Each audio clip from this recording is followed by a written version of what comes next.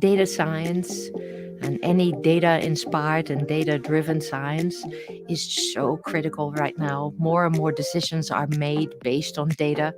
The amount of data that we gather every day and the insights that the data can provide us is just growing exponentially, and that is no exaggeration. The market for data science and related areas like AI is booming. It is so important to have women in artificial intelligence in the area of data science and also in leadership roles. It's being able to use data to solve issues and understand bigger problems.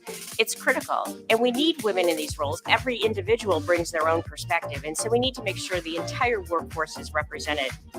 And the good news is there's so many jobs and many different ways to combine their passion area and their skills in data science and get involved. I would like you to say, what are the problems in the world that absolutely have to be changed? And, can you individually, given all the amazing background that you've had so far and all the education that you've got so far, what are the unique things that you can do to change the world towards that mission? And then think of the technology. If that is going to become completely data-driven over time, then you can't miss that opportunity. You've got to join in and have your say. If you're not looking at the data from all sorts of different angles, then you could introduce a lot of bias. So it's really, really important that we have around the table all genders, all races, all backgrounds. We can't ignore social and structural problems. We can't just go in a corner and write some code and read math and then that's the solution, right? Can't do that. So we have to think about who is being affected by these algorithms. Welcome to WIDS! When we first started this conference, we never would have imagined that we'd be sitting here today with over 200 regional events. We've got over 500 WIDS ambassadors worldwide. Many of them are women, but we've also got a lot of men. And these are people who are just passionate about inspiring others within their community. We're in over 60 countries, and year after year, we're blown away. Let's make this next decade the Women in the Data Science decade. What I love about it is that growth is viral. That people will attend one event in one city and then they'll want to bring it to their cohort or colleagues the next year. This type of industry can be done everywhere, so it should be accessible to everybody. And this is one of the reasons why I love that we are global with WIDS.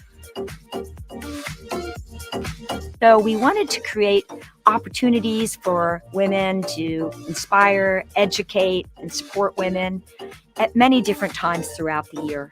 And one way that we decided we could do that was through a data-thon every year, which is a predictive analytics challenge using real-world data. We have over 900 teams from 85 countries, and that's in every continent except Antarctica.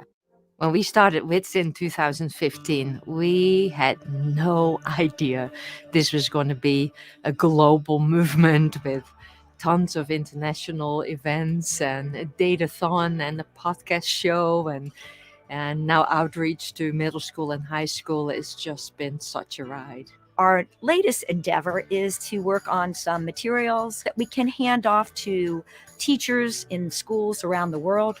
This has provided a platform for literally hundreds of women, if not thousands of women, to have an opportunity to be heard. But the truth is, these are really simple experiments, but they had profound impact because they empowered someone else to be able to do their job better or to be able to take that message. 5 years ago, when we were sitting around a coffee table thinking about what WIDS could be, I never in my wildest dreams thought it would grow so far and so wide around the world in just 5 years. What I'm most excited about is the next 5 years, because I think this is really just the start.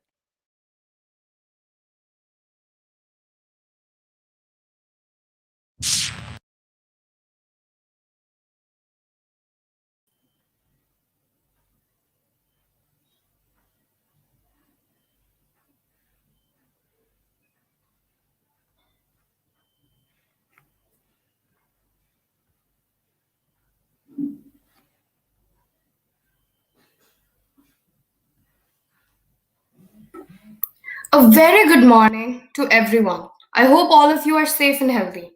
This was the video of conference of Women DS in Stanford University, and here we are today organizing Women in Data Science Mysuru, an independent event to coincide with the annual Global Women in Data Science conference held at Stanford University and an estimated 150 plus locations worldwide. All genders are invited to attend the WIDS regional events, which celebrate, appreciate, and all the outstanding women doing extraordinary work across the globe. So, this is a Women in Data Science event which is organized by Mrs. Usha Rengaraju. She is India's first women Kaggle Grandmaster. She takes a strong initiative to organize and conduct all these talks and events that you come across on our channel. You can get in touch with her on her Twitter handle, that is @urengaraju. She leads 8 communities in Bangalore and Mysuru, like the GDG, WTM, TFUG Mysuru, and the list goes on. You can reach out to her any single time. She plays an essential role in making these events an absolute success. WIDS Mysuru is organized in collaboration with 4 major universities, namely NI Mysuru, VVCE, JSS, and GSSS. Each university has its own organizing team. This is the organizing team for JSS. This is the organizing team for NI Mysuru, for VVC, and GSSS. The organizers of these teams have played a huge role and supported us.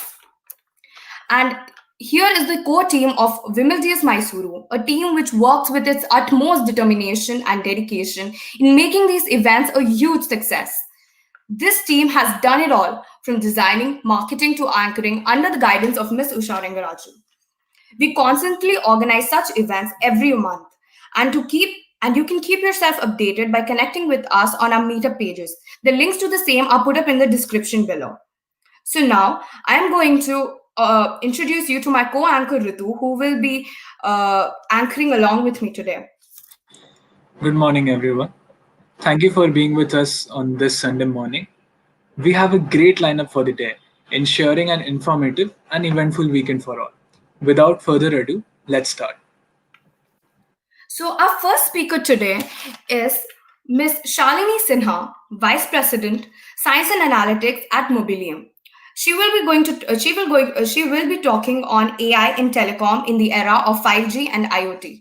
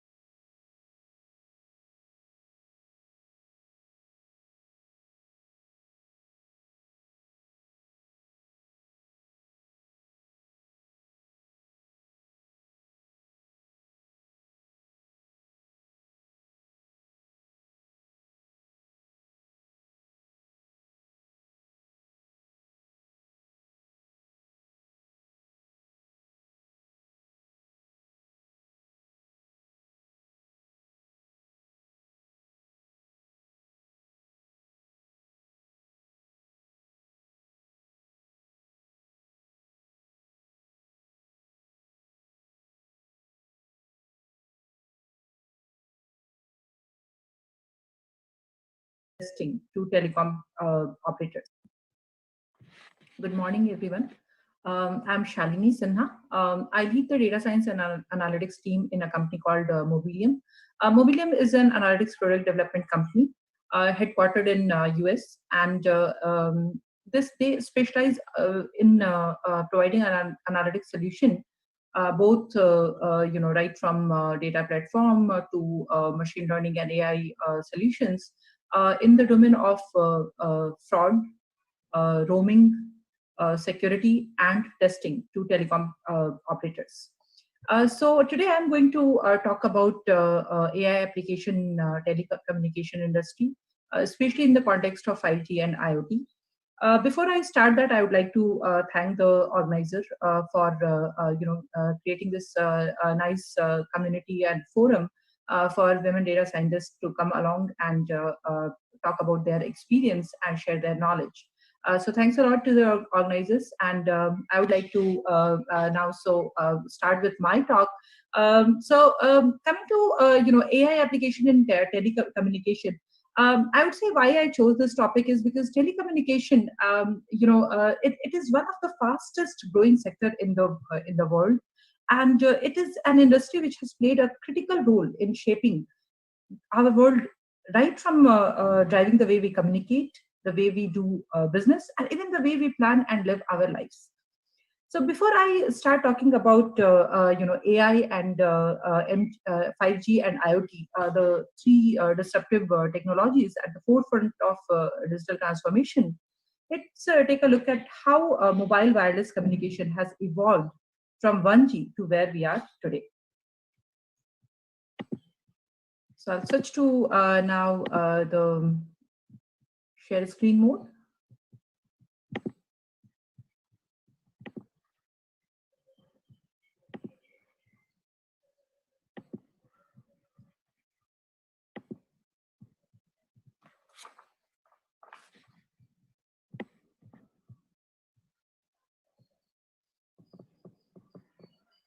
I hope this view doesn't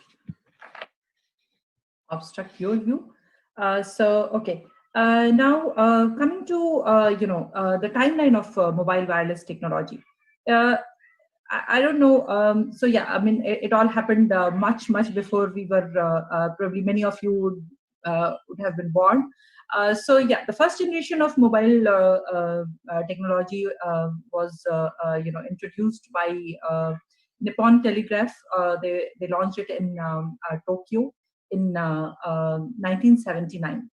And it's very interesting to note that though it was an analog phone, which was of course which gave very poor quality of voice and of course the coverage.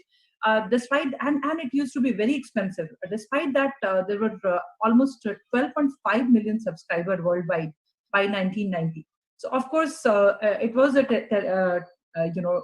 technology which was most welcome, and people were really waiting and excited by the inception of it. Coming to 1991, this was the time when the second generation cellular telecom was commercially launched. 2G was quite a revolution. It is where the telecommunication, the mode of signaling or the basically transmission changed from analog to digital. This, of course, improved the quality of voice and also created a way for sending text messages, etc. So this was like quite a revolution, and this continued till 3G, which was introduced in 2001. I think most of us started using mobile devices or mobile technology from here onwards. So 2001 is when I started my job and owned my first cellular phone. That was the time when so 3G definitely didn't start with data support, but it started with voice and text. But in 3G itself, the data was supported or added, and that paved the way for all the smart phone generation. iPhone was launched in the 3G era, and then came the big thing, which is like 4G. And 4G created the basically that enabled video streaming. So 4G was launched in 2009, and the biggest advancement that it brought along was the video streaming, which is what I'm using right now. Which is why and we are on 4G today, and I'm able to. We are all during the pandemic. If you look at our industry. Remain unaffected. The whole IT industry and the whole technology industry remain unaffected just because we have mechanism to connect. We have mechanism to work and through these virtual platforms, and all that is possible because we have 4G today. And now we are at an interesting moment when 5G has already been launched in South Korea, but at the same time it is yet to be adopted and deployed across worldwide. And there is a lot of excitement,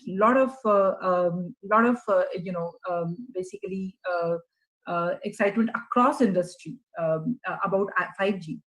Because it's basically the next generation wireless technology that will increase the data throughput rate. It will reduce the end-to-end latency, improve coverage. It will come with enlarged system capacity and device connectivity, which is going to drive a wide-level adoption of IoT devices across industry. So that's what 5G will start. So we are at a moment where we can really do a very nice almost seamless virtual experience in all our human to human communication, which is what I'm currently using with this video streaming. But with 5G, the connected devices, it will pave the way for connected devices, which is going to play a revolutionary role in the way the business work today.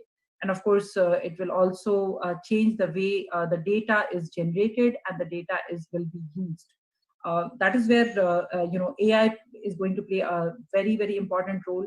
And before telcos give these or enable other industries to adopt IoT and start using it, what they have to do and how they will look at AI as a technology to enable, to provide the connectivity or to provide the capacity and to provide the throughput that IoT application, product and services will require to be able to serve basically all those innovative applications, right from say connected cars to VR, AR games to healthcare, virtual healthcare mechanism.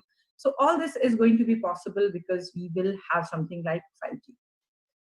So I'll start with, I think I covered this already, but just to give you a perspective on how 5G is different. So it's approximately going to be 20 times faster than 4G. It will offer a minimum peak download speed of 20 gigabyte per second and a latency of 1 millisecond or less. So as I'm speaking, there is a latency here, which I may not be able to realize, but if you watch me on Zoom, if I watch myself on Zoom on the same network also, I will see a lag. And that's the lag which we are talking about here. That's the latency that we are talking about here. It's definitely going to open many new business opportunities for telecom, expanding their customer base from voice and data consumers to enterprise customers.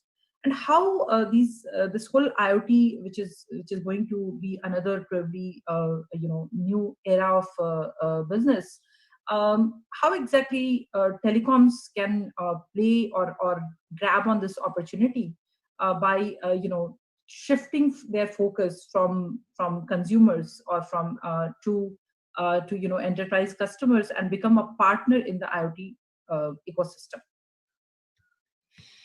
So the first, of course, in this list comes that they have to make their network reliable, and the network has to perform to meet the requirement of IoT applications or IoT devices. And this IoT, once industries start adopting IoT applications, it's going to, it's expected to account for 50% or approximately 14.7 billion of all network connections by 2023. And IoT applications are going to have very much stringent requirement in terms of network latency, throughput, and availability. So while devices like connected cars would require ultra low latency, VR games will require much higher throughput. So you can see a diversified requirement there. The devices will be of different types, they will have different patterns, they will have different bandwidth and throughput requirements. And for such diverse requirements, setting up a single network is not going to scale and is not going to be optimal. And for that, in 5G, there is a concept called network slicing. What it does is that it actually slices the network to cater to different requirements. So you can have a network slice for voice. You can have a separate one for IoT. Even within IoT, you can have a separate one for probably cabs. You can have a separate one for maybe games. So there are like different network slices. You can reserve a network slice for edge-to-edge communication.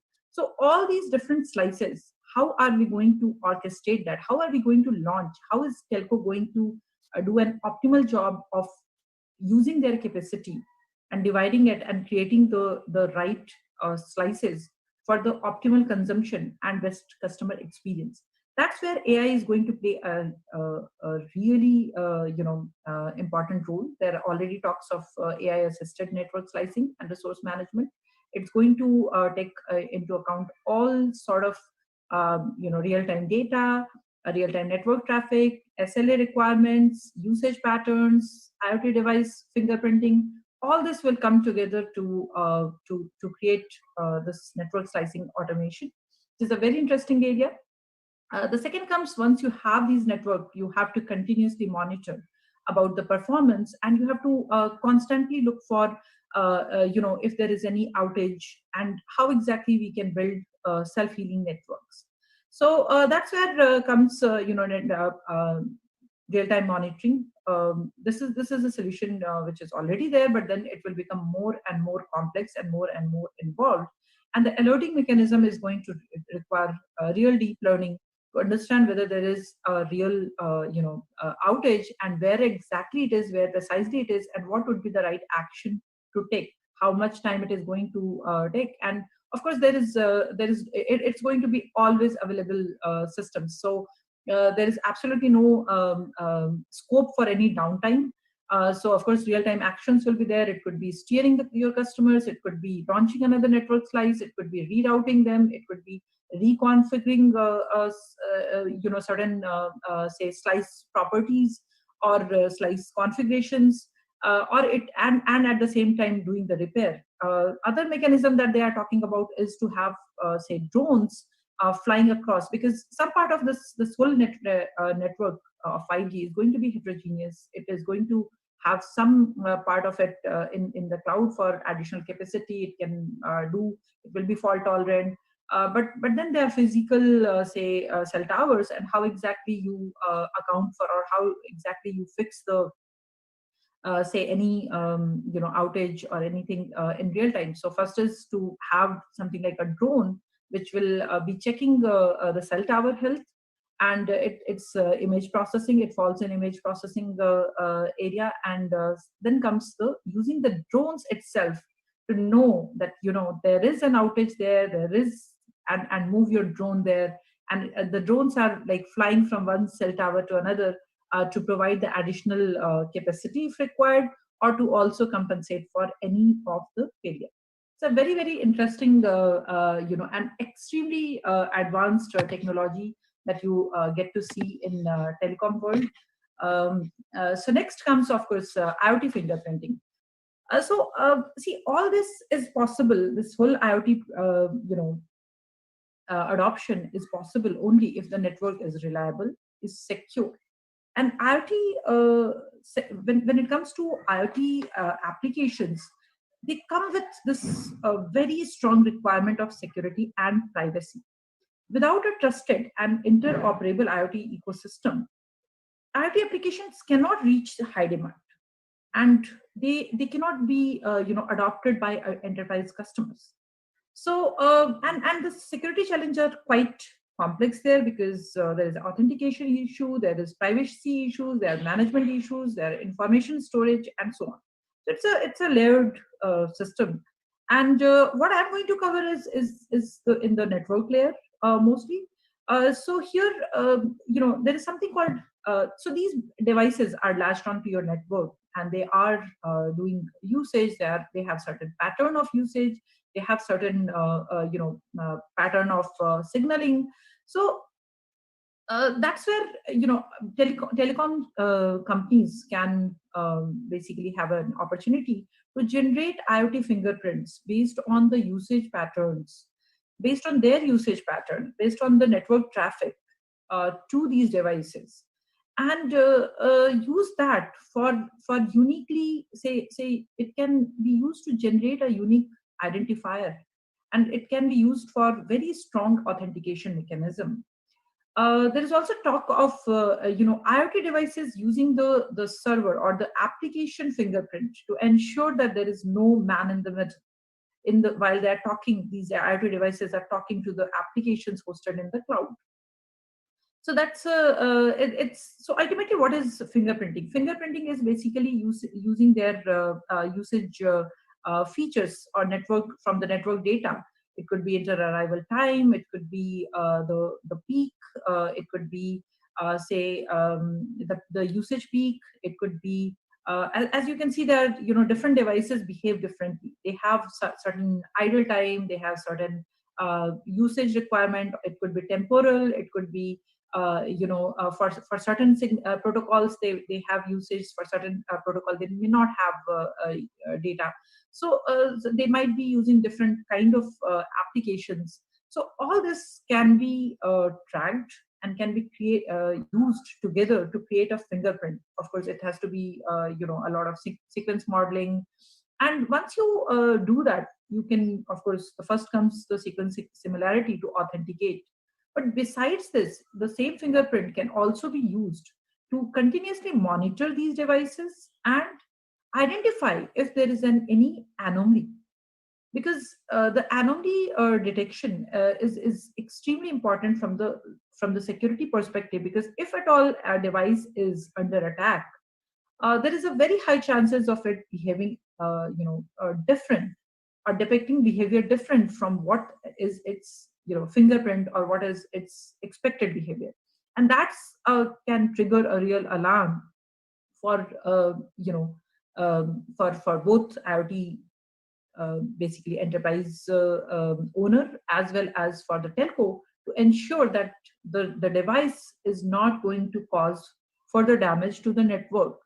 Because a rogue device can also cause damage to the entire network. So can you isolate it? Can you block it? Can you throttle it? So what exactly will be the mechanism there? And also the same fingerprint can be used, and these fingerprints are can be used to identify similar devices, right? In what are the different types of devices which are latched on to your network?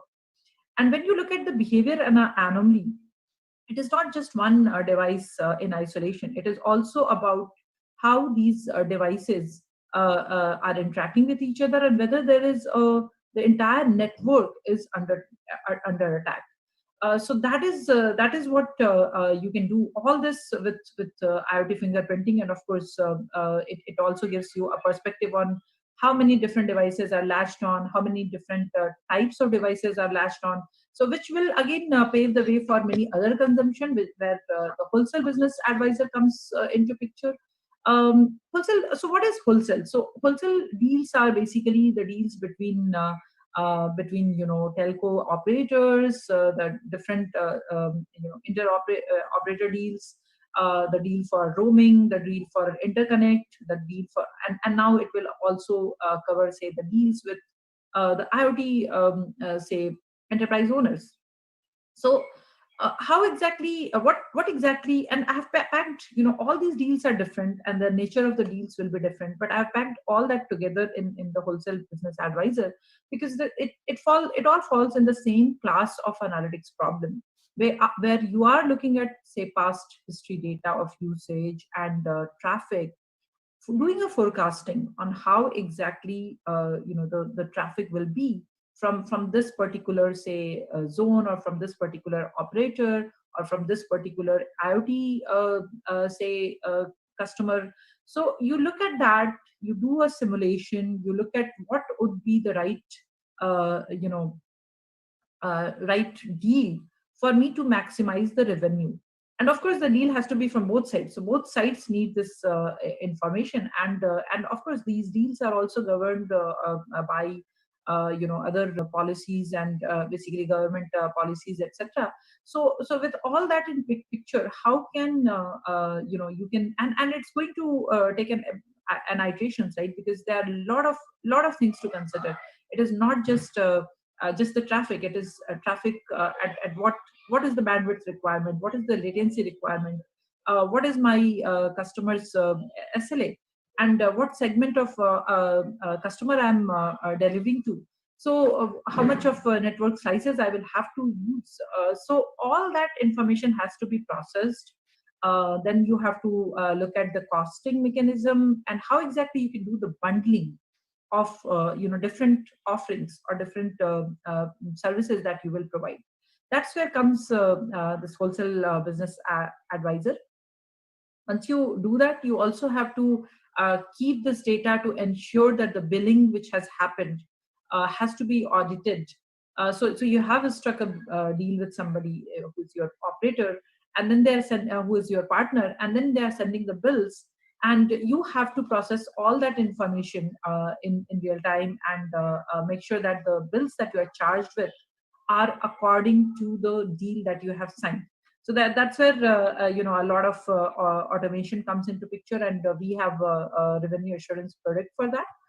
I'm not going to cover that in detail. Instead, I'll move to another interesting product, which many customers are already are moving towards, the virtual customer assistant. And this is not just limited to telcos, of course, but going forward, in telcos, especially with the adoption of eSIM, etc., coming into picture, and you will see a lot of flexibility or a dynamic basically pack bundling coming into picture. And with that, maybe it will start, the trend will start where customers or subscribers will be always looking for better deals.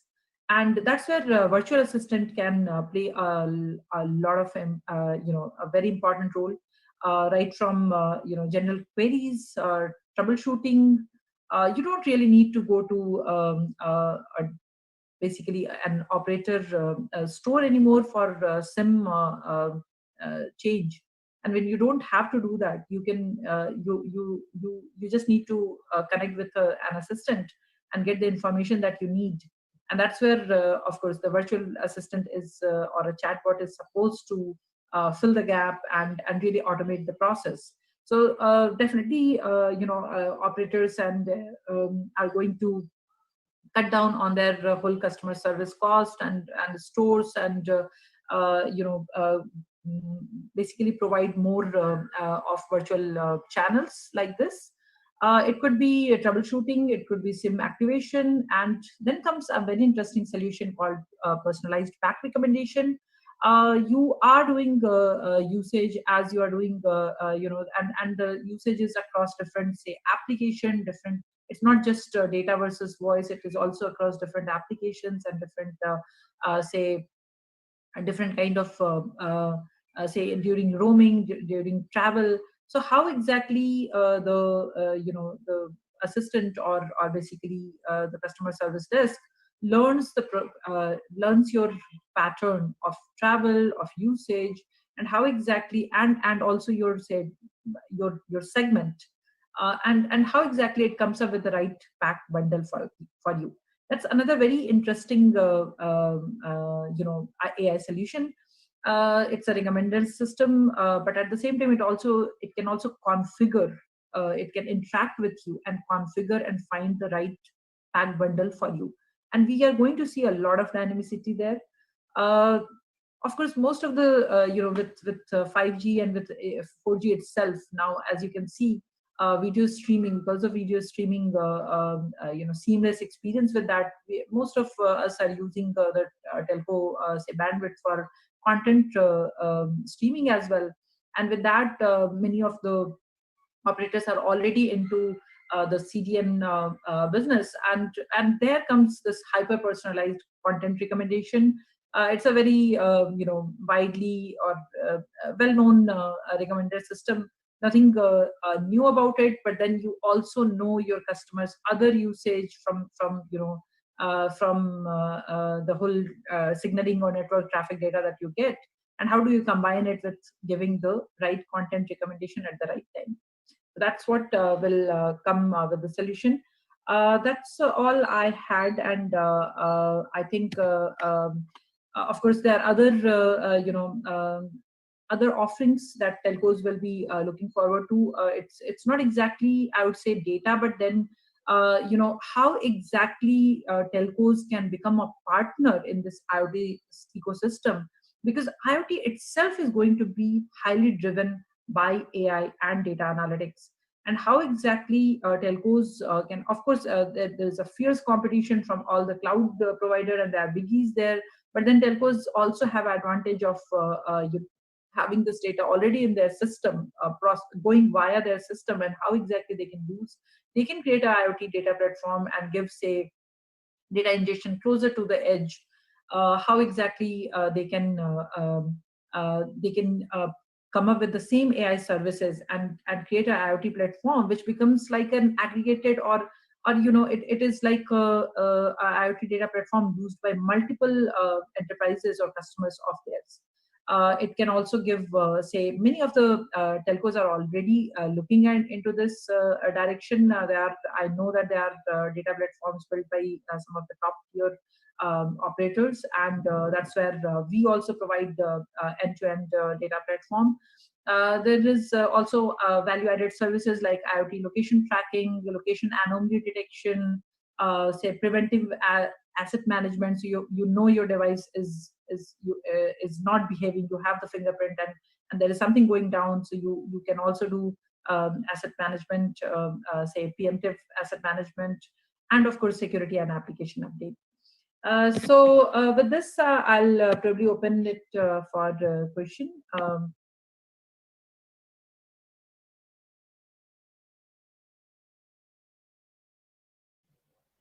Thank you so much, ma'am, for your wonderful session.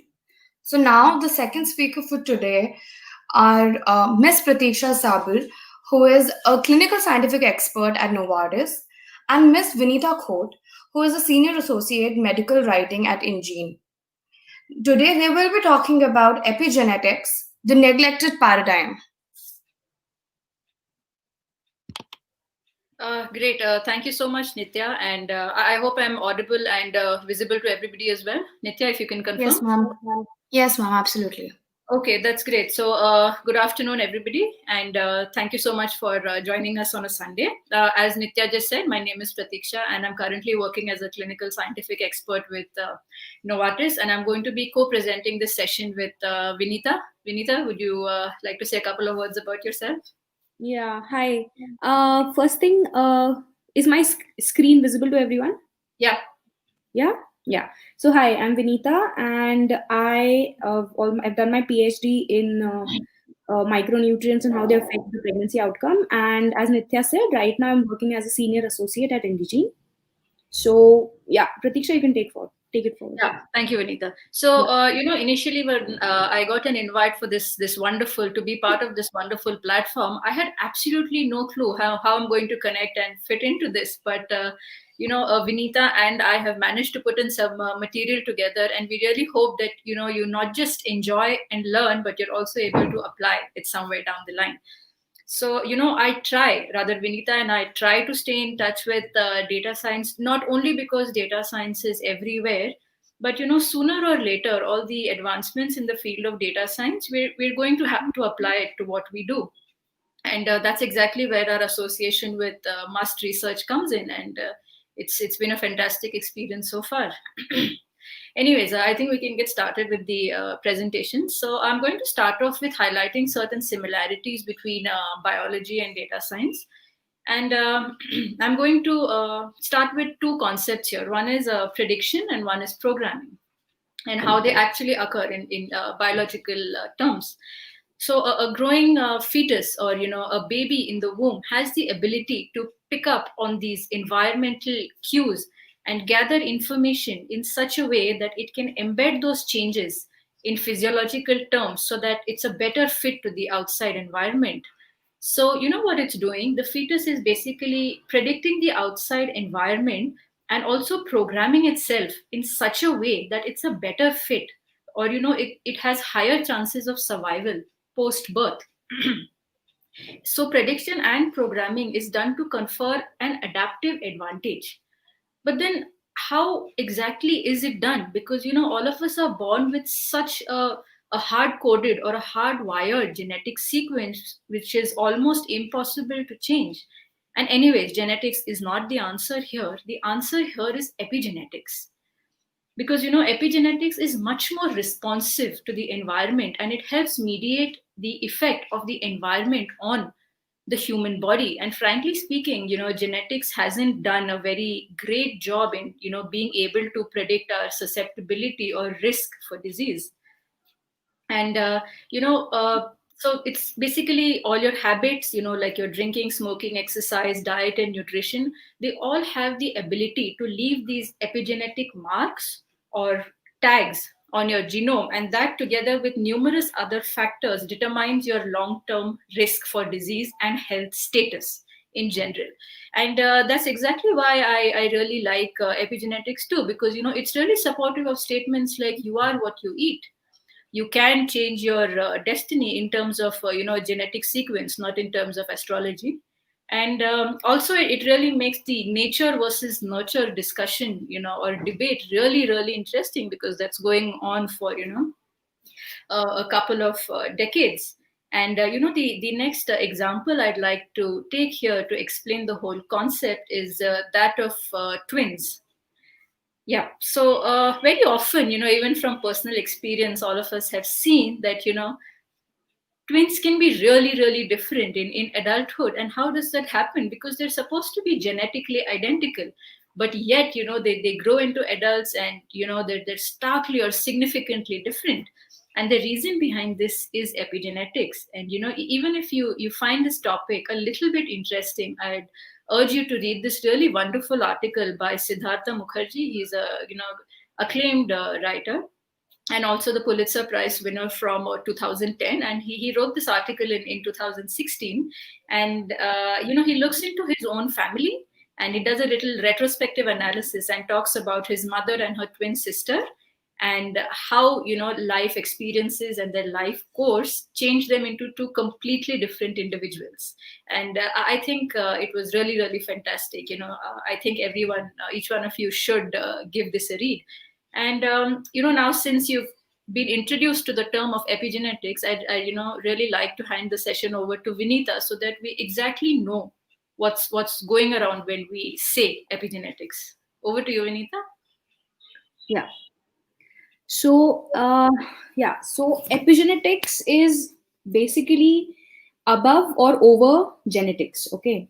So in a very technological term that you guys can relate to right now, imagine genome as the hardware of your body, and then epigenome is basically the software. So epigenome will create all these memories or cell identities, and then maintain your genomic functions. How software basically is the core thing, and then it helps you maintain your hardware, right? So it's exactly like that. And over and above, epigenetic is basically the mechanism through which your external environment will shape you, and how you react to certain stresses or certain insults in life. So that's a very, very basic way of trying to let you know what epigenetics is.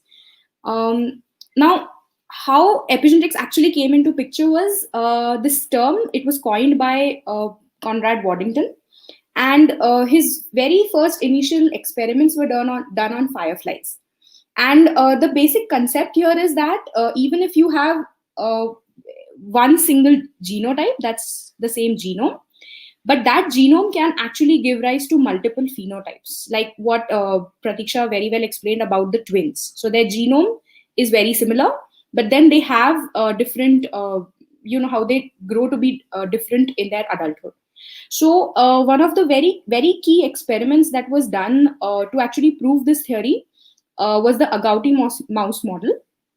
And it was done by a team called as Jertel and Waterland in the US. And all they did was they basically just changed the micronutrients that in the diet of these yellow agouti mouse. So during pregnancy, what they did was they gave supplements of these micronutrients. You can see there zinc, methionine, choline, folate, vitamin B12. And what they observed was that this yellow agouti mouse, when it's supplemented with these different micronutrients, it changes its coat color to brown. So this was like one of the most groundbreaking experiments done. Very simple and very effectively shown that just through modulation of a few micronutrients during your pregnancy, you can actually see a difference in the coat color. So here you have a similar genetic code, but you can observe a very clear change in the phenotype. Like the yellow coat actually gets converted into a brown pseudo agouti mouse. Okay, so how the concept then basically developed into like a lot of research went into it, and people try to find out exactly what is happening and when it is happening. Okay, and a lot of research later, now it has been established that epigenetics, one, it has a lot of factors that that can govern epigenetics, as Pratisha has already mentioned. What you eat, right? How you live, what kind of stress you're enduring, or is there any domestic abuse that you're going through. So all these experiences that you have in your life will leave heritable marks on your genes. And there are a lot of people who believe that these experiences can actually alter your epigenome throughout your entire life. But then these experiments have narrowed and focused down to the first 1,000 days of your life, right from preconception to postnatal. So right now, the most critical window of development for these epigenetic mechanisms is your first 1,000 days of your life, wherein right now, WHO and all, most of these maternal and child nutrition programs are being focused on this critical window of development. So now I would just like to, introduce you to few very, very critical studies that were done to establish what epigenetics actually is. So the first major study that was done was the Dutch hunger winter, and here the team basically tried to find out the babies that were born during the Dutch hunger winter. And what they observed was that the mothers that lived through this hunger winter, they had very limited intake of food, right, during when they were pregnant. And they observed that these mothers had altered genetic material of embryos in the early stages of development. So from this very first epidemiological study, there were three very critical evidences that were found.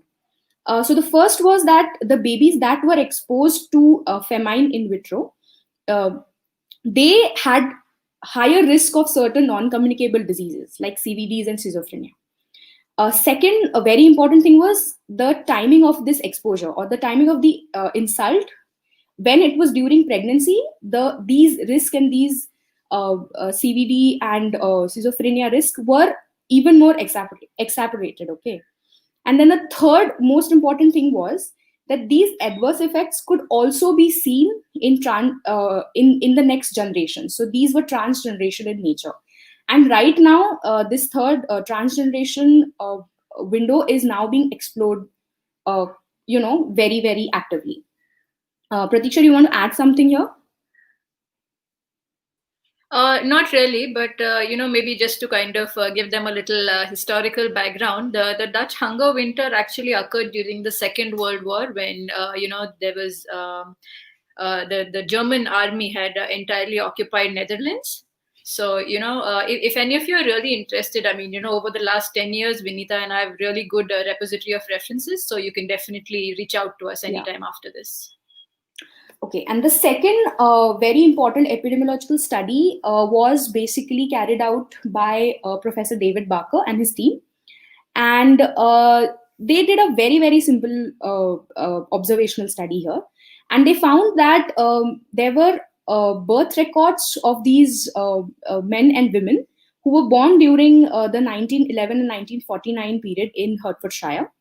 And what they did was they took out these birth records. They took out a lot of data that was already there, like birth weights and birth length and, whatever they could get. And then they followed up these kids when they were like in their 40s and 50s. And then in a very, very simple correlation, what they did was they just correlated the birth weight with how these men and women either have CVD or they have a risk of CVD in their adult life. And surprisingly, they found a very good correlation, as you can see here in the graphs, for men as well as women. So this was a very first and very simple study that was basically carried out by a team led by late Professor David Barker. And from this experiment, he basically developed the fetal origins hypothesis, which is now a huge concept. The concept is called as DOHAD, which is Developmental Origins of Health and Diseases. And he gave a very, very simple explanation. He said that inadequate nutrition in utero, it basically programs the fetus to have metabolic characters that can lead to future diseases. So he basically correlated low birth weights to the risk of NCDs in adult life. And how he did that, he basically gave us an explanation that this correlation is via epigenetics. And epigenetics as a concept is now being kind of developed, being kind of researched. And there's a plethora of evidence that you can actually go and read up on. And this is just a very, very basic idea of what epigenetics entails. So I think we're done with most of the basic things that we want to tell you. I'll hand it over to Pratiksha. Yeah, thank you so much, Vinita, for some real world and empirical evidence surrounding the concept that I was trying to introduce about epigenetics and programming. I mean, especially nutritional programming. Nitya, if you can just play us a video, I'd really like all of us to watch, a really short video. It's just around 5 minutes to kind of reinforce what we've learned or what we know about epigenetics right now, and it may get a little technical in between, but let's just try to understand the broad concept. Nitya? Yes, ma'am.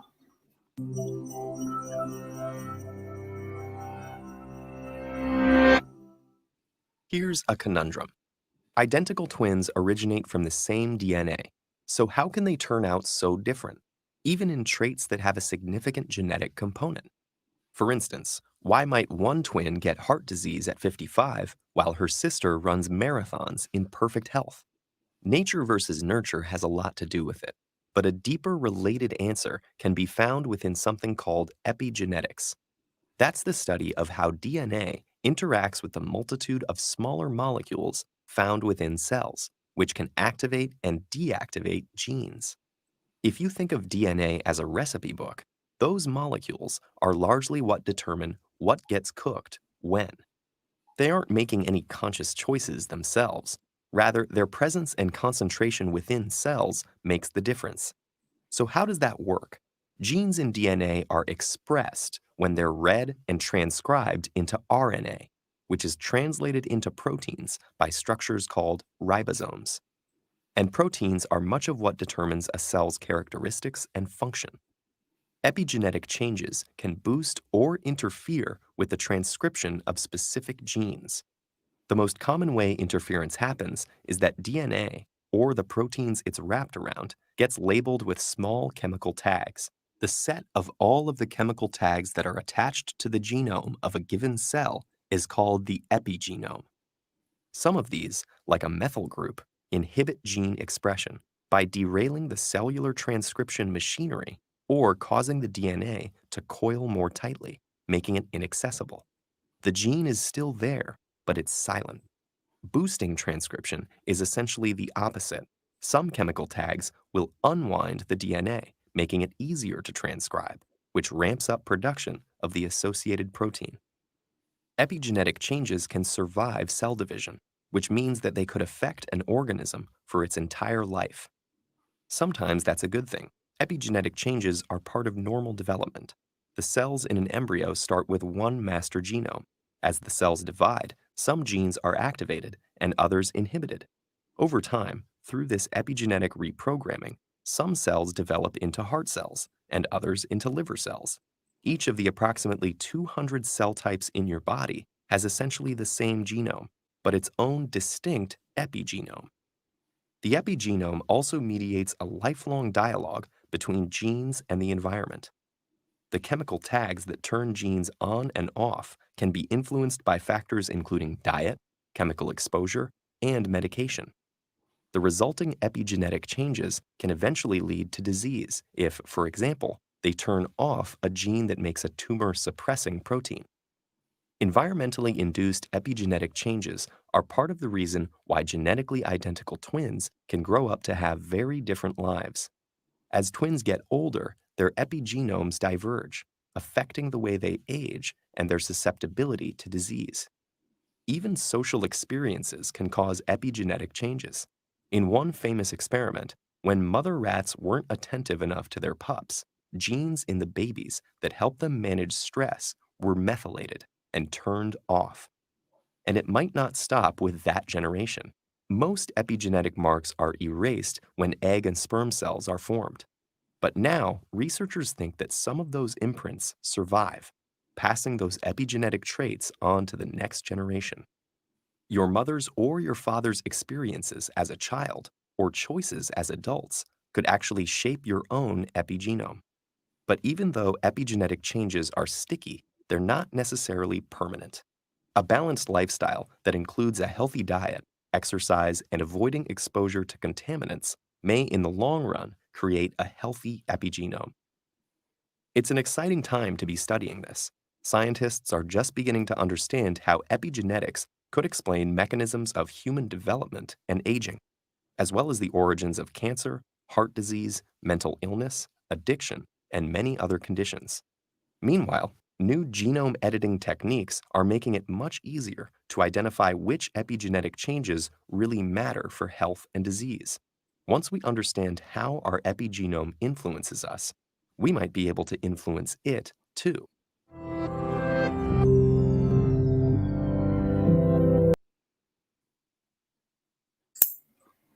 Thank you so much, Mom, for such an amazing talk. It was an absolute pleasure to have both of you with us. And it was surely a very interesting topic, and I'm definitely going to read more about it from now on. Now, I will hand the session on to my co-host, Ritu. Thank you, Nitya. The topic was indeed fascinating. I could see Pratiksha. Yeah, Mom is here. Right here. Yes, Sorry, I got dropped off at exactly when I was. I had to say something. It was very Yes. fascinating. And then you could see a comment also. It was really fascinating topic. We both are definitely hooked on to it. I just had one last comment to make. Unfortunately, I got dropped off at the end of the video. So, I just wanted to say that, we are telling you all this because from the point of predicting diseases. I mean, we are not undermining the importance of, any clinical data or the importance of genetics or, taking away the limelight from any of them.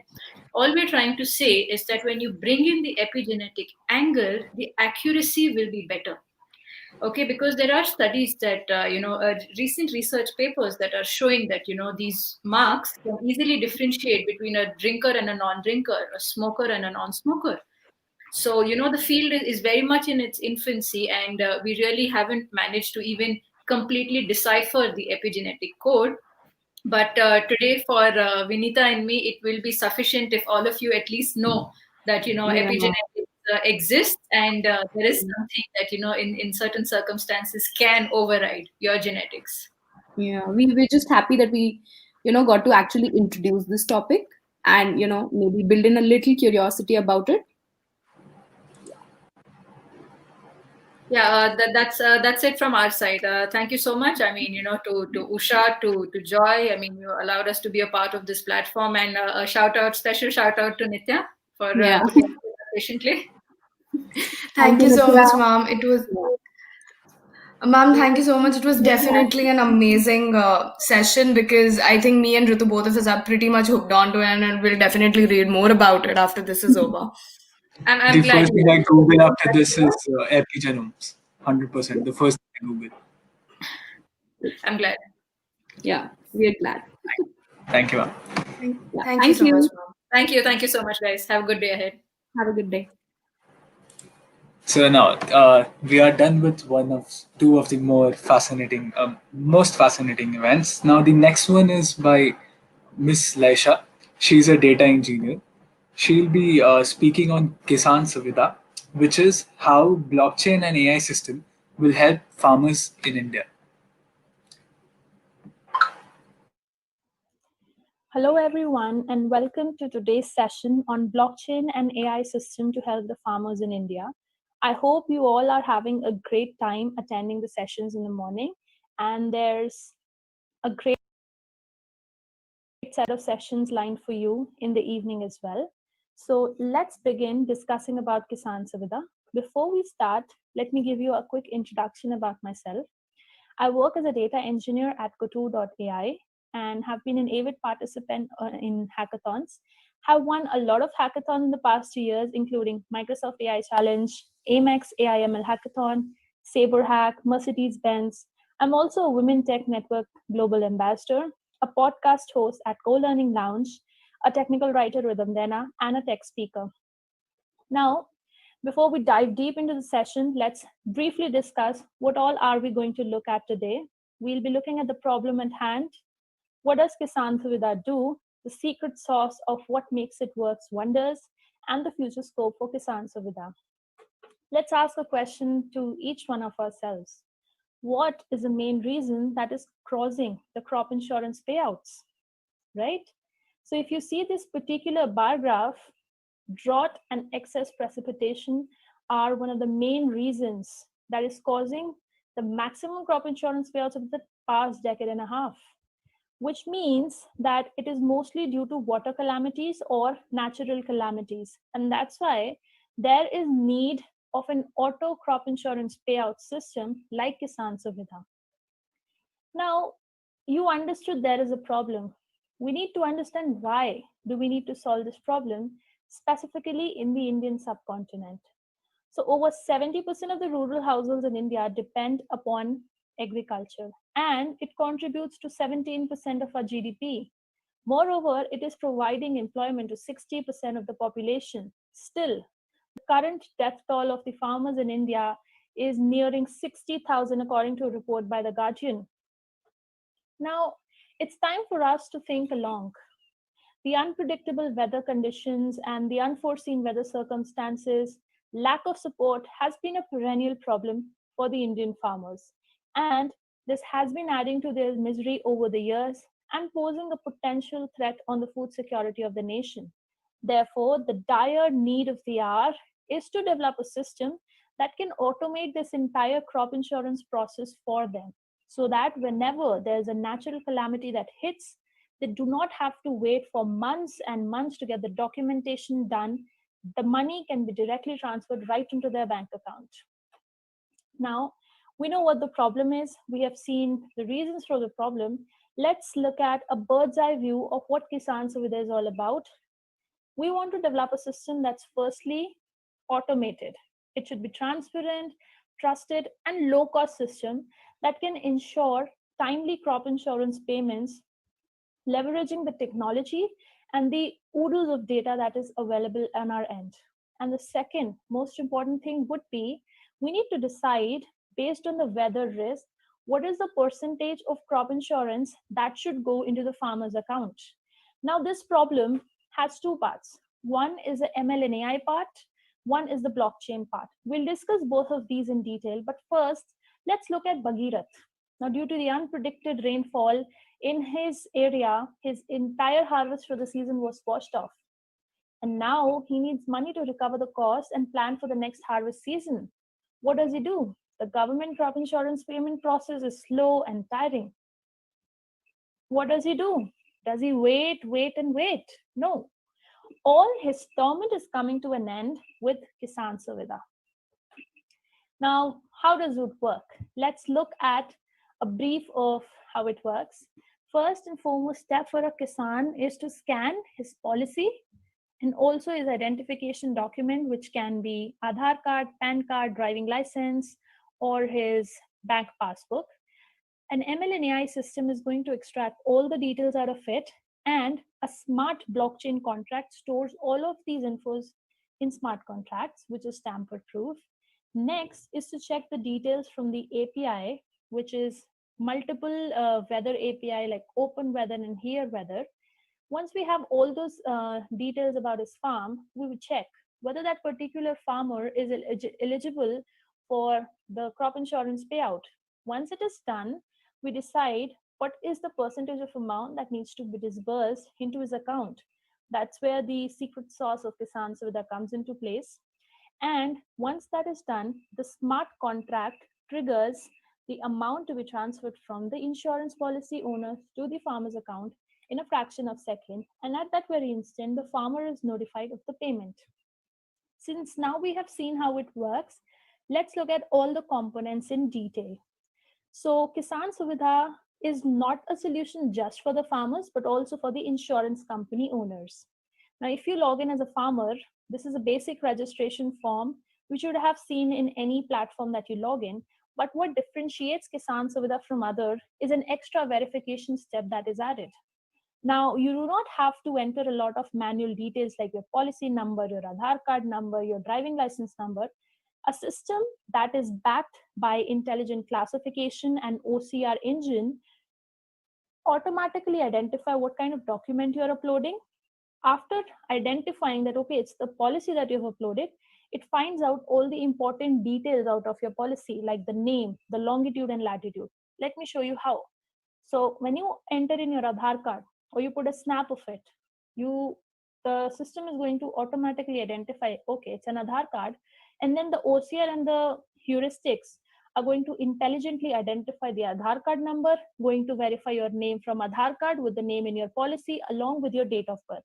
So there's a double security when you are registering yourself on this platform. And once you have uploaded all of your documents, all of your data is stored in a Hyperledger Fabric. That means all of your data is tamper-proof and no one can misuse your data. Once you have registered yourself, you get a success message, and you also get to see the weather conditions of your farm on a very easy to use and interpret dashboard. Now, this is how your policy details are going to look like, that your name and date of birth have been verified and all of these information have been correctly retrieved.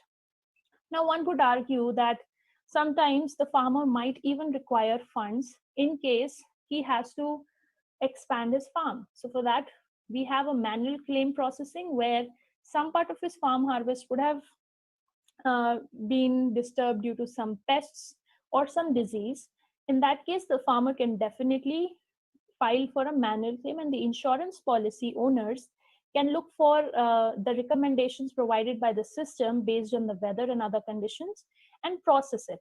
Now, since there are two different kinds of ways in which claim is processed, a farmer can keep a track of all of his insurance claim history in the claim history tab, where the type of claim, the status of claim, and the amount disbursed is seen at one single place.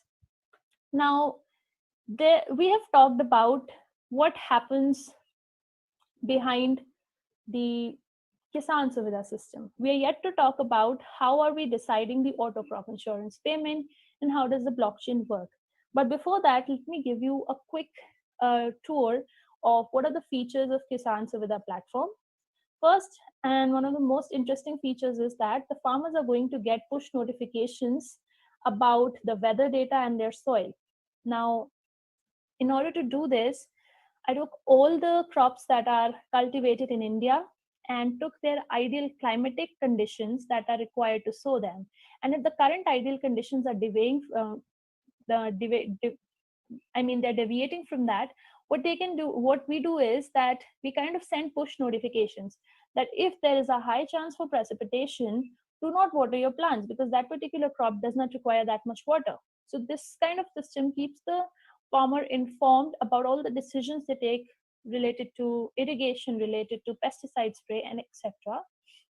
Second thing is that there is a very interactive dashboard for the farmer to go and mark all his farms through the map. He can see and also name them according to whichever area or whichever hectare those farms are in.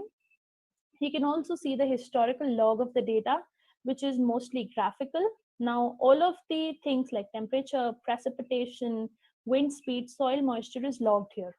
Now, we have talked a lot about data. Now it's time to discuss the secret sauce of Kisan Suvidha. We talked about that we are dealing with a lot of climate-related data. It's the pressure, the temperature, the wind speed, the soil. Open Weather and Here API are the APIs which are primarily used to get the next 7 days data based on the longitude and latitude of a particular place. Now for wind speed data, the next 7 days data wasn't available. So in order to get those 7 points, what I did is I trained a GBT model, which is a gradient boosted trees, to get the wind speed data for the next 7 days. In order to train the model, the data for the last 10 years of all the Indian states was used to get those 7 data points. Now, once we have the 7 days temperature, 7 days precipitation rates, and 7 days wind pressure and the soil moisture, those are weighted according to their importance, the most important being the temperature and the precipitation rate. Each of these numbers added up together with their heuristically set weight give us a single number. A sigmoid function is applied over that number to give us a probability of the weather risk prediction.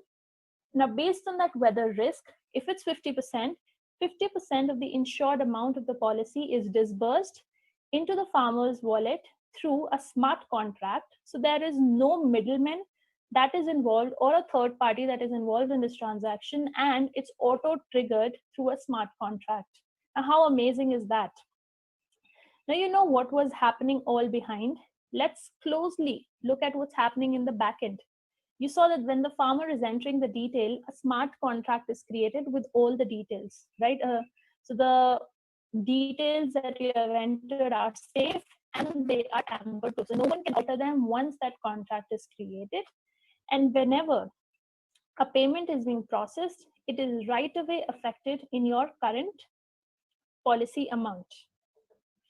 Now we know how the blockchain and ML are working in conjunction to make Kisan Suvidha a reality and reduce the time of processing of claims, specifically in the Indian subcontinent. Talking about the technology and tool stack, Solidity and Truffle and Golang were the main components of the blockchain stack, while for the machine learning stack, Keras and TensorFlow were used for classification model development. OpenCV was used for image processing and heuristic designing for getting the important details out of documents. Weather data from Here API was used for getting all weather related data using longitude and latitude. Now, considering the advantage of this platform, why would farmers even benefit from it?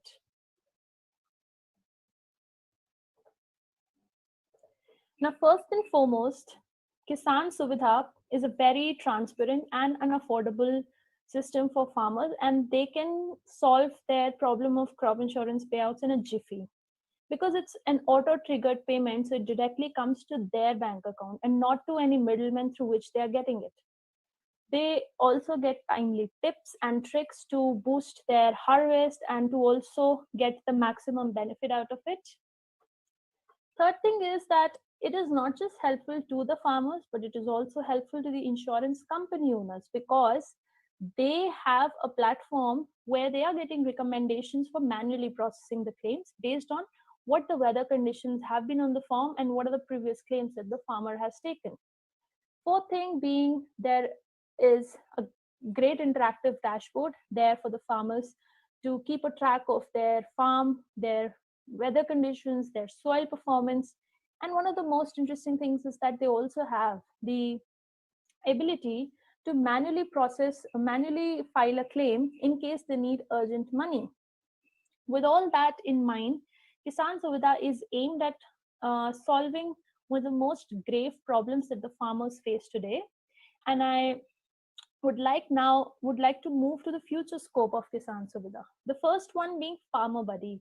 Farmer Buddy is basically a feature where farmers in a particular geographical area can kind of connect with each other and give tips to each other for sowing of different crops and kind of share information with each other. The next thing for Kisan Suvidha would be to integrate real-time sensor data instead of relying on the weather APIs. Another interesting thing would be adding a feature for the farmers to scan their crops for any potential diseases their plants would be suffering from. And the fourth one would be cloudifying the solution on something like an Azure blockchain workbench, or let's say an IBM blockchain instance.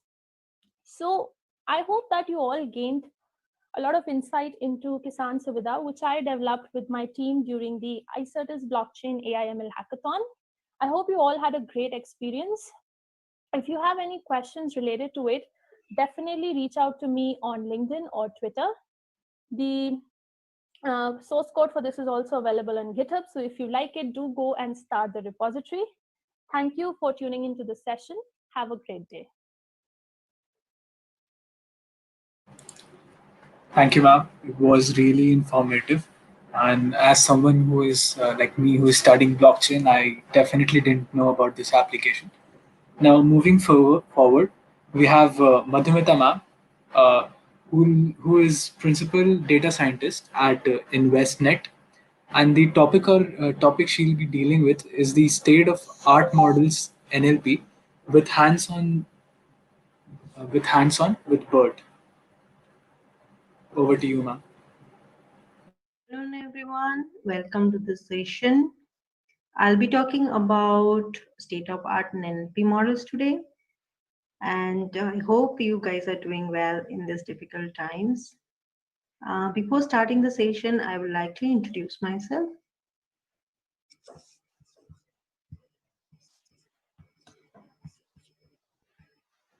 So I'm Madhumita. I work as a principal data scientist at InvestNet in Yardley. I have done my master's in AI from Chalmers University, Sweden. I have been working as a data scientist for nearly 12 years now. Today's session is on state-of-art NLP models. Basically, I'll be talking about different NLP models, also talking about the current state-of-art NLP models. Before starting that, let's learn what exactly is NLP. NLP is the natural language processing. Basically, these are the intelligent algorithms that basically work on natural languages.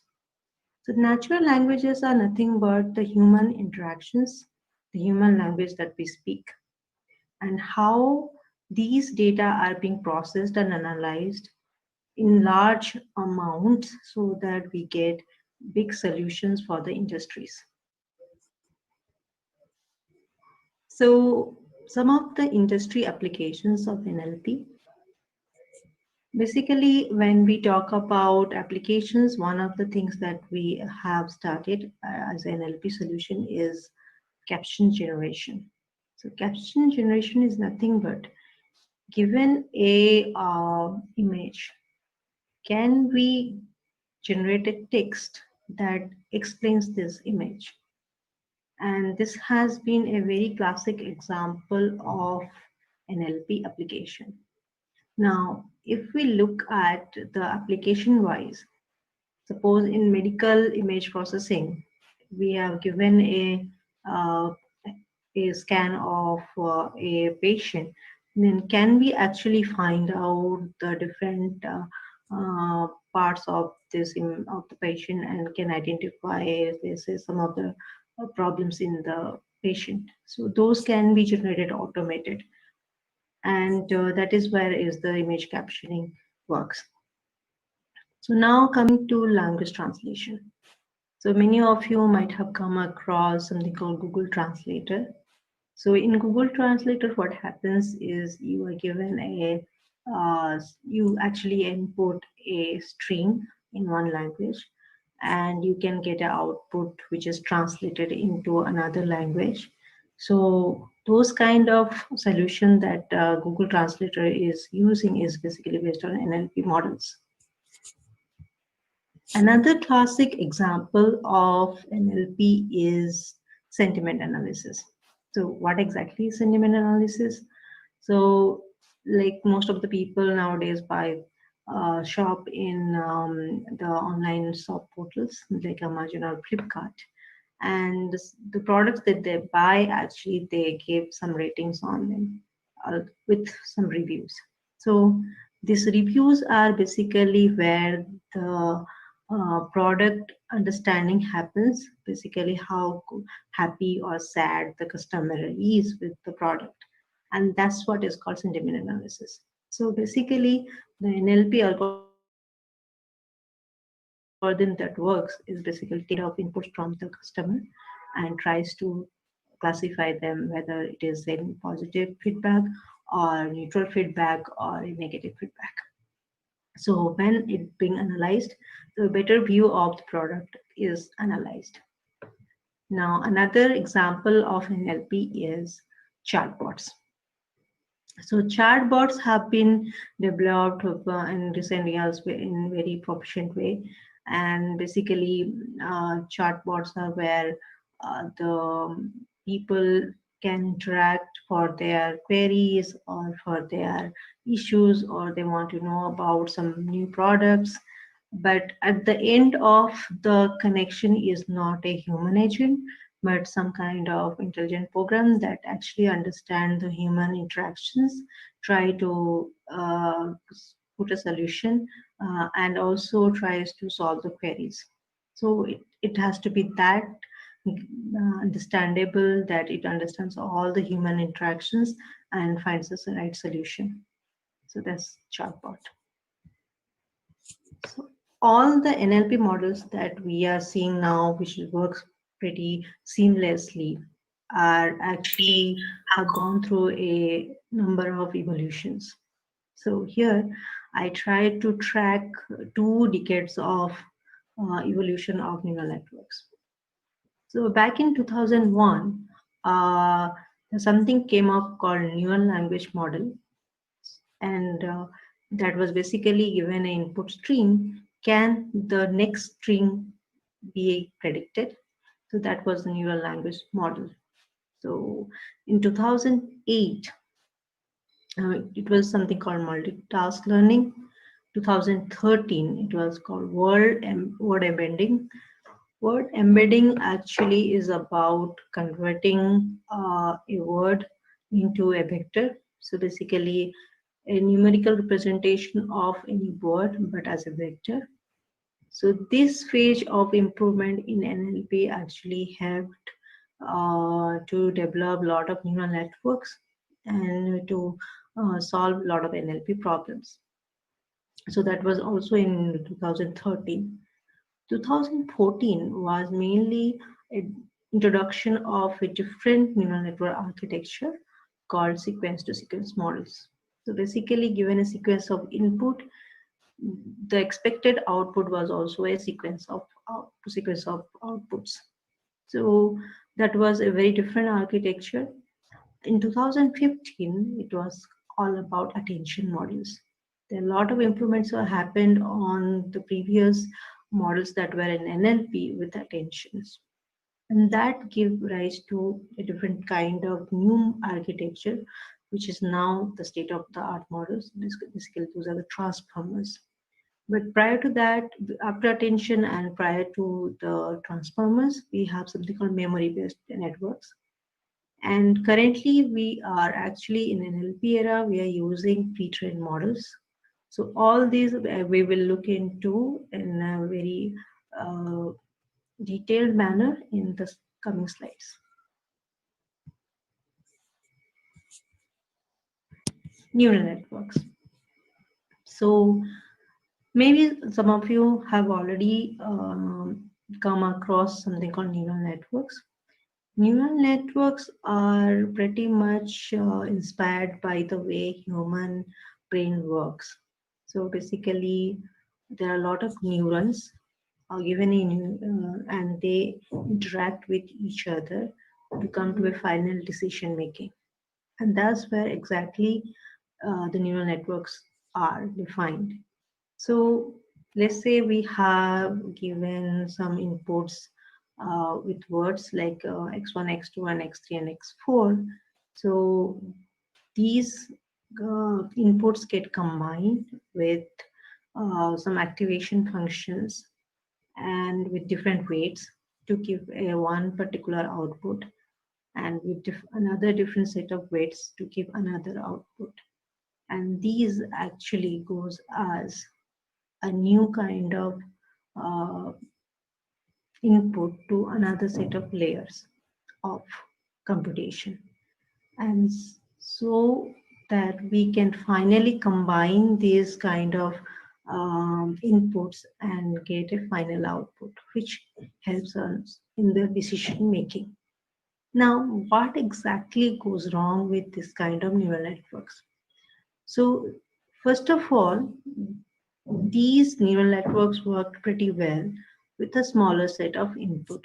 However, the naturally the inputs are pretty long. So when we talk about human languages, the words that we use are much more larger in number. So these neural networks fail to give a good performance. So basically we moved on from this architecture to a better architecture of neural networks. So the next phase of improvement from neural networks was sequence models. So sequence models are all again a kind of neural networks. However, the inputs are not in one go, but they come in sequences. So given a string, which is basically a sentence, the words go in one after another.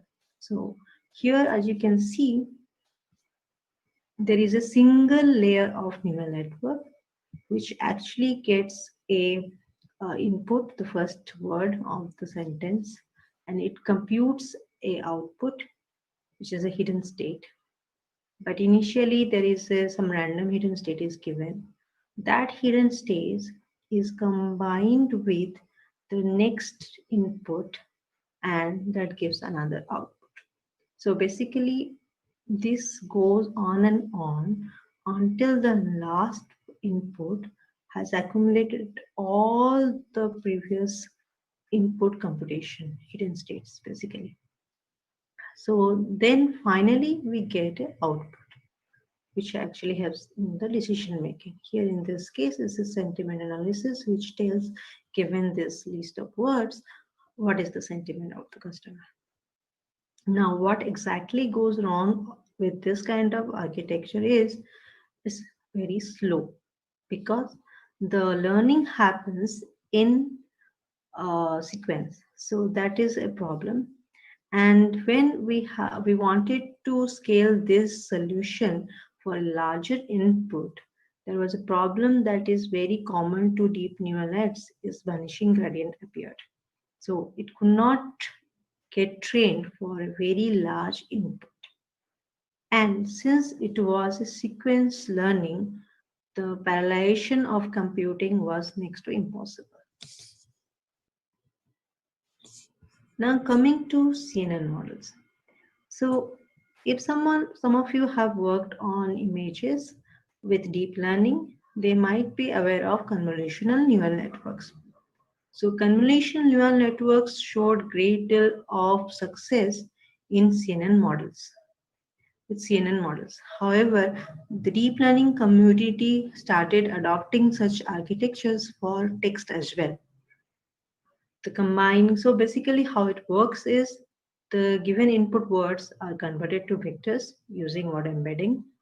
Then they are combined and put together to be input as CNN inputs.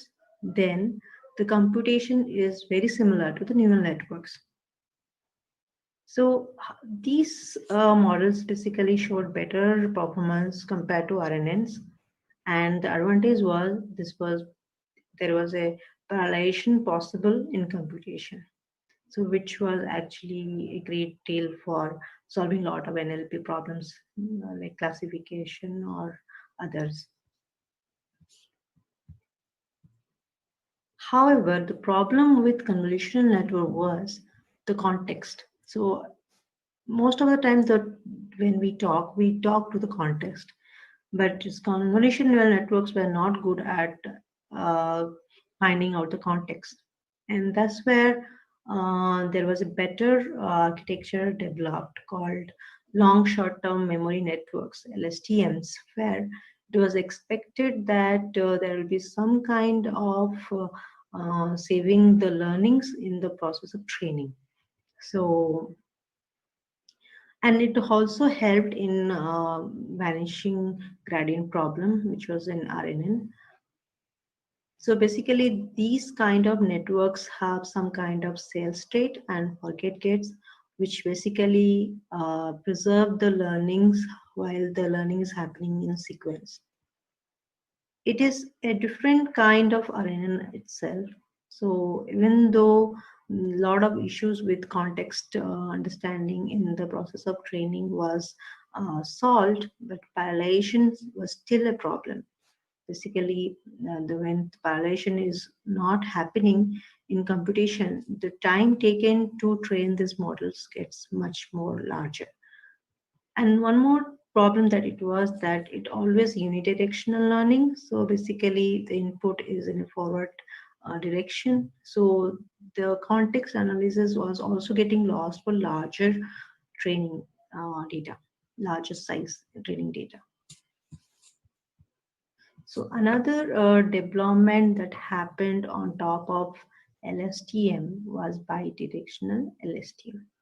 So what exactly is bidirectional LSTM? Bidirectional LSTM is basically has similar structure to LSTM, but it has two LSTMs working on a single input.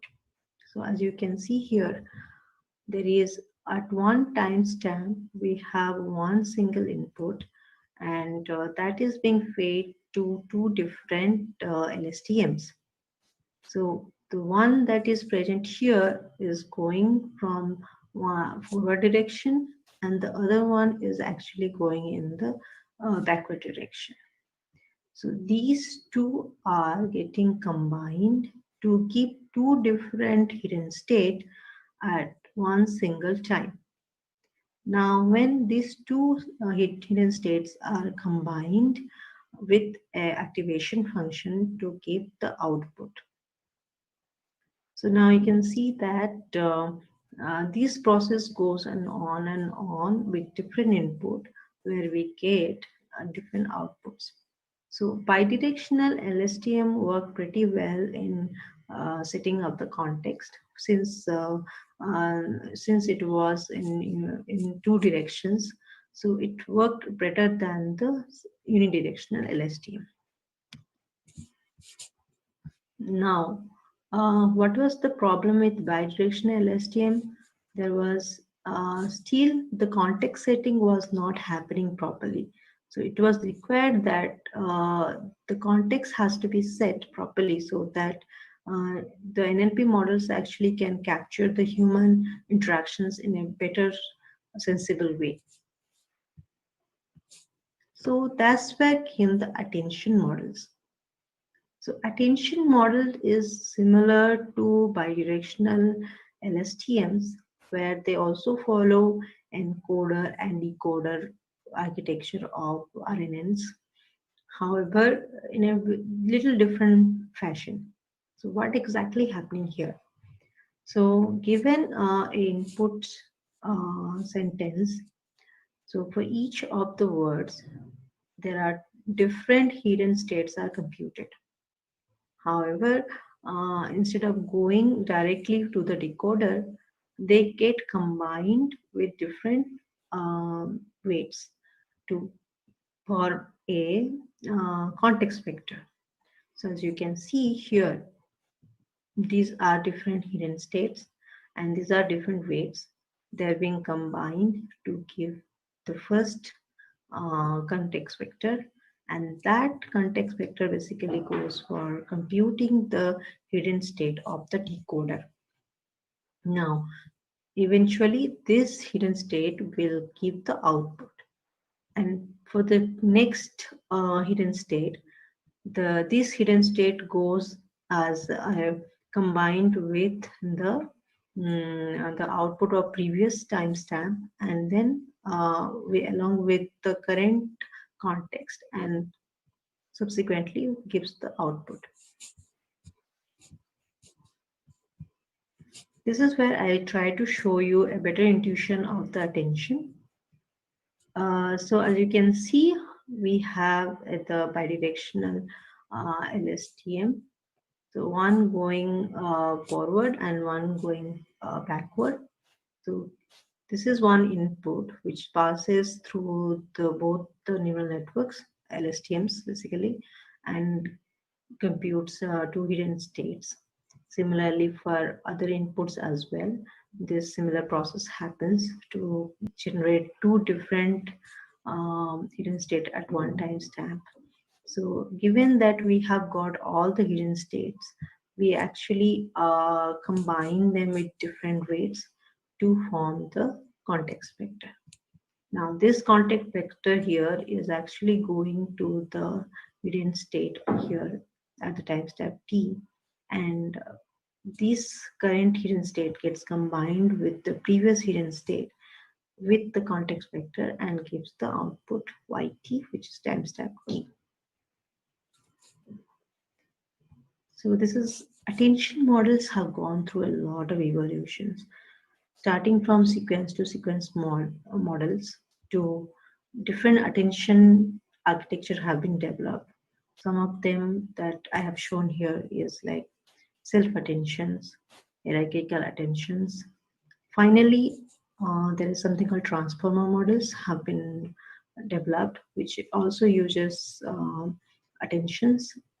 And so the current state of our model is BERT, which uses attentions, multi-headed attentions basically. So, types of BERT models. So BERT was developed by Google, which actually was initially developed for language modeling. And here basically there are many different architecture have been developed over it. So you can see Electra Small, Electra Base, also developed by Google, then some Rubeta and ExcelNet. So they are different. These are actually developed by other companies like Facebook and Microsoft. So all these architectures are having the baseline of simple BERT. So here I'm trying to show you a comparative study, which is basically on the different model combinations have been tried out on IMDb database, where they have actually shown how sentiment analysis can have different results in terms of accuracy with different combinations of these models. Whereas we can see ExcelNet is working as 96.21%, but large is basically 95.79%.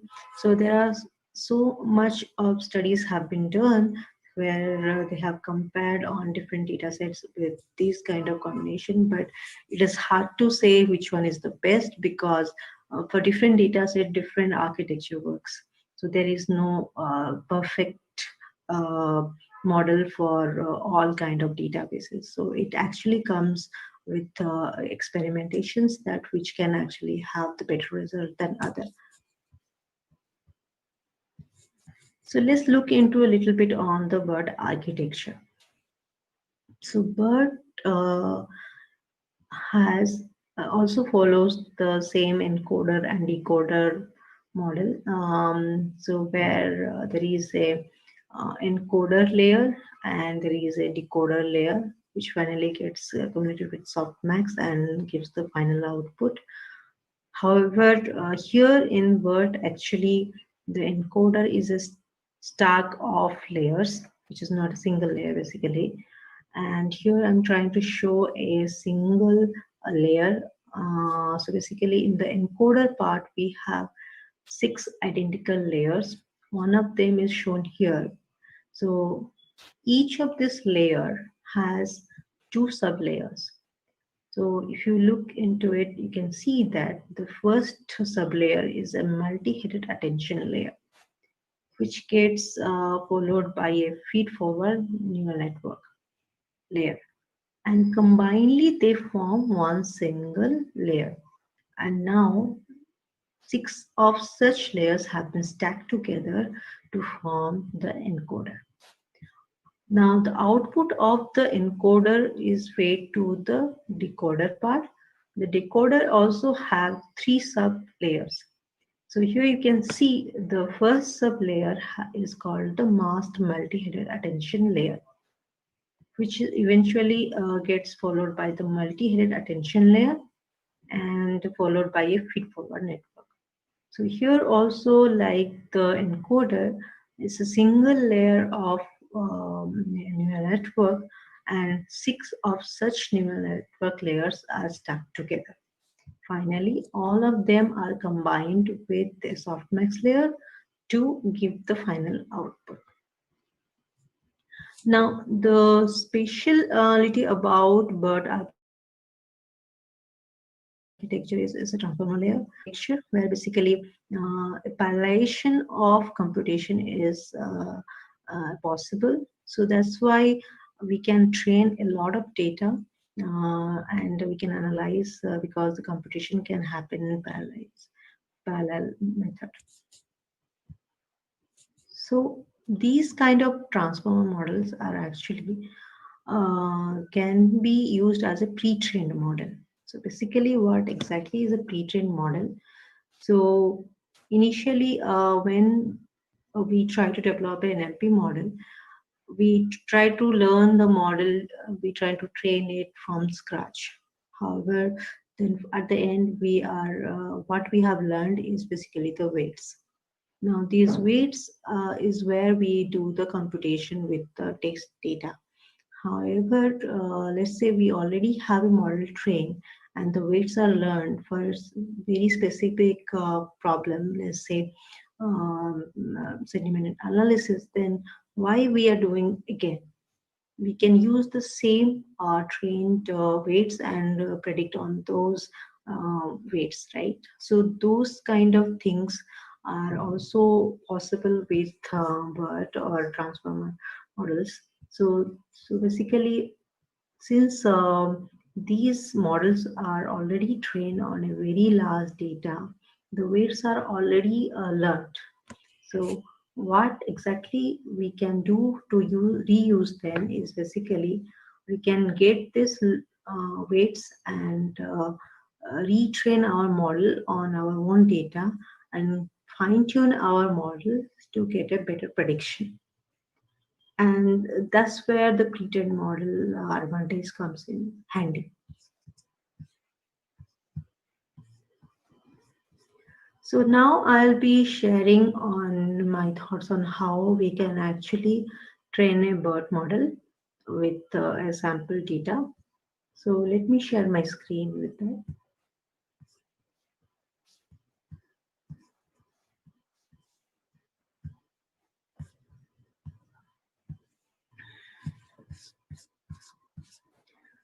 So there are a number of ways we can train BERT.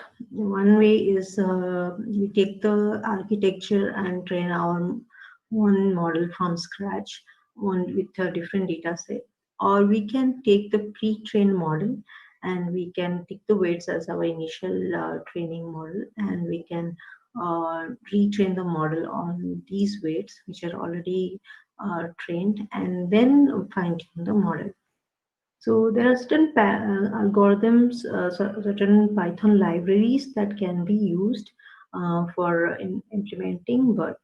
So one of those is transformers. So this is a library that exactly helps in implementing BERT. However, there is another library called Simple Transformers, which is actually uses transformer library internally, so that it can be very easy to implement. And today in this workshop, I would like to show you how to implement BERT using simple transformers. Before that, I would like to show you how exactly the data that we input to a neural network, and in this case BERT, how it gets a transformation before getting input to the model. So that is part of the data pre-processing. So just to get an intuition, here I'm going to show you a sample text, which is basically a review, a part of the review that somebody has given.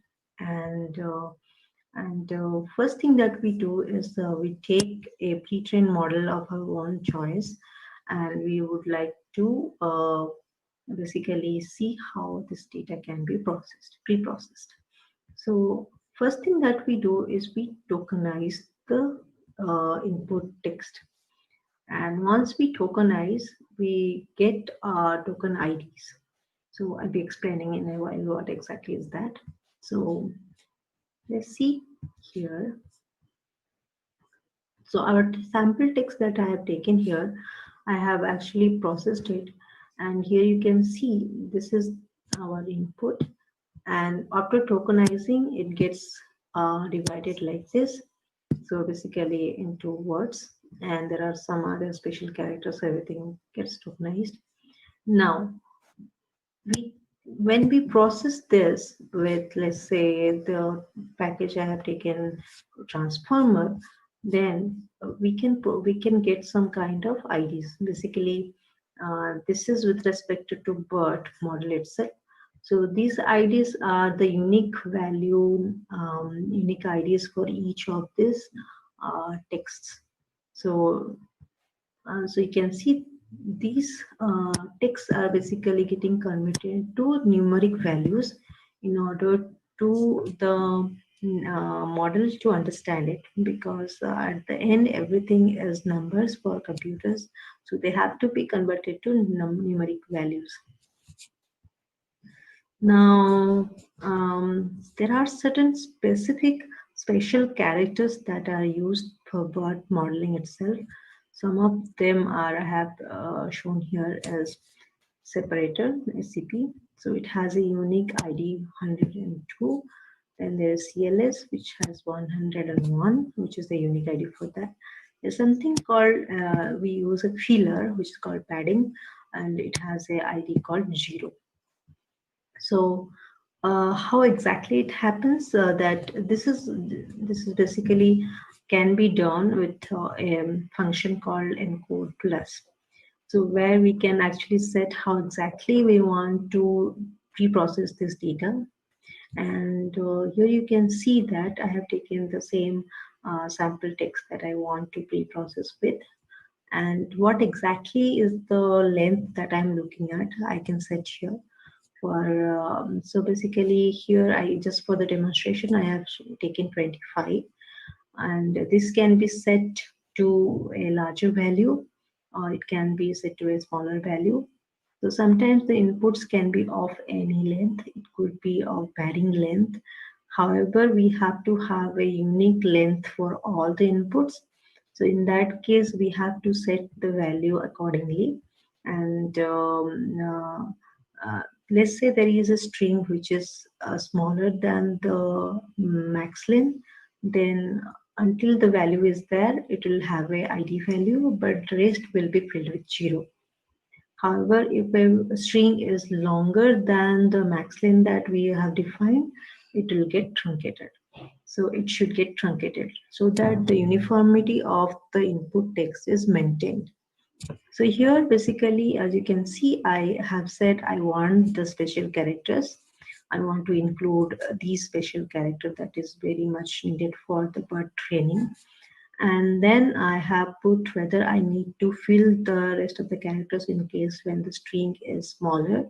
than the input, the maximum length I want for my training. Now, something called attention mask is also needed for bird training, so that I have set true. This is basically for whether I want a TensorFlow or PyTorch as a backend, so that is for that. And there is something called truncation, which I explained already, that if the length of input string is larger than the length I want to compute with, then it makes sense to make it true. So now you can see that after I have processed, this particular string has been converted to this value. Since I have taken 25 as my length and this string was smaller than 25, in that case, it was actually filled with 0 with the feature padding. So yes, so now coming to, let's see how exactly this this string was actually converted to. So a reverse tokenization, I just wanted to show you that now this is exactly what we are giving to the computer. So string tokenized, then a separator and the pad, which actually is this one gets inputted as a true input value to the algorithm. Now let's get into the training phase. So now, so before that, I would like to give you and to show you exactly how the data looks. So basically, the problem that I have taken for implementing BERT is sentiment analysis. So here I have a data set. I like to, okay, let me share that first.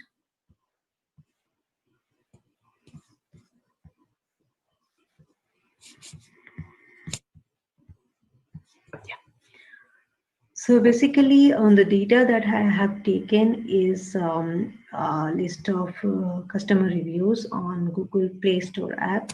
So and it has 3 classes: positive, negative, and neutral. 0 is for negative, 1 is for neutral, and 2 is for positive. Now, each of these texts that I'm showing here has to be converted to the data preprocessing way that it will be converted to a numeric value, as I shown before. So let's go to the code.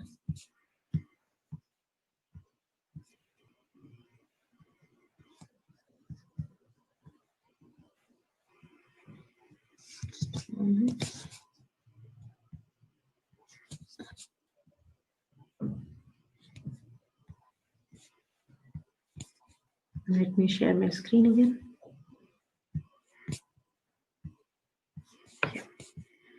So, so this basically, this is the file I was showing to you, and here you can see this. There are 15,746 data points that I want to train my model on. And if we look at the classes, there are 3 classes: negative class, neutral class, and positive class. And these 3 classes, if we look at the distribution, we can find out that there are this distribution is very much uniform. There is no, however, in real world problem, when we try to develop a classification model, these distribution might not be uniform. For the sake of my presentation, I have taken a very uniform distribution. Now, once I have my data, I need to split it into 3 different data sets. One is training data, one is text data, and the validation data. So I have split it here, the same 15,746 data points into 3 different data sets. Now, after splitting, I have actually training data as 14,171, validation data around 787, test data around 788. Now, once my Once my data is splitted, I need to train the model. Now here you can see I have taken this function which takes the pre-trained model bird base case, and as it is a bird base case, I need to pre-process the data in accordance with the bird needs. So this particular parameter actually helps to do the pre-processing step without any programming. So basically you need to set this value when you are actually taking this kind of pre-trained model.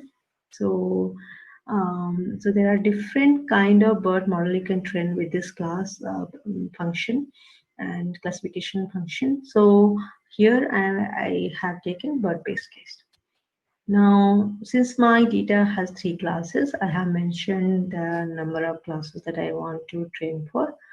The use of CUDA is basically for faster training. I actually do not have CUDA support in my system right now, so I am given it as false. So there are certain model parameters that you have to set, which is called model arguments. So basically here I have set my model, some of the model arguments. So you can see the number of training epochs I have set to 1 just for the demonstration purpose. And I have written override outer output directory because I want the output directory to be overwritten each time I actually train the model, but it is up to you whether you want to overwrite or not. So these are in accordance with the person who is actually doing the training. Now, once I have set up all those parameters, then I am good to go with the training. Now, here I am showing how exactly I can go with the training. Now, with this command train model, I can keep the input parameter as the training data set, and I can start training. Now also if you want to evaluate the model while training, you can have a evaluation data frame, which basically you can give your validation data set as a input, and each time while training itself, your model will try to evaluate itself and find out the best possible matrices to tell the performance. Now, after you have trained the model, you would like to predict on the model. So prediction can only happen after your model has learned. So once you have trained your model, you can give a single string like this for the prediction, or you can give a set of input strings for your prediction. Now here the prediction values classes are stored, here the prediction probabilities are stored. So here actually I have combined the prediction values, basically the predicted classes with the test data. So now here you can see that the labels are 1, basically neutral, which is actual labels. However, the predictions are a bit can be same or different based on how the model has learned. So let's look at the confusion matrix. So this particular model actually I have trained for 1 epoch just to demonstrate. So the confusion matrix looks like this. So out of nearly 245 negative data points, I could actually, in the test page actually, I could predict 167 to be correctly negative. And out of for the neutral class, actually out of 254, I could predict 176 to be accurate, and the rest were actually misclassified. For similarly for positive classes, positive class, I could predict 240 to be accurately predicted as positive, and rest being misclassified. So since this model was trained for 1 epoch without any hyperparameter optimization, this model failed to give a very good result. However, this is the case in general. So we do not get the best fitted model in one go. However, different parameter setting has to be done, hyperparameter setting has to be done in order to get the best model for prediction.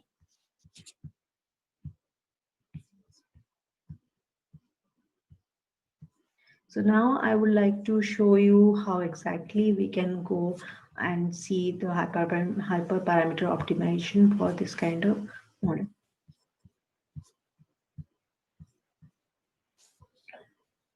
So basically, this kind of library that I was showing, simple transformer library, comes with different model arguments that you can set in order to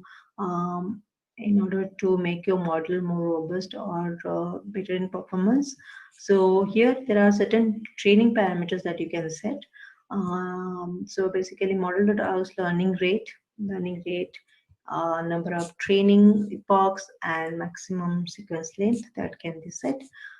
On the evaluation side, basically, how would you like to evaluate the model while training? So there are a couple of arguments that actually can be set. Sometimes we try to train the model for longer time with the different hyperparameter combinations and parameter combinations. However, we would like to stop the model in between when it passes certain performance matrices. In that way, we need to do a early stopping. So those kind of settings also possible here with certain argument values.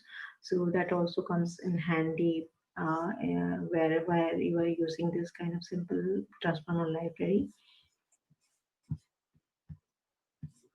So types of bot model implementation. Basically, with this library, you will get many ways to implement BERT. So there are a lot of different variations, as I was speaking about in BERT architecture, differently designed. So you can actually try out some of them and can see which one actually fits the best for your data, and can evaluate based on the outcomes, basically the performance matrices and all. So that can be done in this library.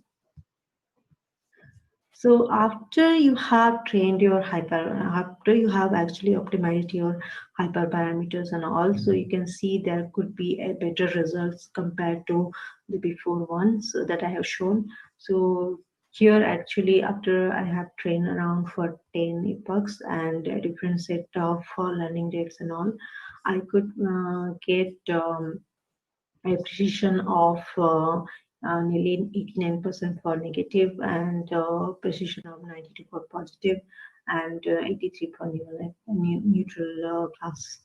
So these kind of improvements are also possible with the hyperparameter optimization. So I have actually put a lot of links which will help you in understanding the model, the BERT and other models in specific in details. So you can actually go through this and you can have a better understanding of the model. And yeah. So I think this is the end of this presentation. And if you have any queries or you want to have a look at the code, you can definitely reach out. And thanks for connecting here, and have a happy Sunday. Thank you.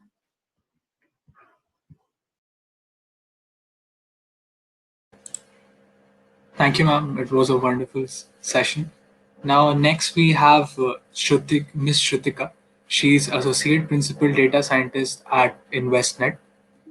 She'll be telling us about graph embedding in hyperbolic space. Over to you, ma'am.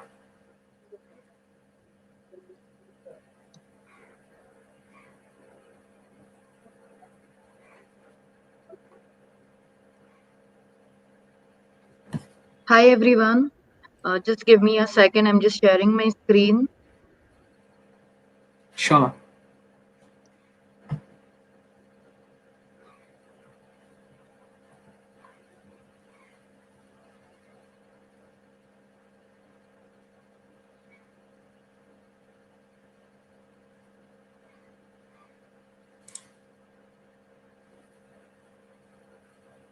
Good.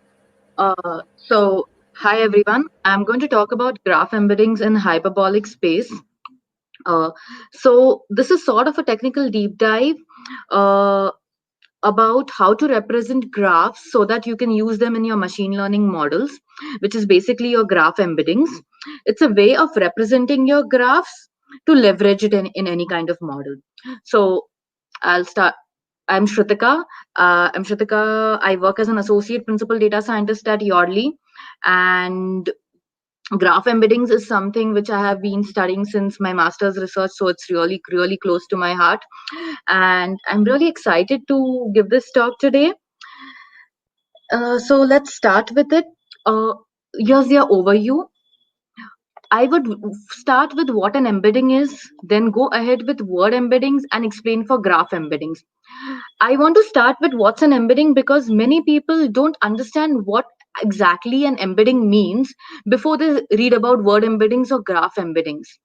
So to start with, let's just go through this one very simple example. I have two sentences like the tiger roars, the tiger hunts deer. Now I replace this tiger with a wildcat and I say the wildcat roars, the wildcat hunts deer. The meaning of the sentence is not exactly changing. I can replace the word tiger with anything which is a tiger-like behaving animal. It can be a tiger, it can be a wildcat, it can be a lion, it can be a leopard, it can actually be anything for that matter. So what I'm basically trying to do is I'm trying to get the context of the sentence. So if I remove tiger and replace it with any word who behaves like a tiger, I will be able to say that it belongs to the same family. And I have to represent this in a mathematical format.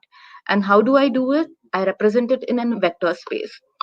So if I look at it in my vector space, I will see that my tiger, wildcat, lion, they will all lie near to each other in the same dimension. Whereas something like a balloon will be far away from it. Let's go ahead. So what I'm trying to say is when you have words which are similar and mean to similar, you want to represent them together, sharing the dimension in such a way that they are generalizing the whole thing. Like tiger, lion, wildcat. It's basically generalizing the concept of they hunt deers or they roar. That's why we are placing all of them together in the same dimension. So how would you define an embedding to be? It's just a way of mapping something into a vector which captures its features and reduces dimensionality.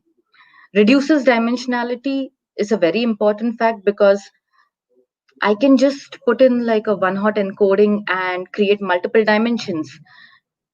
But will that work? Maybe or maybe not. It actually depends on the size of your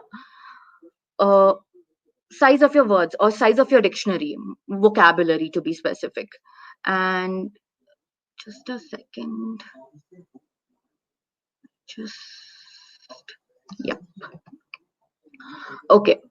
So an embedding, again, I explained it. It's something which you want to put it into a mathematical vector space in low dimension. And like I was saying, why don't we just use one-hot encoding? The tiger roars, the lion roars. I can just put it as two sentences as 1101 and second one as 1011. It should be 1. I wrote a 0 by mistake. But what's the problem with that? It's high dimensions. Like, does any one of you know like how many words a typical Oxford dictionary has? Like,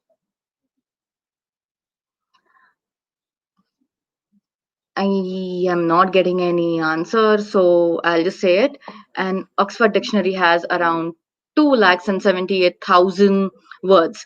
Imagine if I have to make so many dimensions. It will be very high. I would need a lot of space as well as a lot of computational power, which obviously is really costly. So I would prefer something which is compact and in low dimensions. Again, another thing is, how are my embeddings basically made? Like, if I want to use it in a neural network, I should be able to pass on those vectors in such a way that My neural network is doing my training. My embeddings should be able to do an unsupervised learning over my data and create this. So this is okay. Now going ahead with word embeddings. I'm assuming most of us over here know what word embeddings are, but still I would like us to go ahead with basics of word embeddings before I start ahead with graph embeddings.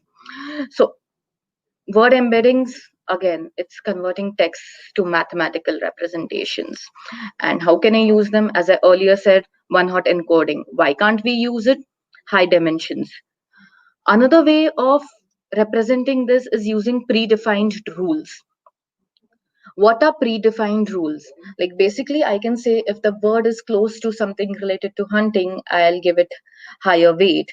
If it's a domestic animal, I'll give it a higher weight based on that. Running speed, whether it's a carnivore, like over here I've given an example. For lion, for a hunter, I've given it 0.99, whereas for dog 0.7 and goat 0.1.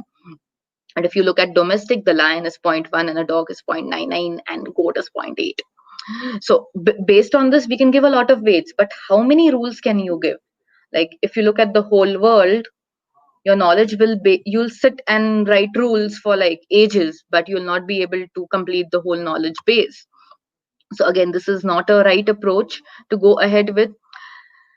So I've been talking a lot on these things. Let's go to the very basic, a frequency matrix. What is a frequency matrix? I have some documents, I have some terms. Terms can be anything. The lion is hunting in document 1. In document 2, there is tiger is hunting. How many times the lion occurred in document 1? How many times the word lion occurred in document 2? I create a matrix out of it and then just do a basic cosine similarity and figure out which two documents are similar. And that's it. But what's the problem with this? Again, can anyone tell me? You can write in the comments. Okay, so the problem with this is majorly that if you have terms, something like is, not, he, she, they will do a very weird matching. The tiger is hunting as well as the lion is hunting are two different documents. Is and is can match and they can just be similar. But then I can just debate over here saying that I can remove stop words. But still I have a problem with this. So I'll give you a very simple example. When I was working in my first company, that was the first time I used TF-IDF. And the problem was I had to predict, given a question, which group does it belong to? My company was a parenting firm, which is like you have groups like breastfeeding, like toddlers, pregnancy, 6 months pregnancy, etc. And the problem statement is exactly like Quora. I type a question, it exactly tells me which category this question might belong to. So that's what I wanted to predict. But with a parenting firm, 90% of your documents will have the word pregnancy, breastfeeding. What does that mean? If I search breastfeeding, will it give me all the documents? If I search parenting, will it give me all the documents? I definitely don't want that. That's the reason we use something called as TF-IDF. TF-IDF stands for term frequency, inverse document frequency. Term frequency means how many times the word occurred in the document out of the total words, and inverse document frequency means out of the total documents in how many documents the word is occurring. So as you can see over here, I have two words. Jupiter is the largest planet. Pluto is not a planet. And is there in both the sentences. That's why my inverse document is log of 2 by 2, which is equal to 0, log of 1. The same thing goes with planet. And because of the similar words are basically nullified from all the documents because of TF-IDF. But what now? I can't see any context over here. How will I generate context? For generating context, probably I want to see something like co-occurrence, like how many times Jupiter occurs with Pluto, or how many times Jupiter occurs with planet. So here I am talking about co-occurrence. I have two sentences over here. It's just I was watching the IPL and I just wanted to include something related to the IPL in it. So I wrote Dhoni was the captain of the Indian team. Virat Kohli is the captain of the Indian team. So next time if I write Suvidha is the captain of the Indian team, I can say I play cricket. Basically not cricket, but at least some sport. So that's what you can say.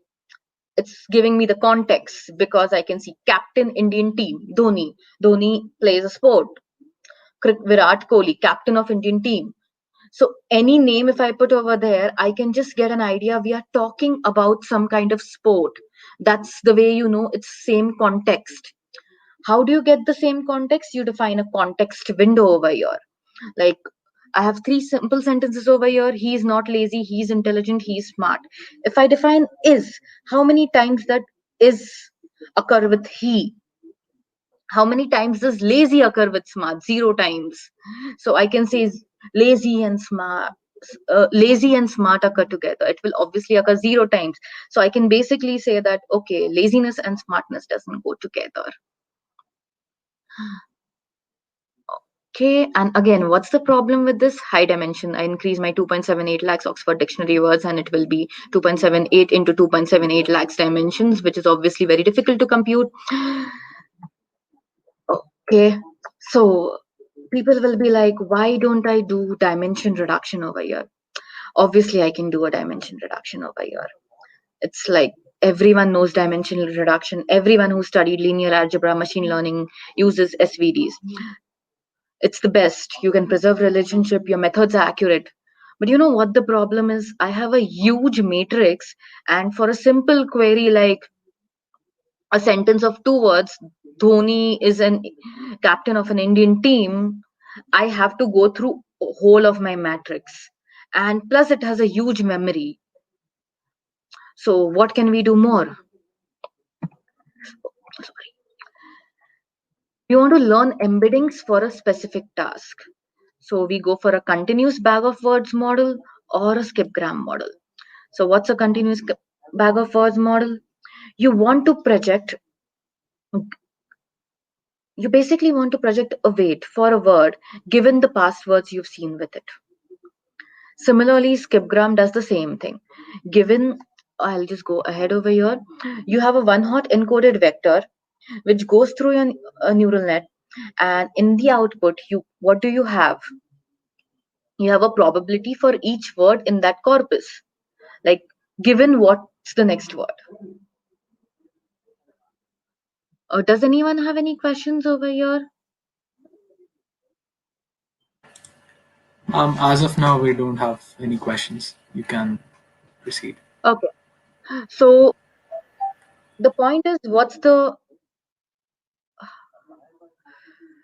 we are getting the output as a prediction, which is a probability for each word, which is not exactly giving us the context. So what's the point of it? Like, it's just giving me a probability of a word being close to another word.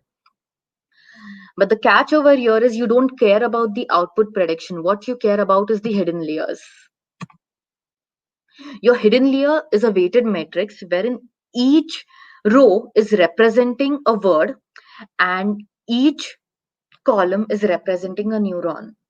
So like in the previous slides when I was talking about carnivore, hunts, these can basically be your dimensions which are abstract and not real dimensions, completely abstract dimensions which are talking about every row is given some weight in every dimension.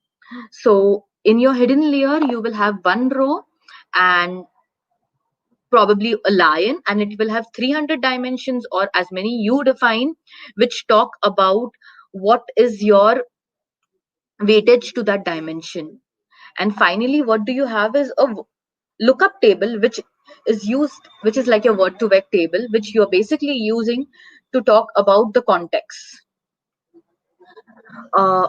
These are some graphs which talk about word embeddings. Word to vec is a very great example of word embeddings.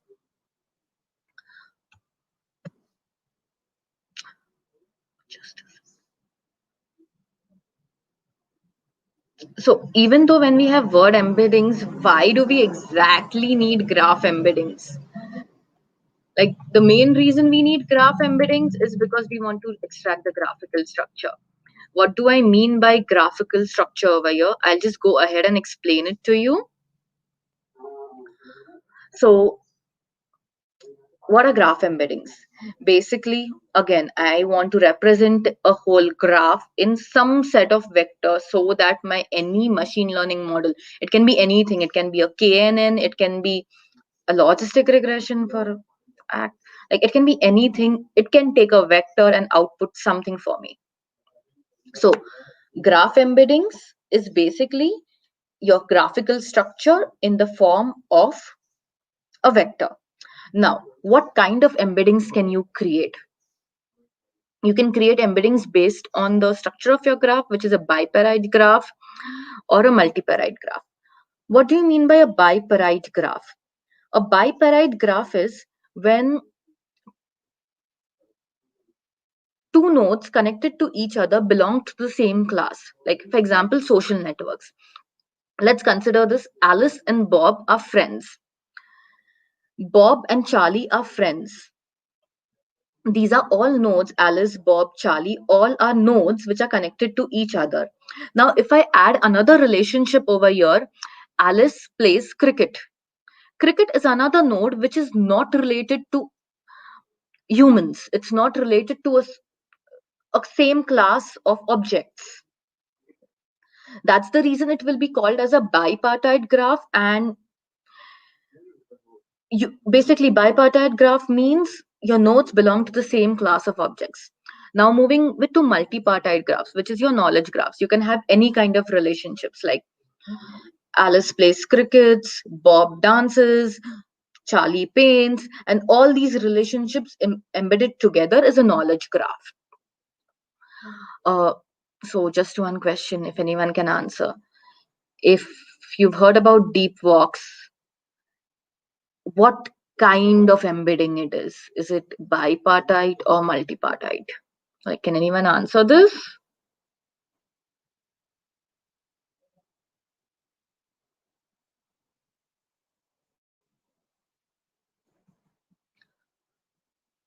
Okay, deep walk is your bipartite graph and it uses vertex embeddings. Vertex embeddings is you're only concerned about the nodes. And another example of vertex embeddings will be node to vec. Then there are path embeddings. Path embeddings is traversals across path.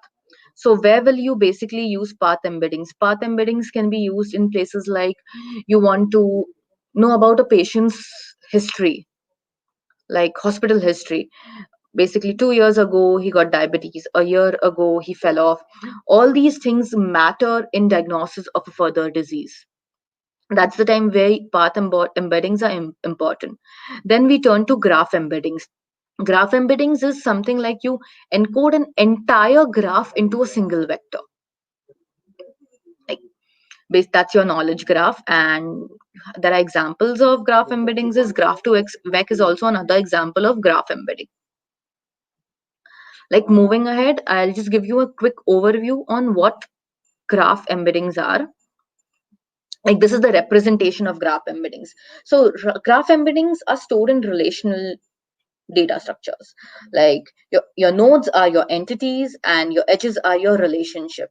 Like, if you can look into this graph, you can clearly see like Paris, it's your entity, and Eiffel Tower is located in Paris, is your relationship.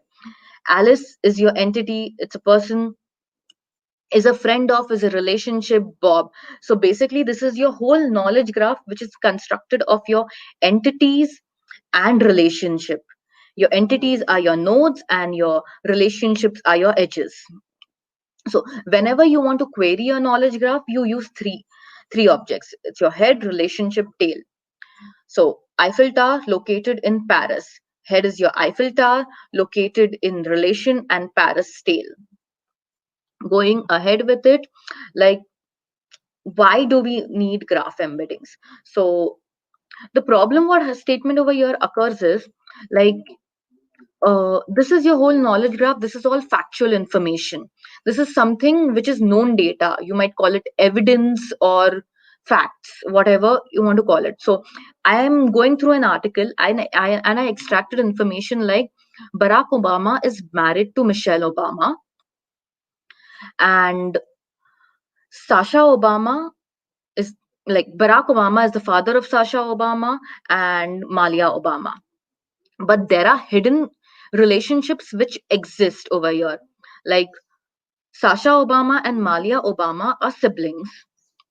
Michelle Obama is the mother of Malia Obama and Sasha Obama. So what we basically want to do is we want to predict these in our graph embeddings.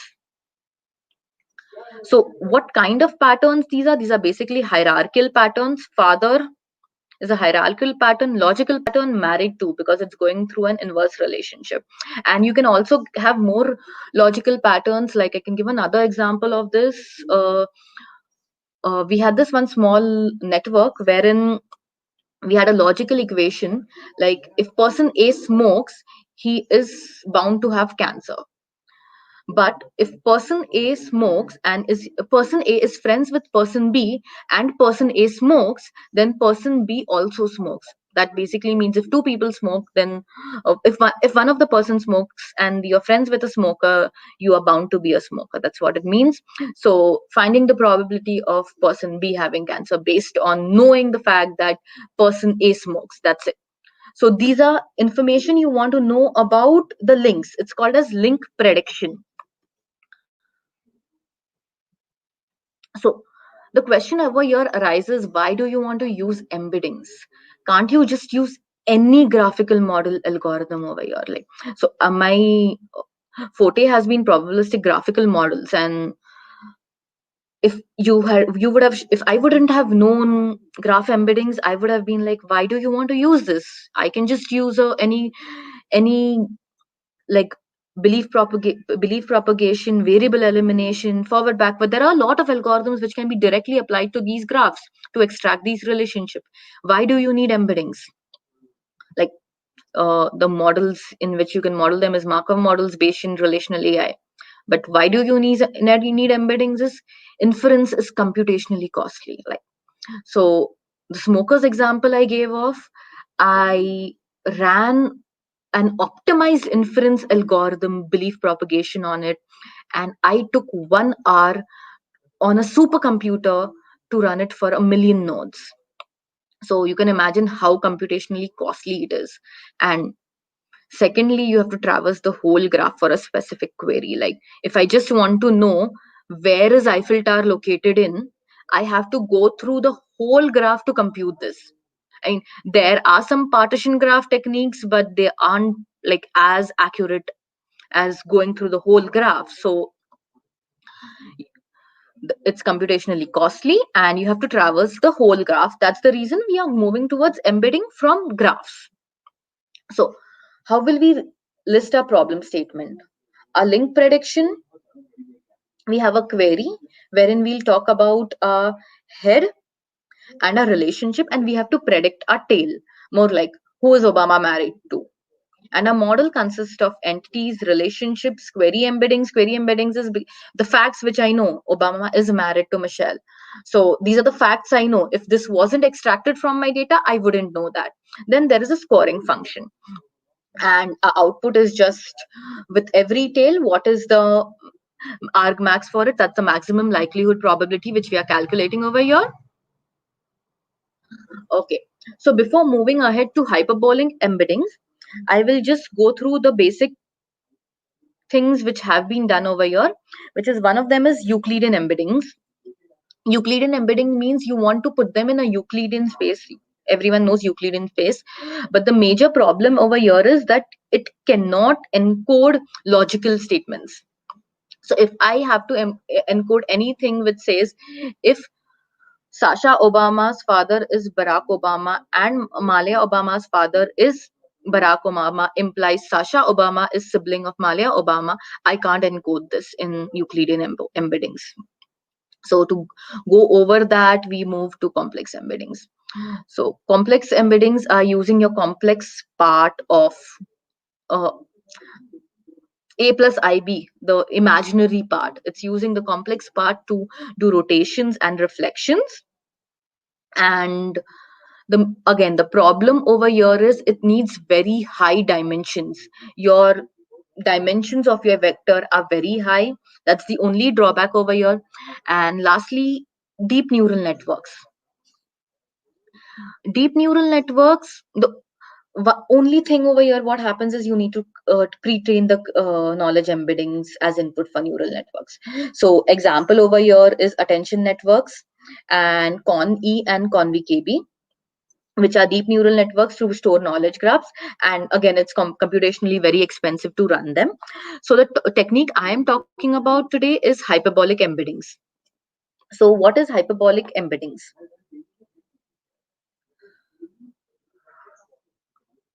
Again, does anyone have any doubts still here? Or any questions? Because hyperbolic embeddings is a bit difficult. As of now, nobody has raised a question in the comment section. Okay. Actually, I just can't see because I have my slides on, so I just miss the comments totally. Yes, ma'am. If there is something, I'll definitely inform. Yeah, okay. So what is a hyperbolic geometry? It's a non-Euclidean geometry and it has a negative curvature. So curvature is a parameter which you are going to play, which it's a hyperparameter which you're going to tune while training your models in hyperbolic embeddings. And curvature defines how far you are from the deviation. So a curvature of 0 is a flat surface, that's your Euclidean surface. And hyperbolic space is best for embedding trees. That's because they both grow exponentially. Like if you can see the circle limit diagram, you can see the triangles, their volume, their size goes smaller and smaller as you go closer to the circumference. That is, they are trying to encode as many possible spaces, as many possible depth as possible, similar to trees. Like when your depth goes on increasing, your number of nodes goes on increasing. It's exactly same thing. Excuse me, ma'am. There was this question just. Yes, ma'am. Here, the question. This is a knowledge, the industry use cases, it's a knowledge graph. Similarly, the way you are using any knowledge graph to predict links. You can basically. Yes. Yeah, can you hear me? Yeah. Yes, ma'am. In my company, we have used knowledge graphs using complex embeddings for predicting how two users are similar. You can use a recommendation using complex embeddings. You can knowledge graphs. You can have any kind of relationship, nodes and entities. Like for example, we deal with transaction data. So if I want to talk about two users are similar, yeah, there are many ways wherein you can use cosine similarity, but a knowledge graph gives me more information, like which category the user is spending it, what time of the day, month he's spending it, what income group he belongs to, and using all these embeddings together, I can do a better recommendation over here, and it's used in my company, which is industry in Yardley. So yes, there are definitely a lot of industry use cases, and to be more into it, Google is using knowledge graph, and this is low dimensional hyperbolic space is a project sponsored by Google for Stanford by Chris Ray. So yes, it's being used everywhere in the industry. Ma'am, there is a continuation to this question. Like, how can we use this along with You can use NLP it on projects? recommendation engines. For any kind of recommendation engines, you want to complete your graph, so you can use it on any kind of recommendation engines and any kind of search. Like basically, when I'm searching, just a second. When I'm searching my data, so when you search for a popular actor, Google provides you with people search for this as well. That's the basic context which is captured using knowledge graph. Yes, ma'am. Like, this was the question. Thank you, ma'am. Yeah. And we could continue. Okay. So Yeah, so hyperbolic graph embeddings, the only reason we are using it, they can capture a lot of dimensions in a very huge graph. So even if you have a graph which is very huge, it can be captured in your hyperbolic space. That's the main reason we are using hyperbolic graph embeddings. And another things over here is like, logical relationships can be captured better. So going to the next slide, I can explain this better. So rotations and inversions happen both in Euclidean as well as hyperbolic space. So the question over here arises is, how will you perform rotations and reflections in hyperbolic space? The thing is, when you plot the diagrams, the left hand side of the circle is Euclidean space and the right hand side is hyperbolic. Similarly for inversion, left is Euclidean, right is hyperbolic space. What you realize is they are symmetric. They are isometric, to be more specific. They are isometric. The rotations and reflections are isometrics. That's the reason you can do your calculations in Euclidean space even for these hyperbolic embeddings.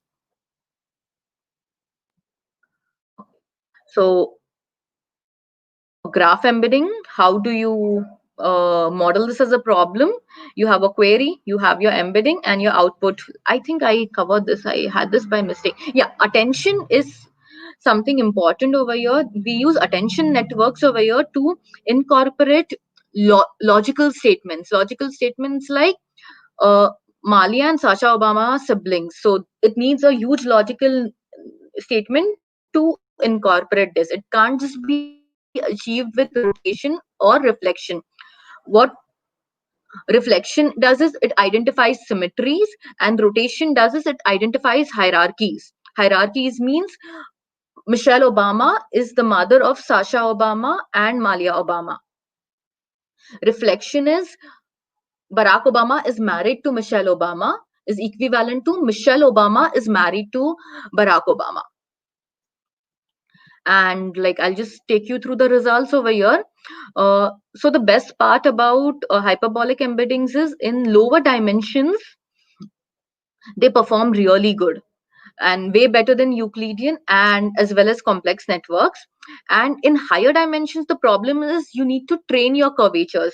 Like your curvature is your hyperparameter, which needs to be tuned properly in higher dimensions to achieve good results. And yeah, references is Graph Embeddings by Laisha, Phrase, Stanford Research, Google Research. And if you have any questions, you can just email me. Specifically, like graphical models and statistical relation AI is my skill set, so I can answer a lot of questions related to that. Thank you, ma'am. Thank you so much. As of now, there are no questions and comments. I think they'll contact you on your email directly. Thank you, ma'am. It was very informative and interactive too. Thank you. Thank you. Yep.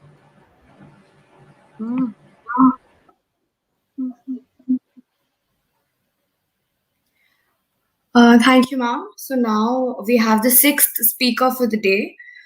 Is Ms. Priyamvada Joshi, who is a manager, marketing analytics and strategy at Publicis Sapient. And the topic she'll be talking on is market basket analysis.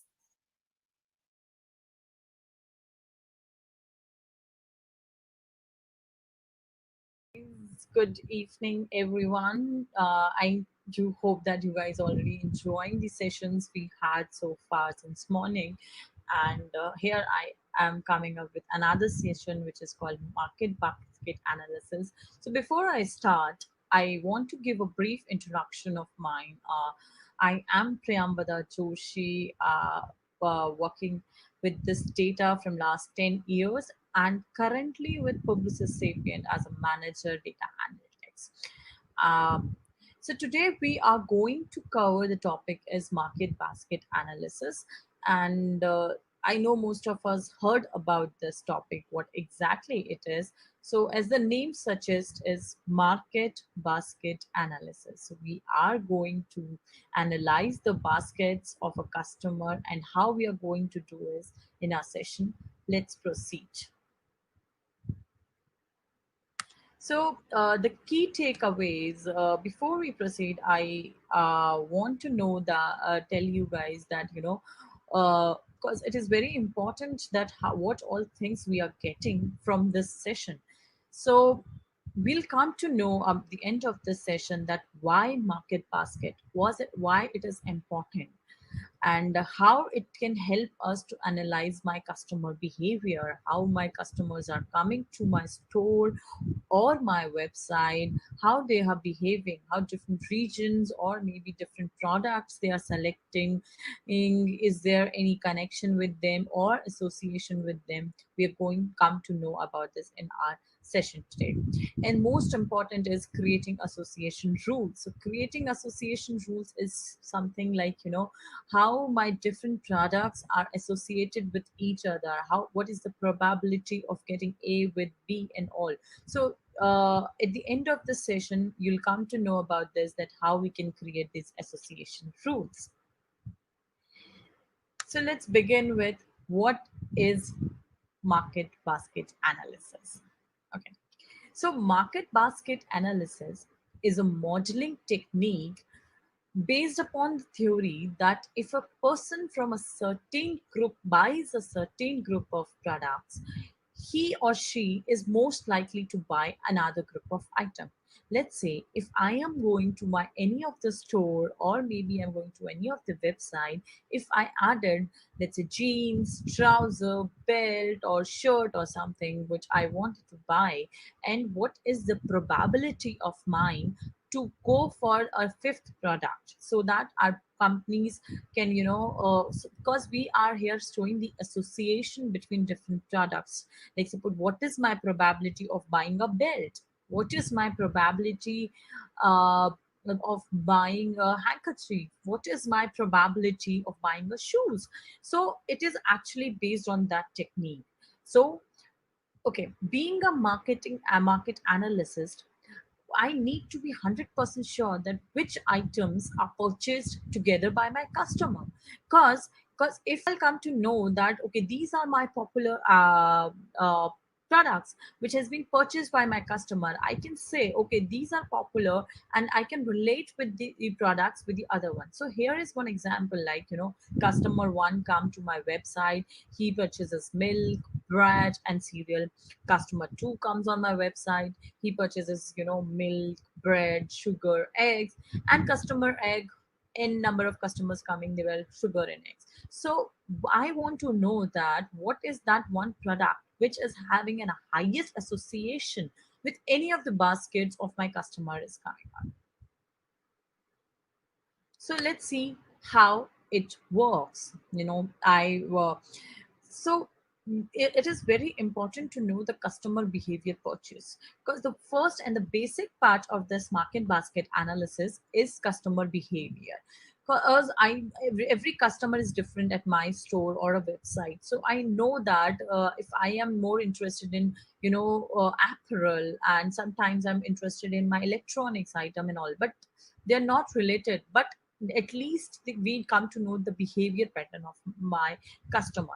Then we do the mathematical analysis to determine likelihood of what is my likelihood being a loyal customer to Mintra or maybe Big Bazaar or something. Like suppose I went there for grocery, but how many times I end up buying with a apparel also, buying with a trouser for my baby or a kurta for me. So this type of analysis basically helps to know the likelihood of buyers to buy something else, specific set of items which we have already bought in few past, but what is the probability of buying an apparel with my grocery.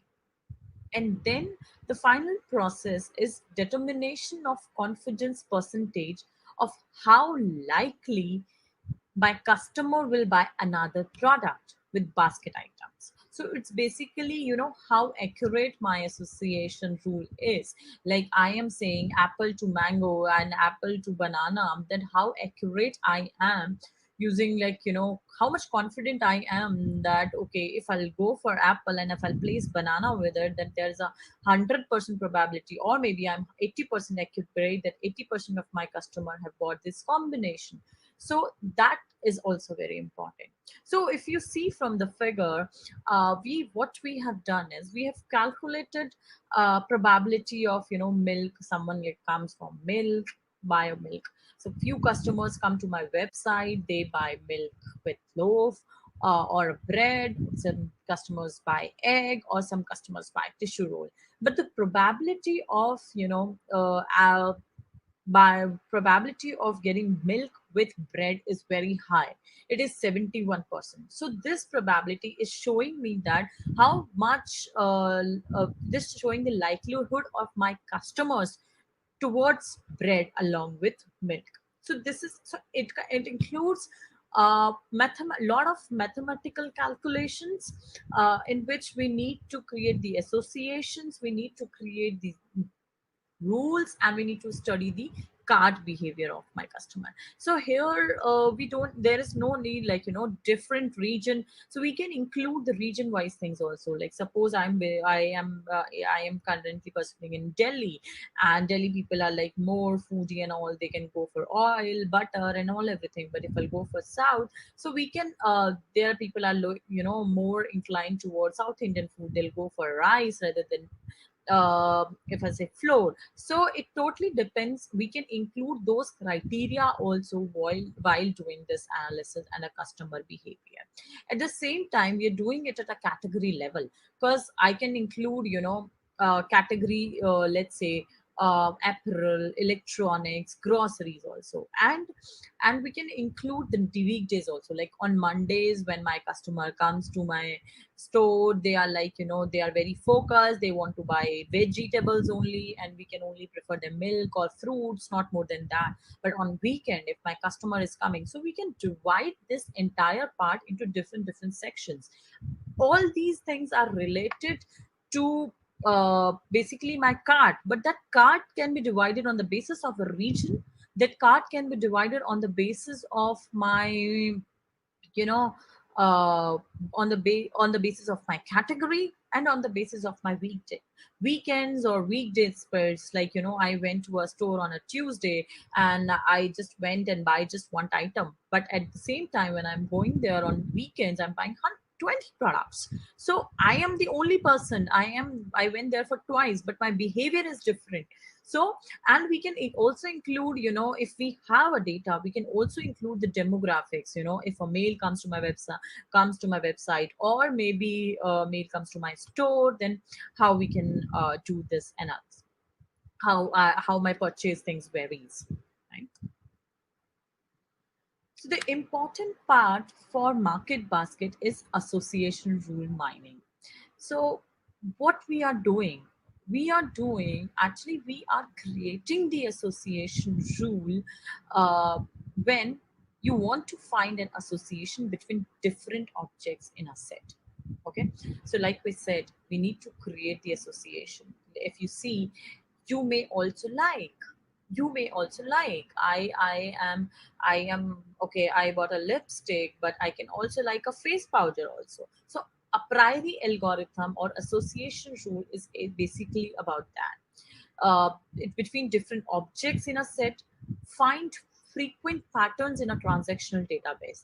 That we need to see the past data. Okay, we need to see the customer's transaction, or that this transaction has most of the time, when this girl or maybe a female comes to my thing, she'll definitely end up buying a beauty product. So we need to find the frequent patterns in transaction database, or any other information repository. A priori algorithm is something which we use to create this association rules. Okay, an association implies that item A, if an item A occurs, then item B also occurs with a certain probability. And this can help out, there are a lot of importance. Now you guys must be thinking about why it is like that much important, and why we are focusing on creating a rules and all. Because when it's a day-to-day task, and it is so much in demand nowadays, because people are more inclined for their sales, they are more inclined about the customer. They want to give customer optimization, a personalized feel and all.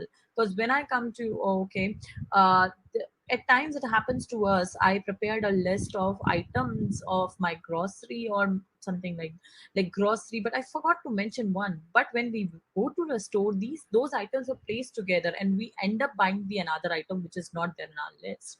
So all these relevance, so how they place that item which is not even I have not bought it in past, or maybe in past or something, but what they have done is they studied the transactional behavior of a customer. So as we discussed like in previous slides, so it is not a single thing. We need to go, when we are talking about data science, so we have to go for the mathematical terms. So everything we need to declare. So the key terms for market basket analysis is basically support, confidence, and lift. So we need to pass these three important variables when we are creating an association rule. So what is support? Now you must be thinking that what is support, what is confidence, and what is lift. So support is something, the ratio of number of items, two or more items occur together to the total transaction. Let's say I buy banana or mango. I'm saying, okay, banana with mango. When someone is buying banana, then they are buying mango also.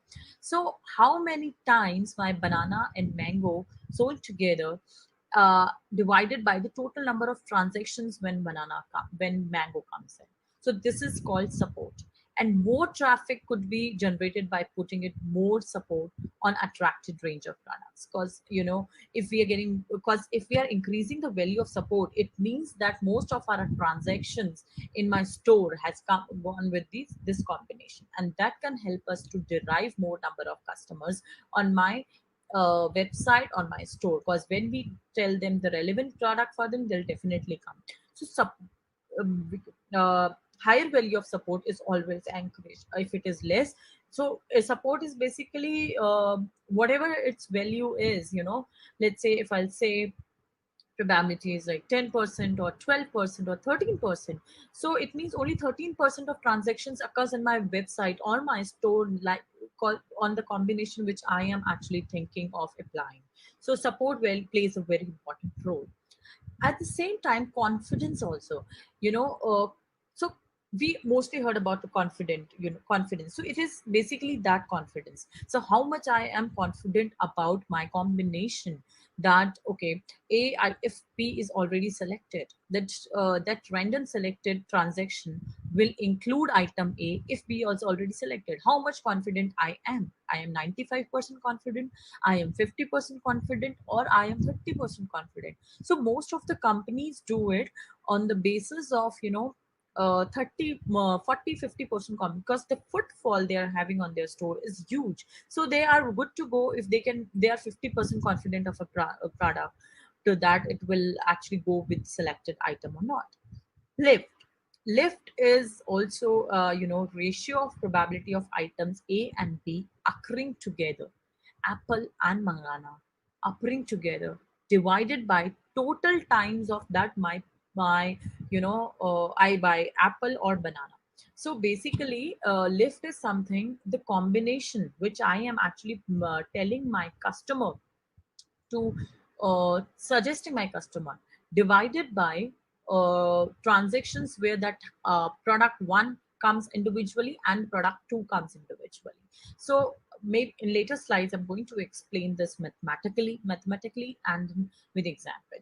So lift also, greater the lift, more we should actually be good to go with a combination. So these three are important. So while creating an association rule, we need to pass these parameters. We need to tell our model or our algorithm that how much support I am, because that is giving association rule to us. So we need to know that how much support I can deal with. Like, okay, I am good to go with 10% support, I am good to go with 50% confident, or I am good to go with 2 point something lift. So it totally depends on the end user, and sometimes we calculate it on the basis of the business needs.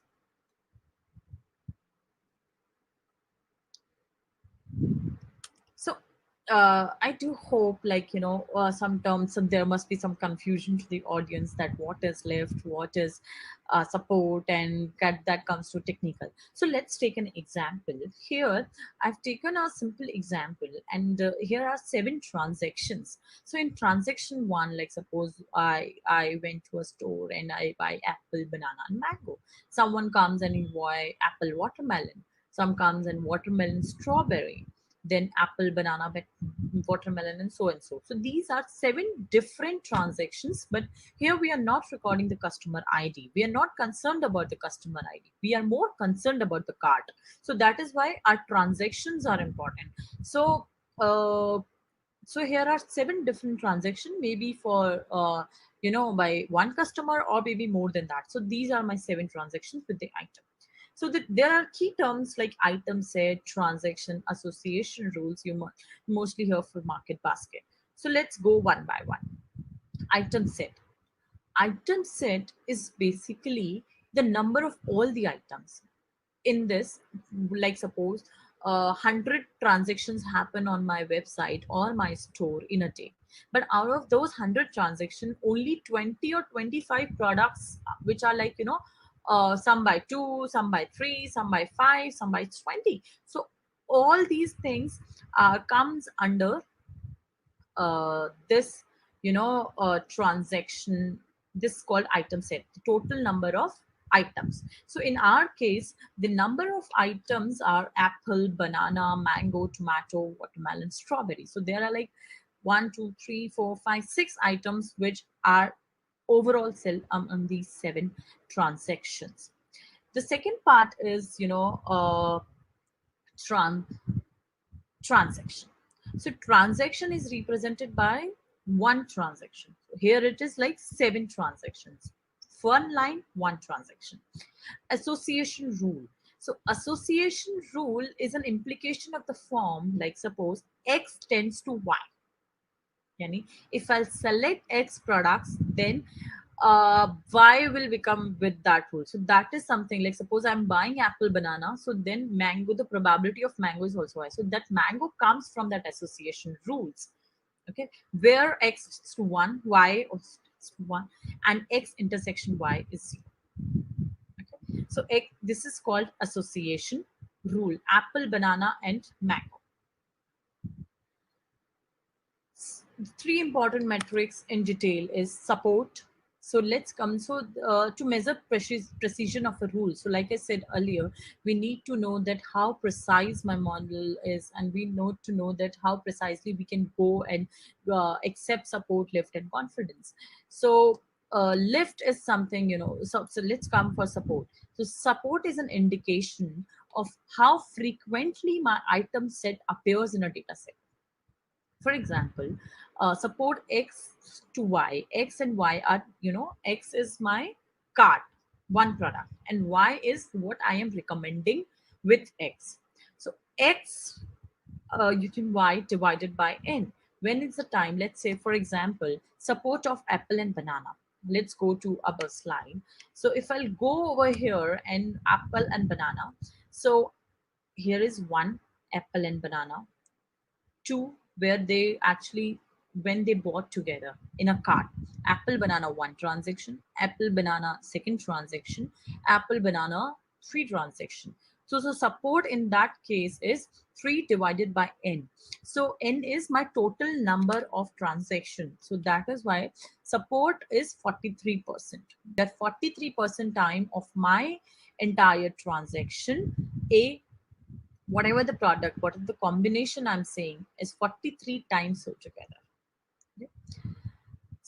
There can be, a twist of combination also. So we have taken one example, which is apple, banana to mango. So now we need to see when apple, banana, and mango bought together and divided by total number of transactions. So let's see, apple, banana, and mango. This is my one transaction. Apple, banana, and mango. This is my second transaction. If I'll go for, we have apple, banana, we have banana, mango.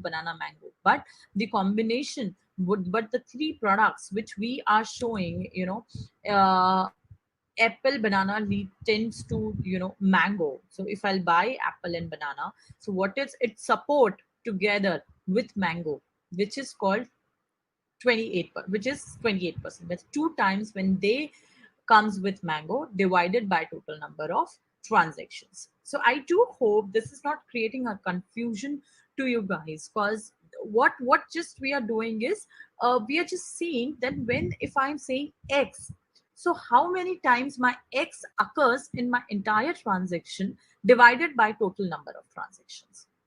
Okay, so and X can be a combination of one, like combination of 1, 2, 3, 4, 5, whatever. But we need to see that X and Y, how many times they come.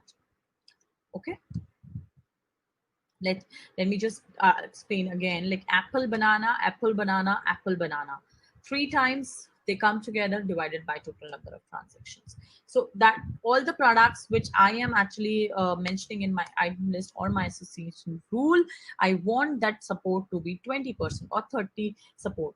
So rules are not useful with low support values. Support should be high. Because if 57% of my transaction says, but ideally it is not possible. When we do an ideal situation, we are good to go for 10-20% support. We need to like that if we need to look for support, and if we need to do the calculation that what all values I have with my support and all. Okay. Next comes confidence. So for a rule, X tends to Y, confidence shows the percentage in which Y is what with X. Like suppose if I'm saying apple and banana, apple, if I'll buy apple, and if my rule is showing that, okay, if you're going to buy apple, then mango is the one which can be easily sold together bought with apple. So I need to see that how many times why my mango bought with banana. Okay, it's an indication of how often the rule has been found to be true, because the result what we are saying.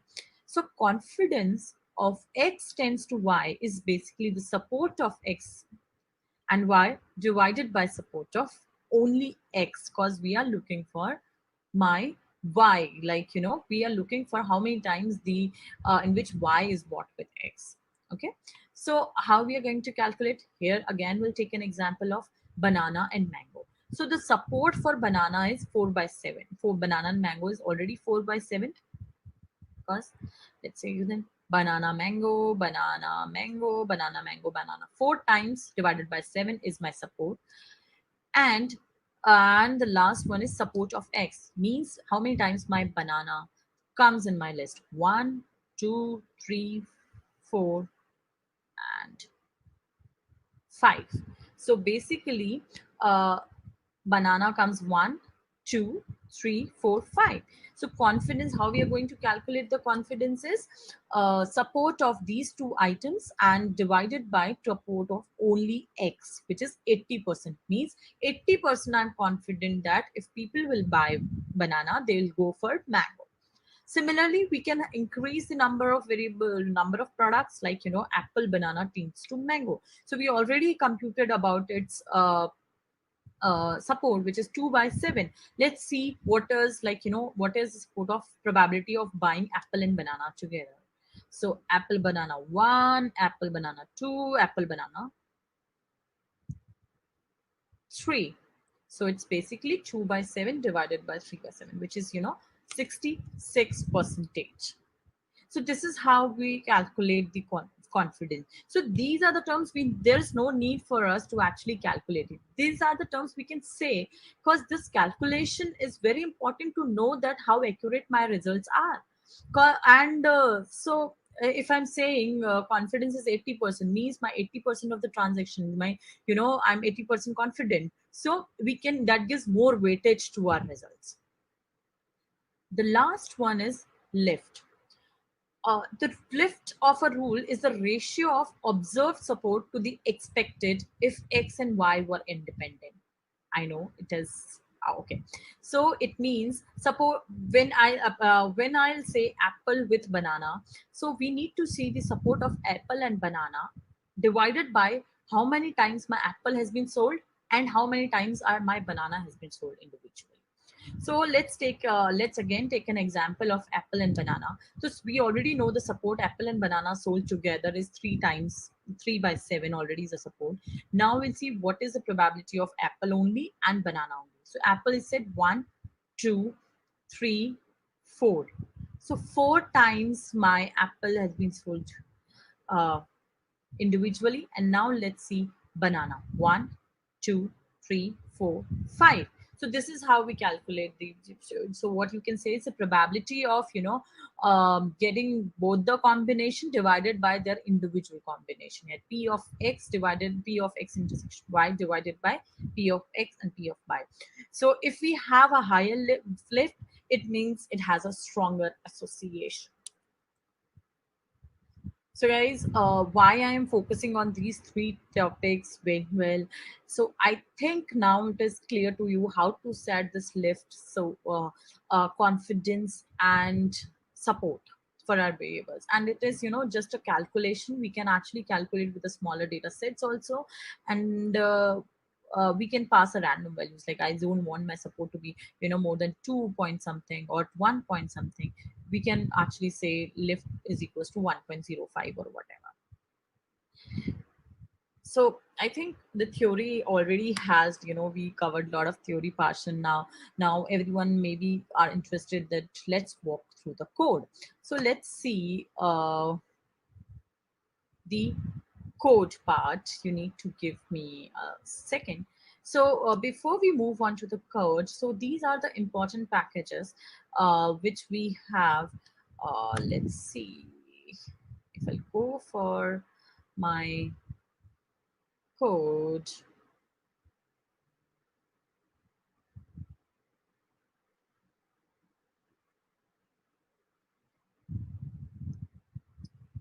Let me just.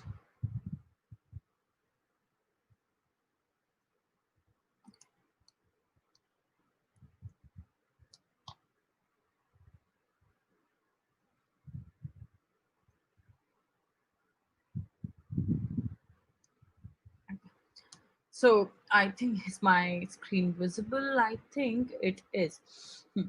So here what we are doing, we are doing a simple R code and how to achieve this. So first what we'll do is we'll call, so I have already installed the packages, but there are packages which are very important for this market basket analysis is A rules and A rule WIDS. And I have actually inserted couple of or more packages. So the first thing which you need to do is install .packages, but I've already installed, so I'm going to call the libraries for it. So my libraries are calling. So everyone knows who knows that tidyverse is for data manipulation. A rules and A rules WIDS is basically for visualization techniques, and A rules is for association rules. And Lubridate is for date and time. Nitar is for report generation, user level functions, graphics, grid extra. Okay. So when we do this, we need to create a transaction, because transaction is an important part of market basket analysis. So here you see a read dot transaction. Okay, so let me just create this read. Okay, you need to give me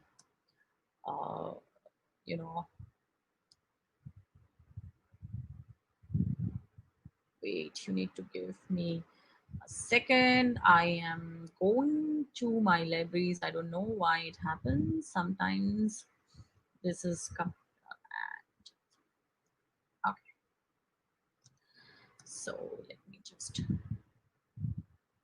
do this transaction. So if I go for trans, it will tell me that I have 201 items. So basically remove, this is, just a warning. We can remove this. Total 9,836 transactions and 201 unique items.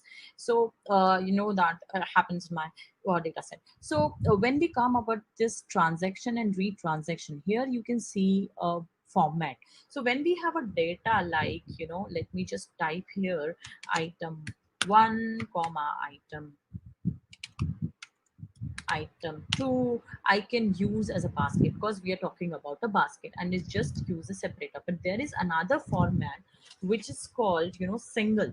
So how we are going to, in which what happens, like my, let's say, trans 1, and it has item 1, then I have trans 2, then it has item 2, and again trans 2, item 3.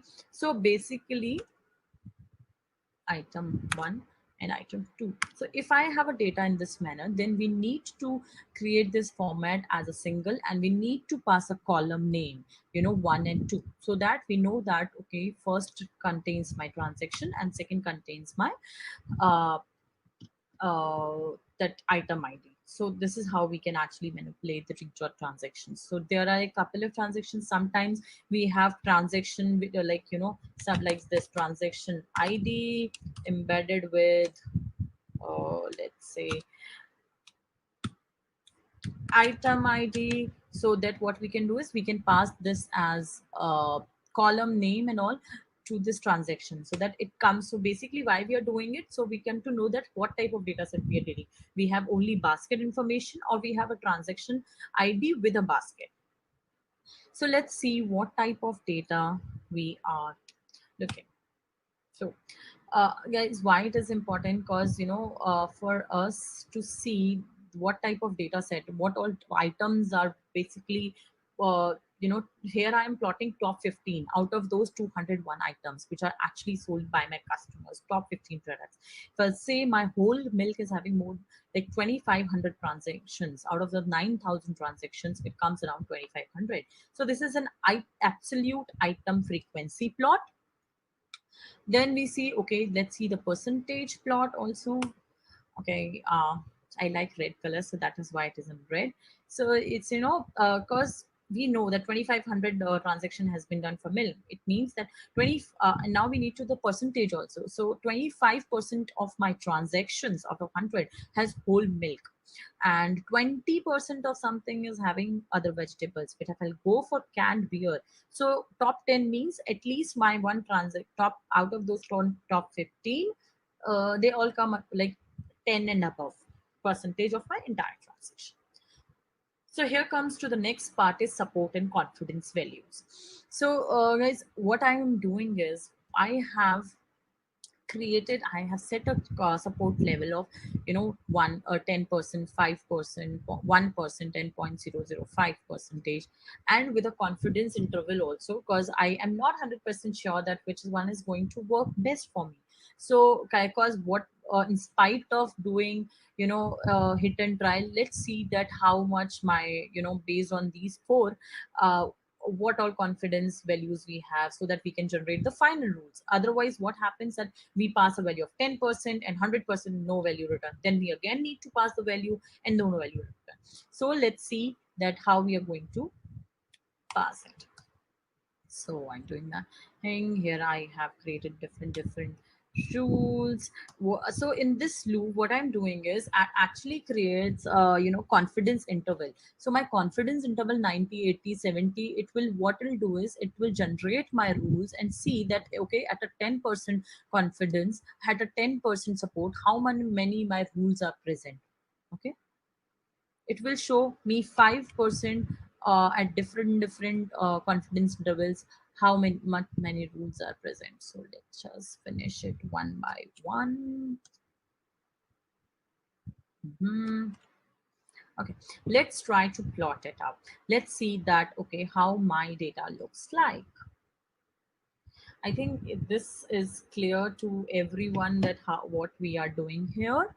And let's see, let's plot one by one and see that, okay, how much my values are. So guys, don't worry about it. I'm going to share, so I've already shared my GitHub link on my profile. So you can go to that and you can, this R file is easily available over there and you can have a look and try it. And the data set you can implement anything. So let's see. So this is something which we got. Okay, there are a priori with a support level of 10%. There are no rules. 0 rules have found for this confidence interval. A priori with a support, let me just extract it. You know, so support level of this. Let's see. Let's zoom it. A priori with a 5%, 0.5%, and 1%. So if I'll go, there are only 10 rules found. If I'll go for 5% support, less than 50% confidence interval. If I'll go for 1%, then I'll go for 50 less than, then I have 400 plus rules. Let's see. Now now why we have done this exercise. We have done this exercise to know that how many rules I want to apply. So if you see 5% and with 50% confident, it is okay. 5% of my flow transactions are happening. 50% confidence, the 5% of my flow transactions are happening with the association rules or combinations what I am suggesting. So if my footfall is very high, most of the companies can take a call of it, but at the same time I'm 50% confident also. So let's try this layer. Let's see. So here what we have done is with a support level of 1 and a confidence level of 50%, we generate our rules because we have so many rules for that. So these are my items. If you see, let's see,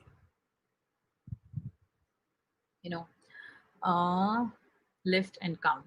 So basically it is giving me 2 points. So saying higher the lift, and so it means it actually go through the 99. Let me see if we can see over here. No. Okay, so if a person is buying curd and yogurt, the probability of buying a whole milk is very high, and it gives me 17% coverage of my entire transactions, which is like included my 99%, sorry, 1.7% of my transaction, and I'm 58% confident with a support of 1% because we have already taken a support of 1%. Let's see if I take a support of 5%. Let's see if we have a variable list for this. So this is the association rule I was talking about. Like if I'll go for citrus food, root vegetables, then I'll go for other vegetables also. And I am 58% confident about it. And my transaction, like 1% of my entire flow transaction has happened with this combination. So these are the rules. Let's say, let's try with 5% confidence and 50%. No, there rules that much. Let's create a tree for it.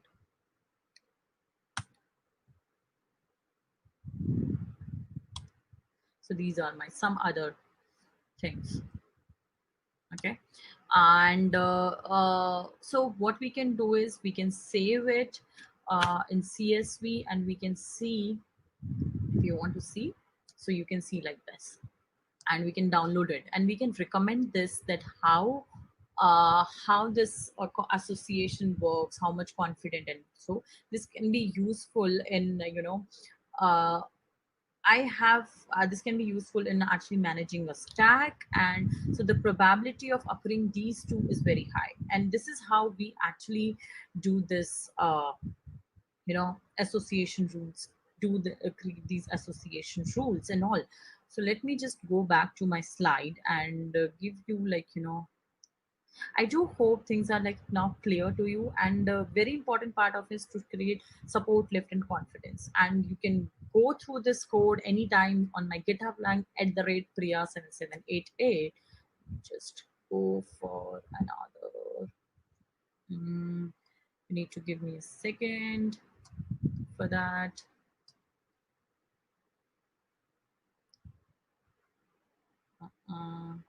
Okay. So let me just go where we are. Sure. I think this is the important part. I was actually, give me a second. Guys, this is a problem we have, with this kind of online system, but we need to bear this.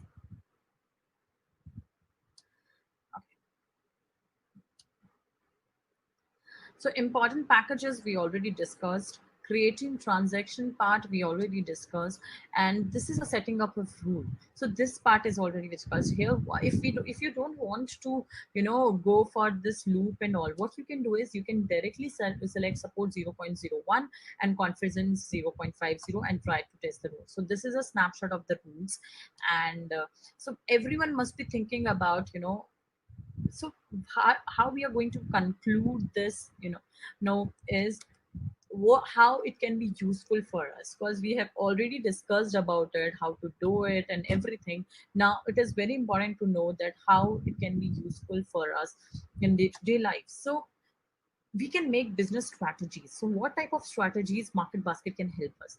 Changing the store layout according to the trends. So store layout means when we go to Big Bazaar, we see a lot of stacks. There are some items like we go inside, and we just see one product. So all these things cannot be done at a random basis. Store ko laga, he likes that. Okay, I like this product. Just place it over. No, it is not like that. They have to create an association and they have to do entire stuff so that they can actually go they have to do the association and they actually arrange their entire store layout. Okay. Customer behavioral analysis, we have already discussed that we know about the customer behavior thing. Catalog design, because catalog is also very important.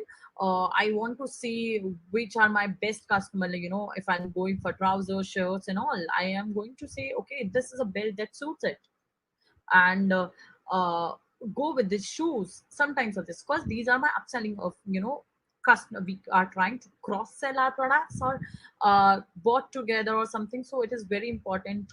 Catalog also cannot be designed on a random basis. That also there also the association rule helps us. Cross marketing on online stores, we already discussed about it. What are the trending items customer buy? So I can know okay, these are the items which are more popular. Let's say people are going for, nowadays in lockdown, everyone is now like, earlier people were not thinking about health, but now they are like health conscious. They want to go for diet food. So we know that they are looking for a diet product. So we can launch a new product. Based on that, we can actually see what is the trending competitor we have, what is the trending product, and we can place it in the store. Along with that, the probability of selling it may be high if we are not that much brand conscious. And customized emails with add-on sales. Like suppose I said that I know the grocery item, but if I end up on buying apparel, so I can get, okay, you forgot to buy apparel, right? Can you buy this time? So all these things are important aspects of market basket analysis. And guys, that's all from my side today. Hope you liked this session and enjoys. For any queries and all, you can connect with me on LinkedIn also. So there's my profile, and you can connect with me anytime whenever you want, and you have any doubts related to market basket. And if you want to know or maybe any other topic, please do connect with me on LinkedIn. Have a nice evening, guys. I'm already spoiling your Sunday evening. Please go and party hard. Bye-bye. Good night.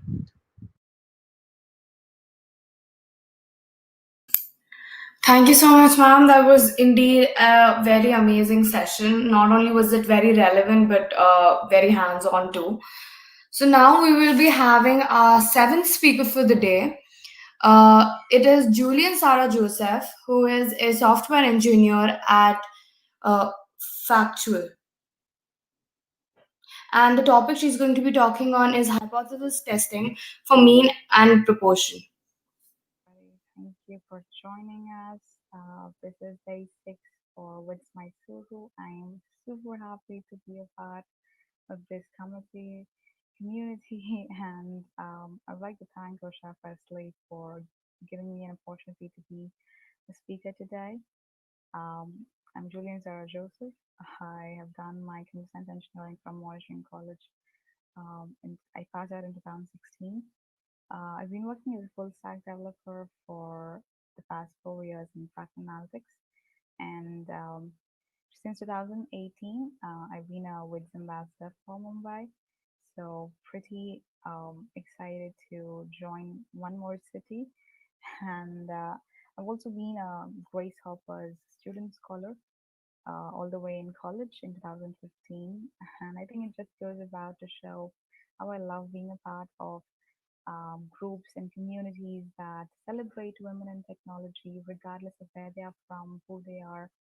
And we love it when young girls join us for such workshops and events. So thank you for joining us today. Hope you enjoy our talks. And I also love reading books and sketching. That's it about me. Let's get started with our topic for today. It is one of the introductory topics for data science, one of my favorite topics from statistics, and I hope it's yours as well. This is the agenda for today. You have the introduction, basic jargons that are a must for hypothesis testing, the steps for hypothesis, examples of mean and proportion, and other tests. So hypothesis testing is made use of in every single field, regardless of their complexity or their simplicity. You might have it in sports analytics, like for example, ESPN might be having hypothesis being tested, such as which cloth material for the uniform suits better, or which player is actually going to perform better in such and such weather condition, or it might be stocks, which day of the week is better for what kind of stocks, or tourism. You name it, it is being used everywhere. In fact, we ourselves as humans have a lot of assumptions that we keep testing out on a day-to-day basis. For example, we assume gravity still works. If I drop something right now, it would still be attracted. If I take the flight of stairs right now, I assume there's a flight of stairs to take. So these assumptions are what is called hypothesis, and you definitely need a competing hypothesis for this testing to happen. So the foundation is laid by making sure you have two of these: the null hypothesis, that is called the H naught, or the alternative hypothesis, which is usually noted as HA or H1. And it is this alternative hypothesis that we focus on. It is also known as the research hypothesis. And as long as we don't have enough evidence, we assume that this null hypothesis is what is true. When we get enough evidence, like for example, we have these gut feelings. Say, for example, there could be a hypothesis that the average height of an Indian woman is 5 feet. Now, statisticians might gather data to disprove or to make sure that you have data enough to either continue assuming that the null hypothesis is true, or you might have that no, there are women who are shorter, or a majority of women are taller than 5 feet. So that is a basic introduction to null hypothesis testing. Let's take one of our trending examples currently, where we have a null hypothesis saying Ria is innocent, or an alternative hypothesis saying Ria is guilty. And we definitely want, a lot of us want that the alternative hypothesis comes true or not. But whatever it is, the final jury's decision would be either of these. You would either reject the null hypothesis, or you would fail to reject the null hypothesis. So there is no accepting the null hypothesis. You would only fail to collect enough evidence against the null hypothesis. So in this logic of hypothesis testing, we don't know what is the reality. We don't know whether Ria is innocent or Ria is guilty. So whatever be the reality, whether H naught is true or H naught is false, the correct decision would be when we reject the null hypothesis when the null hypothesis is false, and when we fail to reject the null hypothesis when the null hypothesis is true. So this would be the only two scenarios when we have a correct decision being made. So what happens when we make the wrong decision? When we make the wrong decision, this is when we have a scenario called the type 1 error. That is, even though the null hypothesis is true, we have rejected the null hypothesis. Or even though the null hypothesis is false, we have failed to reject the null hypothesis. And this is called the type 1 error and the type 2 error.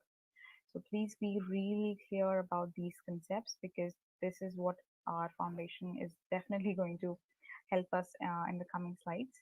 Now, the probability of committing that type 1 error is also known as the significance level, or it is also known as alpha.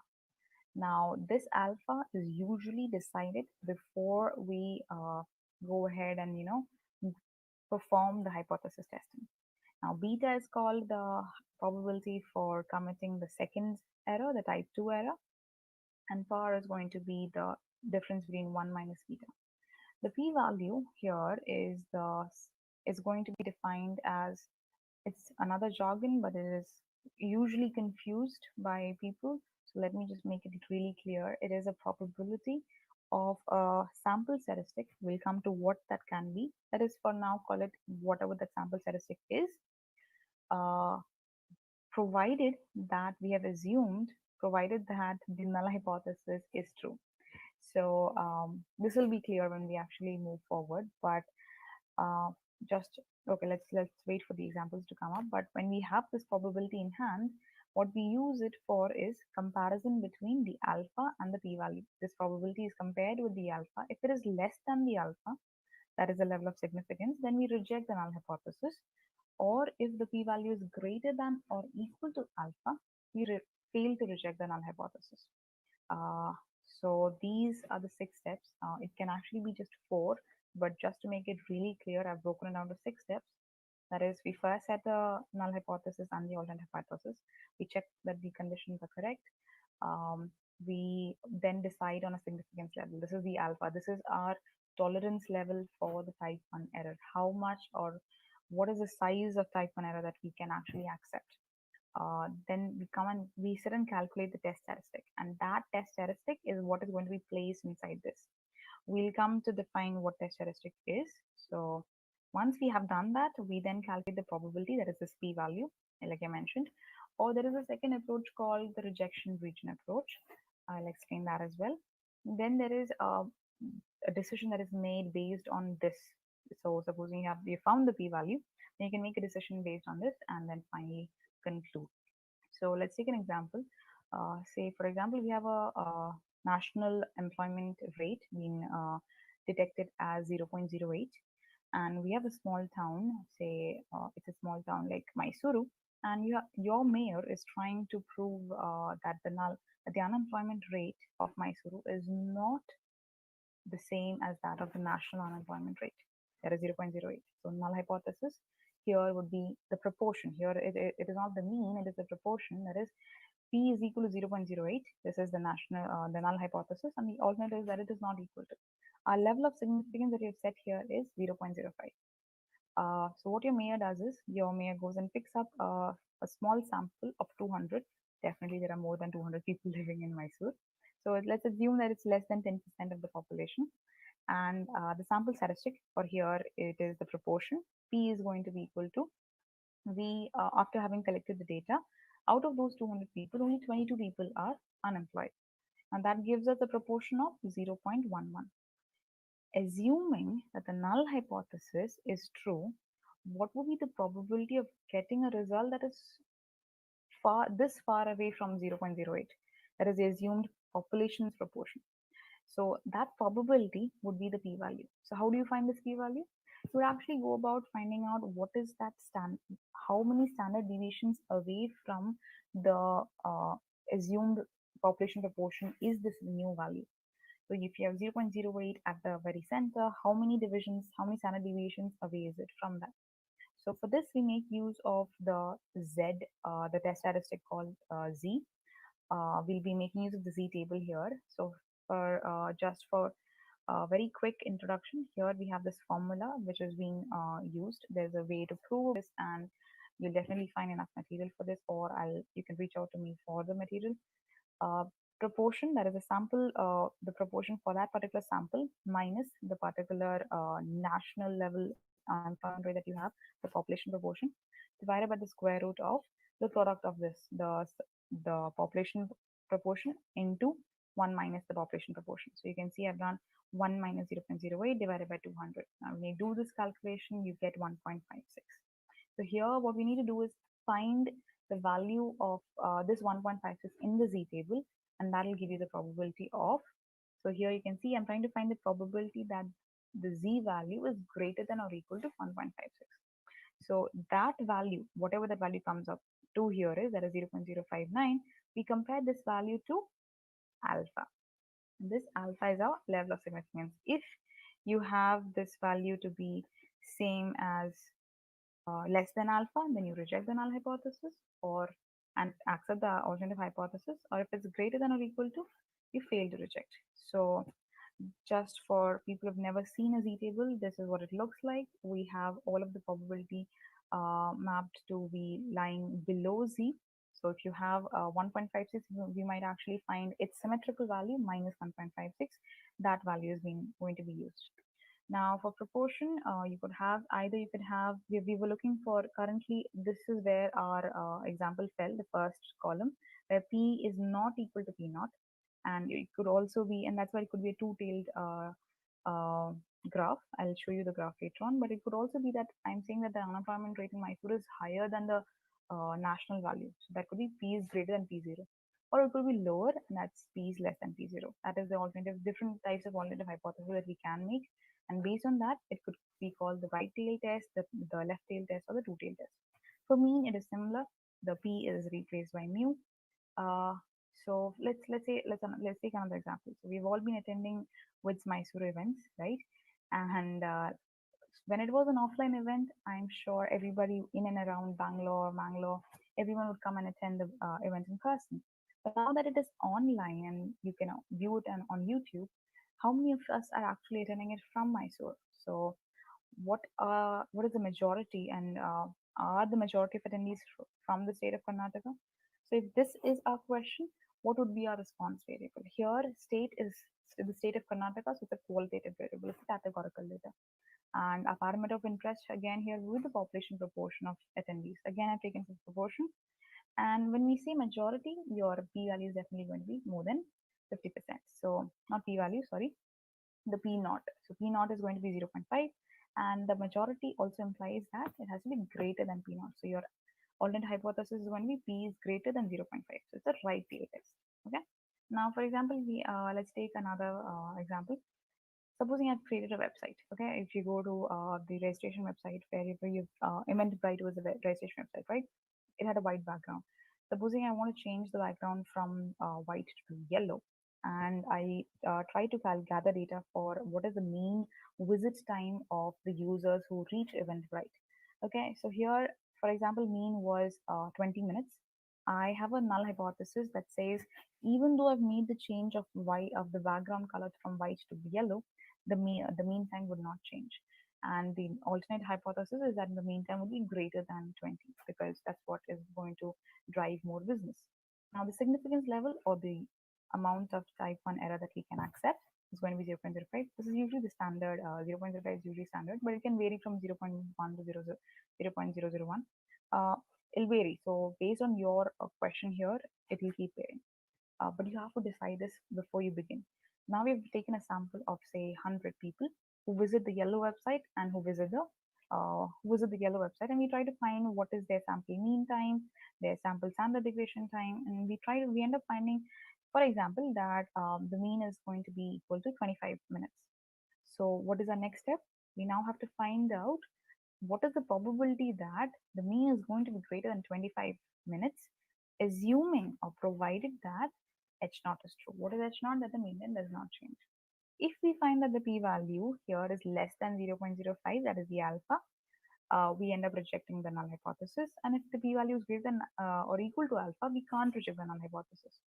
So for example, if it's 0.03, then if your p-value comes up to be 0.03, we end up rejecting the null hypothesis. There is definitely more time being spent on the yellow website.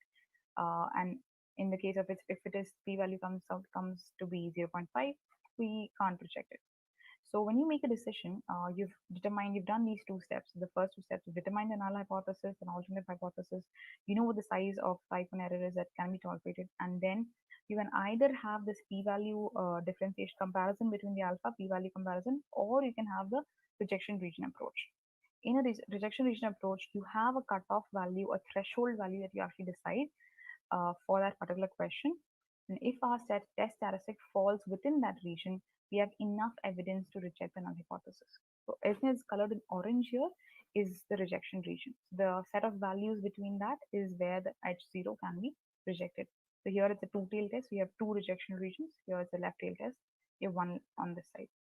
So I'm assuming you guys know how normal distribution is made, and if I've taken a sample of 2 or if I've taken a sample of 100, we end up making these plots based on, I mean, this is just a brief on understanding how these normal distributions are made. And once you have that, you can then go about finding what are the critical regions, critical values beyond which you have the rejection regions. There are other tests as well that we can actually decide. So what we did earlier was the z-test based on our question here, but we can actually also do other tests based on the data. So if your data is continuous, you have the option of comparing their sample means, or you can also compare the variances of the two samples. If you're comparing variances, you have a different test statistic to find out, that is the f-test. If you are comparing the means, you have again two options. That is, if the sample size is less than 30, you can have an independent t-test, or if the sample is greater than 30, you can do a z-test. This is a norm that is usually done. If your data is qualitative, that is you have discrete data, you can actually do a chi-square test that is based on the observed compared with the expected. So if I were to show you a quick example on how we are actually finding out the formulas, t-test is usually done when you have a sample size less than 30. It's a very small sample. You are going to be having a null hypothesis that says the mean of the two samples are same.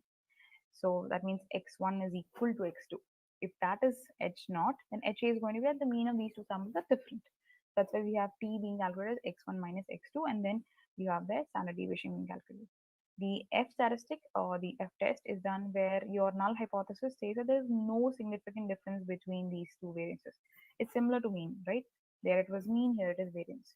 Now there is a chi-square test where we again state as our status quo that there is no significant difference between the observed and the expected values. So again here O stands for observed and E stands for expected. This is how you would definitely do, but you have to, since we are short on time, I won't be able to explain each one of these, but this flowchart is usually a go-to for me where I have to decide this, and 30 is one thing that I still remember learning it, like I learned it 2 years ago, but this is something I still go to. So do check it out, learn more about this you can find it on Khan Academy or on Plural site. There's also a lot of things on analytics. Vidya, I was not able to mention that, but they've done something based on coronavirus as well. So do check that out. And in case of any questions regarding the things I've mentioned here, or otherwise, do stay in touch with me on any of these social media platforms. So thank you for being a part of this. Keep supporting with Mysuru and join us for more talks. Thank you, Usha, once again. Thank you, everyone. Bye. Thank you so much, ma'am. That was a very amazing talk, and I think I was hooked on to it pretty much throughout. And our next speaker is Miss Kartika Kamath, who is a data scientist at Eugene.ai, and she will be talking on behavioral biometric approach to user authentication.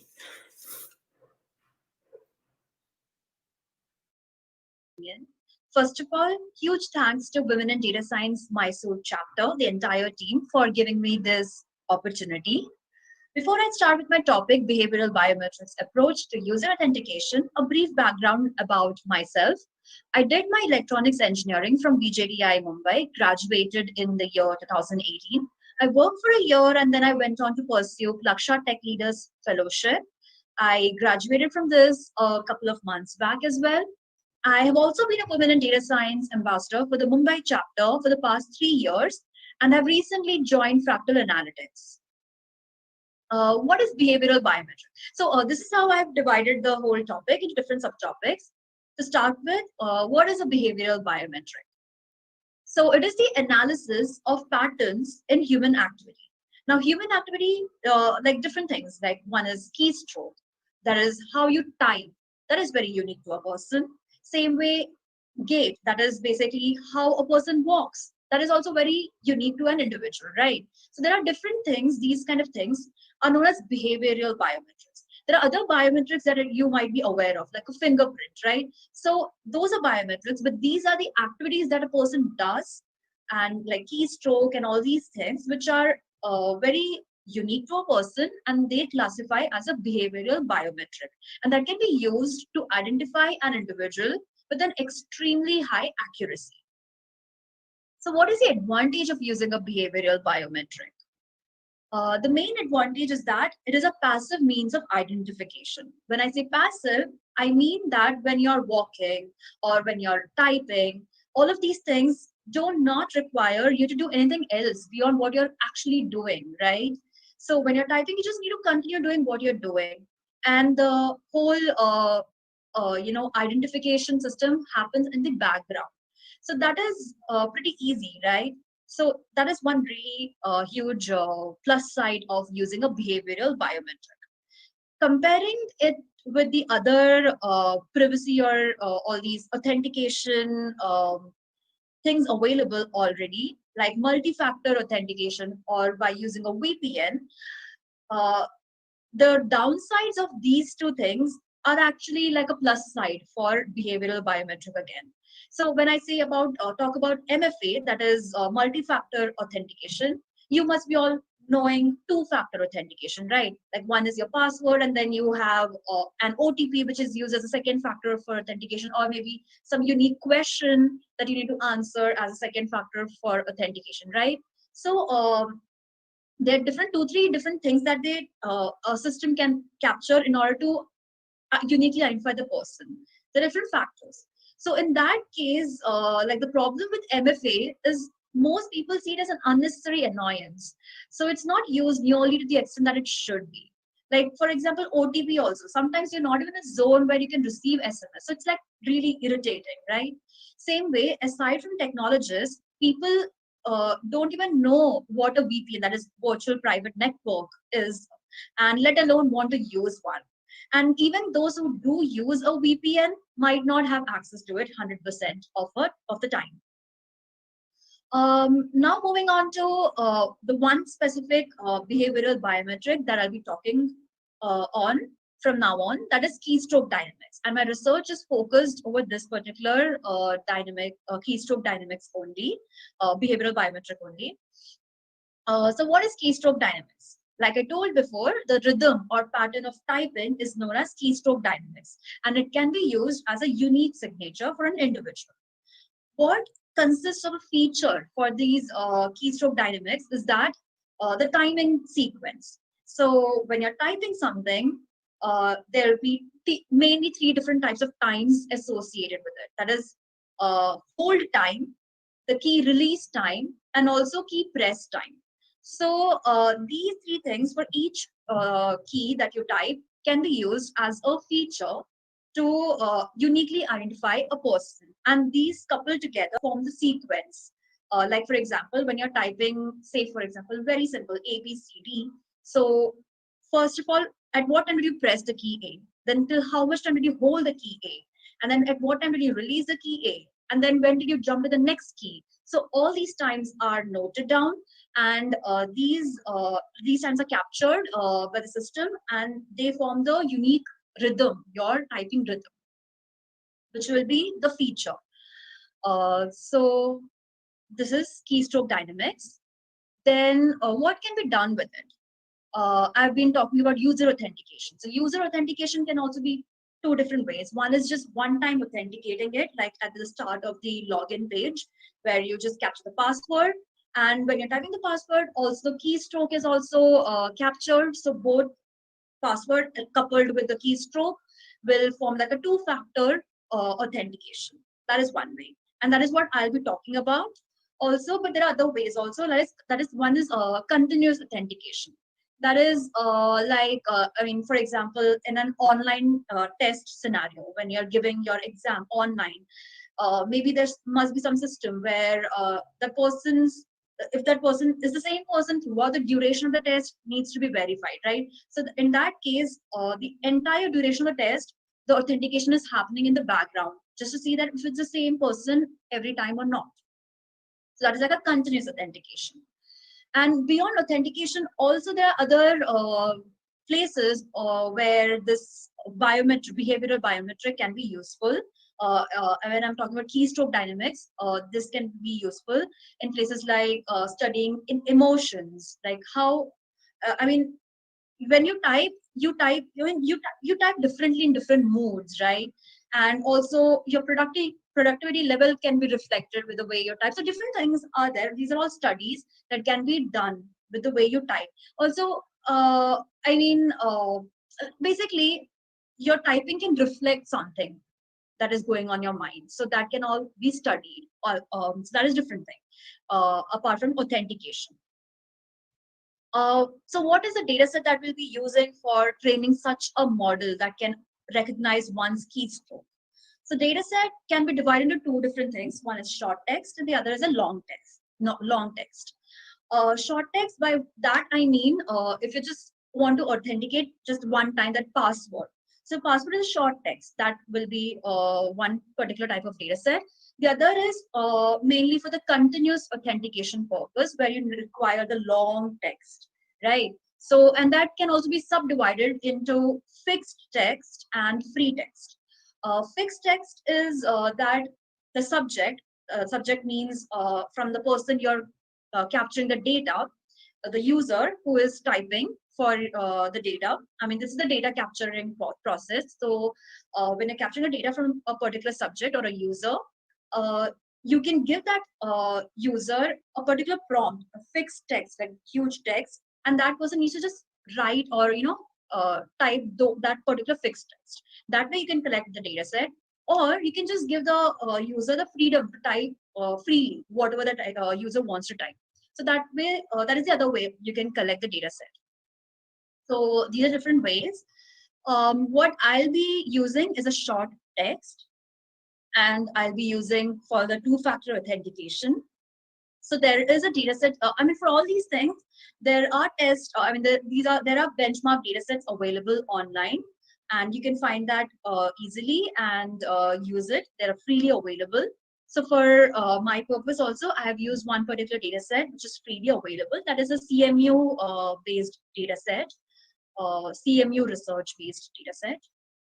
When I'm talking about this, now I've not come to the model building part, but before that also you can think about the various challenges or technical challenges that you need to solve or your model needs to address, right? So one thing is scalability. That is like, for example, in a user authentication scenario, in the system, there can be so many users, like so many.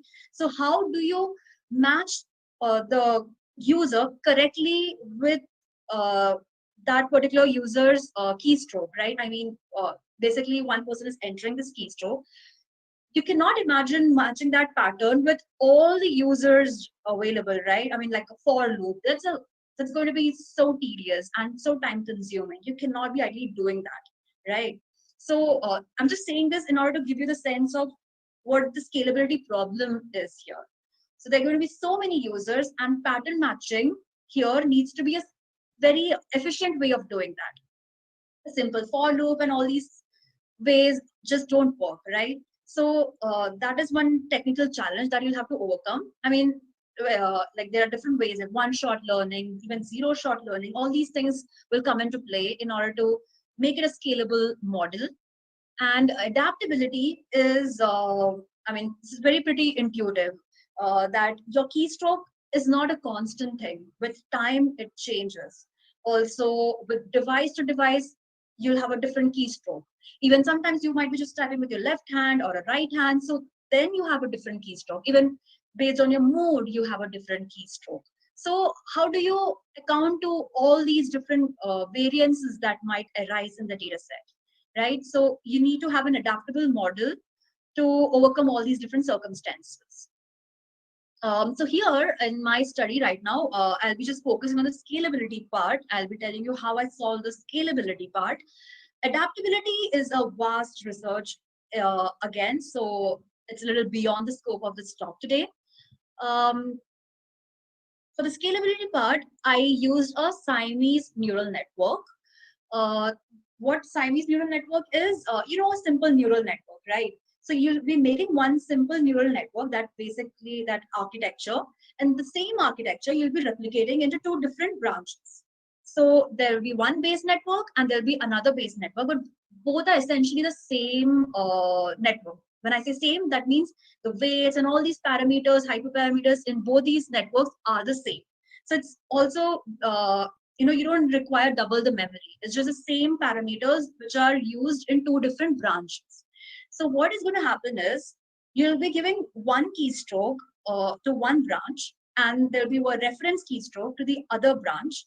And what is happening is, because both the branches are having the same parameters, it will take the keystroke and and convert into a feature vector. And because both the weights and all these parameters same, so it will be converting into converting it into the feature vector, which will be going to the same similar set of processes, right? So ultimately, you get the feature vector from the two keystrokes that you have given as the input. So the input is a pair of keystrokes, right? So you'll get that, and then what you're going to do with these two feature vectors is that one way is you can use a distance-based loss. That is, you can just find a difference between these two feature vectors and create a threshold that if the distance is below this value, then they belong to the same user's keystroke, or if it's above, then that means it's coming from two different users. So that can be one way. So what I have done over here is I have taken the data set and then I've divided the data set into different pairs, because you have to give your network two inputs, a pair of inputs, right? So when I'm dividing the whole data set into pairs, I also divide it in a balanced way. That is, I've created 12,000 pairs, which are genuine pairs. When I say genuine pair, I mean from two keystrokes coming from the same users. Same way, I created 12,000 pairs, which are, imposter pairs. When I say imposter pairs, that means I took one keystroke from one user and the other keystroke from the other user, little randomly. So that way, I've created 12,000 imposter pairs as well. So now I have a balanced data set, and that I'll be giving for the training. And when I also, what I did is I converted this whole problem into a binary classification problem. Why? Because now imposter pairs will be, I'm categorizing that into, if the imposter pairs are given as the input, then output should be labeled as, I have labeled the output as 0. And if genuine pairs are given as the input, then the output I've labeled it as 1. So now it's just 0-1 classification, which is a binary classification problem. So that way, I'll show you, the code as well, but I'm not going into details of it. I'm just telling you, I'm just going to show you this to get an idea. So this is the data set that I've used, and this data consists of keystroke timing information from 51 subjects, and they're all typists, and each typing a password .tie5ROANL. So this is the fixed text, short text that is used, and each of the typists are typing this for 400 times in different sessions. So the data set, when you load it, it's a simple CSV data set that you can easily download and load it in your Jupyter notebook. And this is how it looks like. So you have a subject ID, session ID, and what is the what time, what number of that keystroke it is, 400 entries are taken, right? So that entry number, and then these are the different timing features which will be used. So H means hold time, DD is down time, that is first keys down time to the next keys down time, and up down is UD is first keys up time to the next keys down time. I think I had a figure over here. I'll just go back to that. This one. So this is a hold time. This will be the down time, and this is the up down time. Right. Okay. So for every character in that password, it is taken. So you remember the password was .EIE, something like that, right? So dot, that is basically period. So that is the first character. Then the next character is T. So from period to the next character T, down time. And likewise, the entire timing sequence, it is captured from the keyboard, the way you type. So that is recorded. And then what I have to, like I told you, I have to convert the whole data into pairs, imposter pairs and genuine pairs. So I created 12,000 for each of them. After that, I obviously have to train, test, split. That is done. And then finally, I come to building the architecture. So this is the main architecture where I've used a sequential way of writing the code. There are a couple of dense layers, and also for regularization purposes, added few batch normalization and all these activation that I use Relu. So basically, this is just building a simple neural network. And what is the difference is the same thing, which this architecture I made into a function build-based network, and that I am giving into two different branches, because a Siamese neural network has two different branches, right? Which is essentially having the same base network. So this base network, this build-based network, which was a function that I had defined, is being given to both the different branches, and I've named as feature vector A, and this is a feature vector B. And just to note, here I've written a sequential way of writing the neural network. Here it is the functional way. So there are two different styles in which you can be writing your neural network. So one is sequential, the other is functional. So you can see how we have utilized both the ways over here. Right. So after getting these two feature vector, the next thing I'm doing is I'm going to merge them. And by merging, I'm taking a distance function. So distance function can be cosine distance, absolute difference, or Euclidean distance. I've used Euclidean distance, and that is basically merging is a lambda layer over here. The input is the two feature vectors, and then you'll be giving your particular distance function over here. And then after that, you can take the output as it is if you want, but I did a variant of the Siamese neural network, wherein after merging, I've added a few more dense layers after that, and then taken the output. So here, that is what, there are a few more dense layers.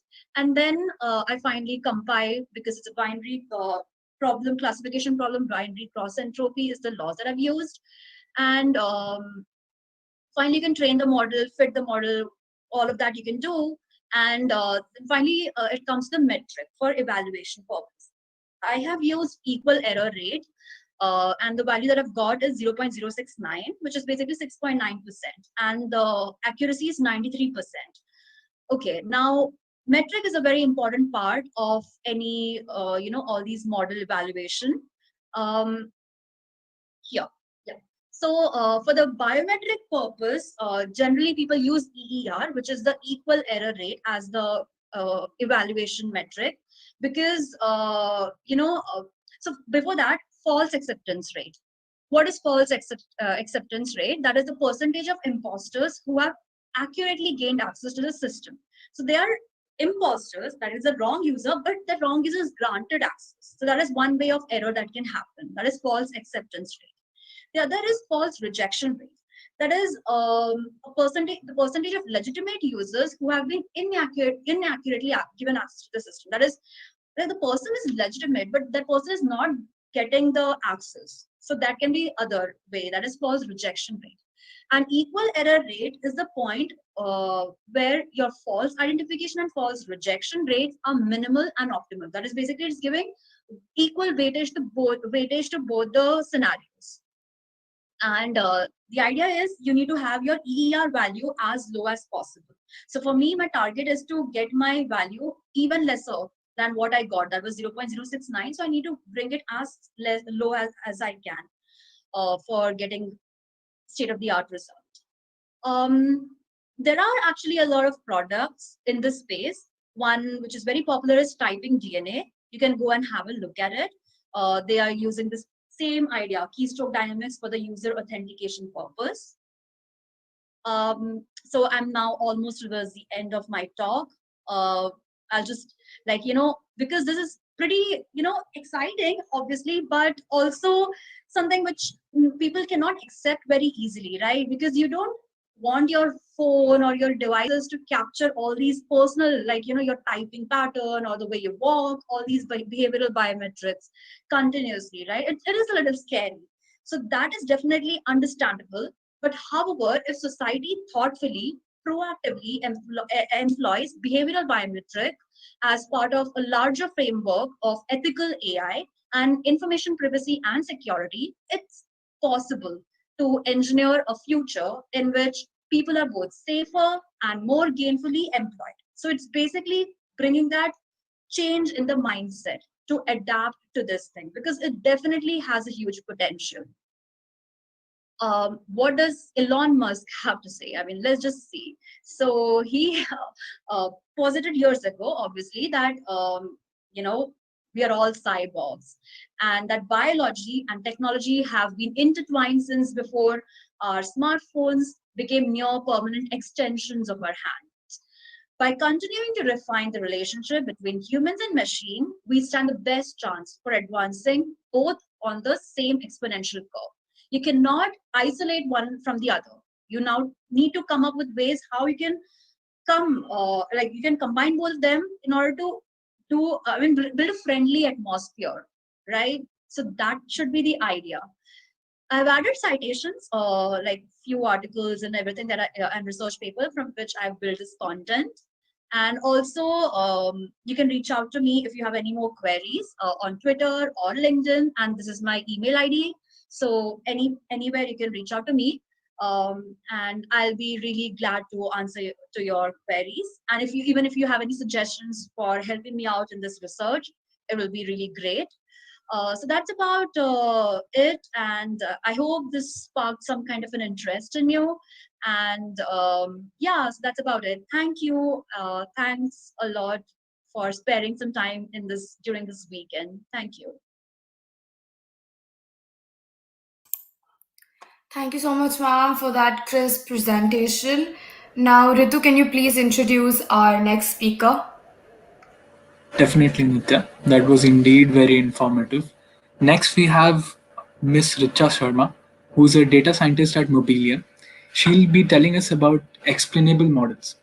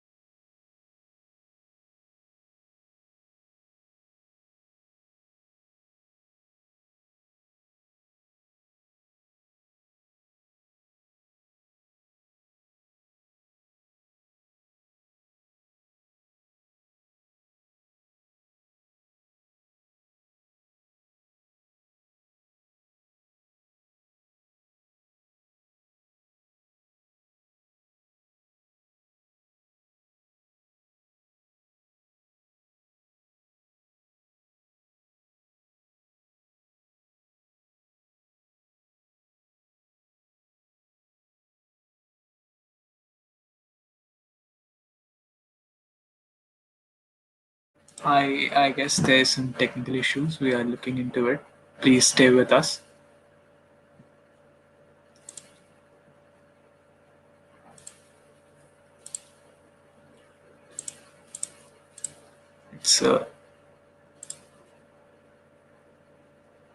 There's some issue with the network.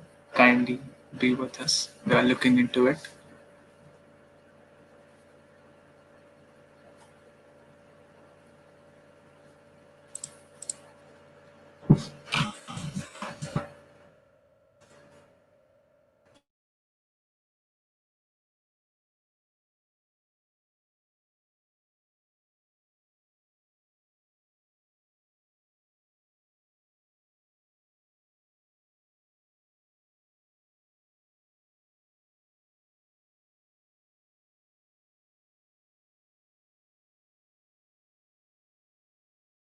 Hello everyone, I'm Richa Sharma and I'll be speaking on explainable models today.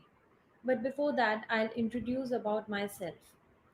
I'm BITS Pilani graduate and I'm currently working as a data scientist at Mobileum. I have 4 years of experience in machine learning in tabular text and image data. I have done the research work on testing the limits of unsupervised learning for semantic similarity.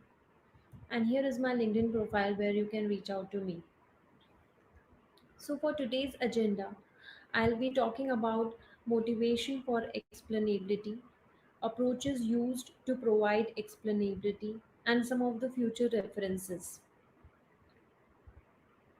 Undoubtedly, artificial intelligence has exceeded human performance in nearly every application, but highest accuracy is achieved by complex models which are difficult to interpret.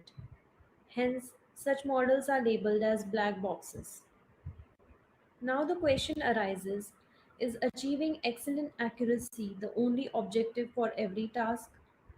The answer is no, because it is equally important and crucial to understand the reasons behind predictions in order to assess trust and transparency in the system, especially if it involves high stake decisions like medical diagnosis, loan approval, fraud detection. It is also useful in debugging the wrong predictions. It can mitigate the bias and improve generalization. And there are some ethical and legal reasons which ensures that no violation of laws is occurring. Explainable models not only predicts the outcome but also provides answers to the following queries. Why did you do that? Why not something else? When do you succeed? When do you fail? When can I trust you? How do I correct an error? And now to build such explainable models, there are some approaches like partial dependence plot. It shows the marginal effect of one or two features on target variable with an assumption of independence among the variables. At each value of the variable, the model is evaluated for all the observations and the output is then averaged. So it's a plot between for each value of the variable and average output for all observations. It has the following pros. It describes the relationship between target and feature. It is quite intuitive and easy to implement, and it works well if assumption is met. But it has certain cons, like assumption of independence does not hold for real world scenarios.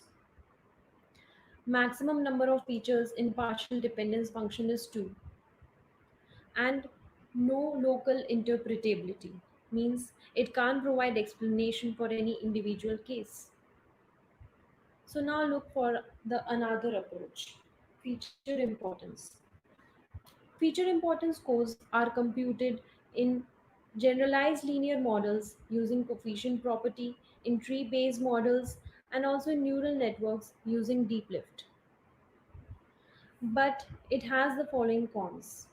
It does not provide local interpretability, like in tree-based models and generalized linear models. It is not a unified approach, like deep lift cannot be used for any machine learning algorithm. And no information is provided beyond the importances, like positive or correlation, positive or negative correlation of predictor with the target variable. So, are these approaches good? Yes, to some extent, but there are better approaches out there which are generalized, locally and globally interpretable, and easy to understand. Following are the libraries which I'll be talking about shortly. Line and sharp. So line. Local interpretable model agnostic explanations explains the prediction of any black box model by perturbing the features of the instance to be explained locally and understanding how the predictions changes. So how does it work? For the instance to be explained, sample points can be retrieved from the data set or can be generated, and the predictions are computed using the original model. These samples are then weighed by the proximity to the instance being explained, and then a linear regression is fit for these newly created samples, including the instance being explained. And the final output will be the list of explanations reflecting the contribution of each feature to the prediction of the data sample. It has the following pros. Methodology and explanations are quite intuitive.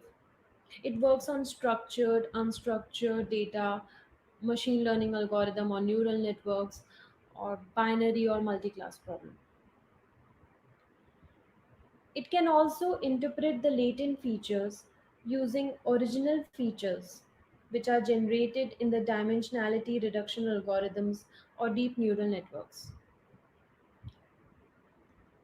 Now, here are some of the line applications, like in tabular data. It is on the wine quality prediction data set. The y-axis is about the list of the predictors used in the one wine quality prediction data set. The green color shows positive correlation of predictor with target, and red color shows negative correlation of predictor with target. So for an example, sulfates greater than 0.73 is positively correlated with high wine quality, while total sulfur dioxide greater than 63, which is a higher sulfur dioxide, is negatively correlated with wine quality. And these features are ranked in the decreasing order of their importance with the target variable. Similarly, for the textual data, following other classes: atheism, Christian, religion, Mideast, and other. And atheism output is contributed by the words like caused, rise, and genocide, while the words like uncertainty, owlnet, they are having lower impact on classifying the text as atheism. Similarly, caused, genocide are classified in the text as not Christian. So as you can see, the examples and the plots are quite explainable and intuitive. But there are some cons also. Only linear models are used to approximate local behavior. Often simple perturbations are not enough, which can induce bias in data. It does not identify causality, and also it can't work with one hot encoded data. So now let us discuss about another approach which I generally use frequently, and that is SHARP. SHARP is shapely additive explanations. It leverages the idea of shapely value for feature scoring. Shapely value concept has emerged from the game theory, and it is the average of the marginal contributions across all permutations. It's a greedy approach. It has the following pros. Global interpretability. The collective sharp values can show how much each predictor contributes positively or negatively with the target variable. Local interpretability, it can be used for any particular case, which can be useful in debugging. And third is that model independent approach. It can be used for any machine learning algorithm or neural networks. It has the following methods. Tree explainer, which is used for any tree-based model like random forest, XGBoost. Deep explainer for neural networks. Gradient explainer is also for neural networks, but it explains the prediction of the outcome of a particular layer. Kernel explainer is also useful for any customized algorithm, any machine learning algorithm like SVMs and so on. Now, it beauty of Sharp is that it provides many visualization plots. These visualization plots explain the models and hence it becomes easier to understand.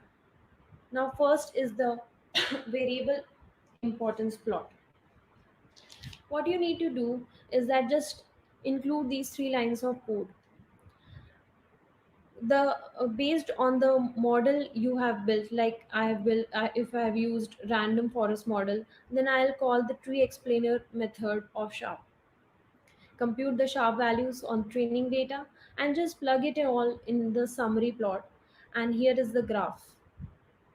Now, variable importance plot is for global interpretability. As you can see, variables are ranked in the decreasing order. Horizontal location shows whether effect of that value is associated with higher or lower prediction. Red color shows value of the variable has higher impact on the target, while blue color shows the value of the variable will have lower impact on the target.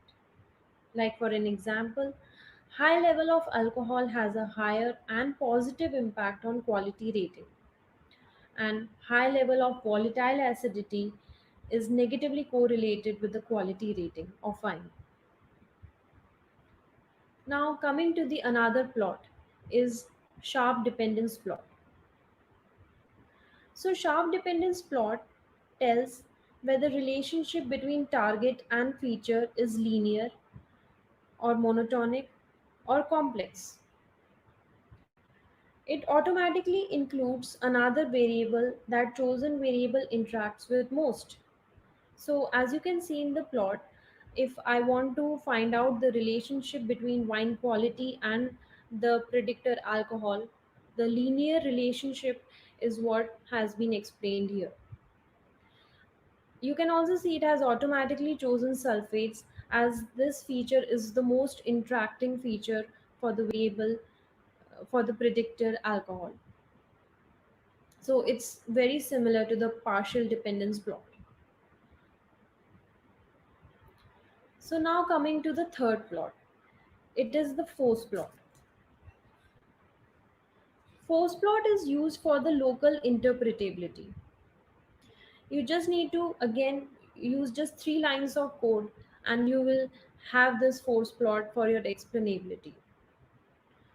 Again, based on the type of model you choose, you call the method for it. This way it optimizes your process. So for random forest model, I've used again tree explainer. I've computed the Sharp values for it, and I have just plug in the expected value, the Sharp values for the particular instance for the case I want to explain, and also the feature vector for that case in the force plot. Only these 3 arguments are required. Now regarding this force plot, as you can see in the force plot, there is one base value. This base value is predicted value which is computed had there been no features for that current output, and it is 5.626 here. The output value while for the prediction is 6.20. So which features have contributed in driving the prediction from that base value to the output value? So these are pH and alcohol. So for the instance for which we are explaining this has pH value 3.26, while as you can see in the right hand side of the mean values, pH has mean of 3.3, which so this instance value pH is less than the mean, and it is driving the prediction to the right. The red color means higher impact of the variable on the target, and it drives the prediction to the right. That's why pH is driving the prediction to the right. Blue color drives the prediction to the left.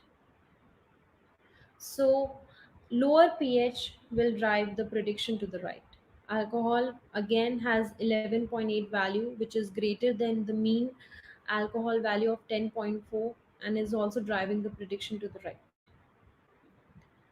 Similarly, sulfates has value of 0.64, which is less than the mean value, and it is driving the prediction to the left. That means lower sulfates, lower value of the sulfate will drive the prediction to the left, will lower the prediction value. So that is all about the force plot. Now coming to the deep neural networks, there is the deep sharp. It computes the sharp values in connection with the deep lift. It differs from deep lift as it uses distribution of background samples instead of a single reference value and uses shapely equations to linearize the non-linear components. Now, this, as you can see in the code, the deep explainer model is used to explain the predictions of the model on the four images. You just need to plug in your model and the background, the number of samples you are taking as the background. And there you are good to go with the image plot. This plot explains the prediction of model on four images of MNIST dataset. The plot explains 10 outputs for four different images. Red pixels increases the model's output while blue pixels decrease the output. If you can see that for zero image, there is number of red pixels in the blank are there, which means it's very important and it's contributing to the prediction, increasing the prediction. And it's also discriminating it why the 0 is not 8. Similarly, for the 4 image, lack of connection on top makes it 4 instead of 9, as you can see. Then there is another new explainer for neural networks, and it is gradient explainer. It computes the expected gradients using integrated gradients and sharp. Now these expected gradients compute sharp values by approximating model with linear function between each background sample and instance to be explained. We just need to call the gradient explainer of the method of the sharp. Now this model is used, I have used BGG16 model here, and in order to explain the prediction of the outcome of the particular layer, like seventh layer in this case, you can use the image plot for the seventh layer features. And as you can see that in Dovitcher, more of the red pixels are aligned on the beak. Similarly, on Meerkat, more of the red pixels are around the eyes and the head, which are increasing the probability of being Dovitcher and Meerkat respectively. So this is how Sharp has the following plots, which enhances the explainability of the models. But what Sharp can't do? It does not identify causality. Speed. It is slower than line, but some of them optimized algorithms are there, like tree explainer and deep explainer, while kernel explainer is quite slow. Also, the sharp values are not very intuitive to understand, but that's all. Still, sharp holds a lot of importance in assessing the interpretability of the models. But there are other open source tools available, like Microsoft's Interpret ML and AI Explainability 360 by IBM. You can also try them. I hope this session has been insightful for you. And if you want And to ask me anything or have any questions, you can reach out to me on my LinkedIn profile. Thank you so much for your time. Thank you so much, ma'am, for enlightening us on the models as well as giving your time on a Sunday. Next, we have Miss Lavanya Gupta. She is a data science instructor and mentor at DataCamp. She'll be telling us about web scraping, Google Play Store using Selenium. Hello, good evening, everyone. I'm Lavanya. I'm so happy and excited to be a part of the speaker panel today. Today, I'm going to talk to you about a very interesting topic, which is web scraping Google Play Store using Selenium. So basically, you'll learn how you can scrape Google Play Store or the Android apps data using a framework called Selenium. So let's get started. I'll begin with a quick introduction about me. I'm a BTech 2016 graduate from DAIICT. Previously, I've worked with institutions like HSBC and Housing.com, both as a software developer and later as a data scientist. Currently, I'm doing a lot of freelancing and research work, and I'm also actively involved in the edtech space with companies like DataCamp, Code Infinity, and Expectrons, where I'm guiding and helping students as a data science coach and as a mentor. Now, before moving ahead, let me give you a small context about what we are going to talk today. So, this project is really close to my heart and really special to me, not because of how complex it is, but rather because of how it came into inception. So, it is interesting to note that this project was neither a part of my academic requirement nor my professional requirement. It was just something that I was trying out of curiosity. So my story dates back to about 2 or 3 years back, where I was working as a usual software development engineer, and I was pretty excited about the data science field. And I'd recently read about web scraping as a part of data science, so I wanted to, kind of try out how this works and basically get my hands dirty with it. Let me tell you what motivated me to do this project. As you all must be aware, like Kaggle is a very popular resource where people share their data sets. And I thought, why not I should also do the same? So before deciding on to which data set I want to scrape, or rather which website I want to scrape, I went to Kaggle and spent some time, analyzing what data sets are already there and which are the most popular ones, etc.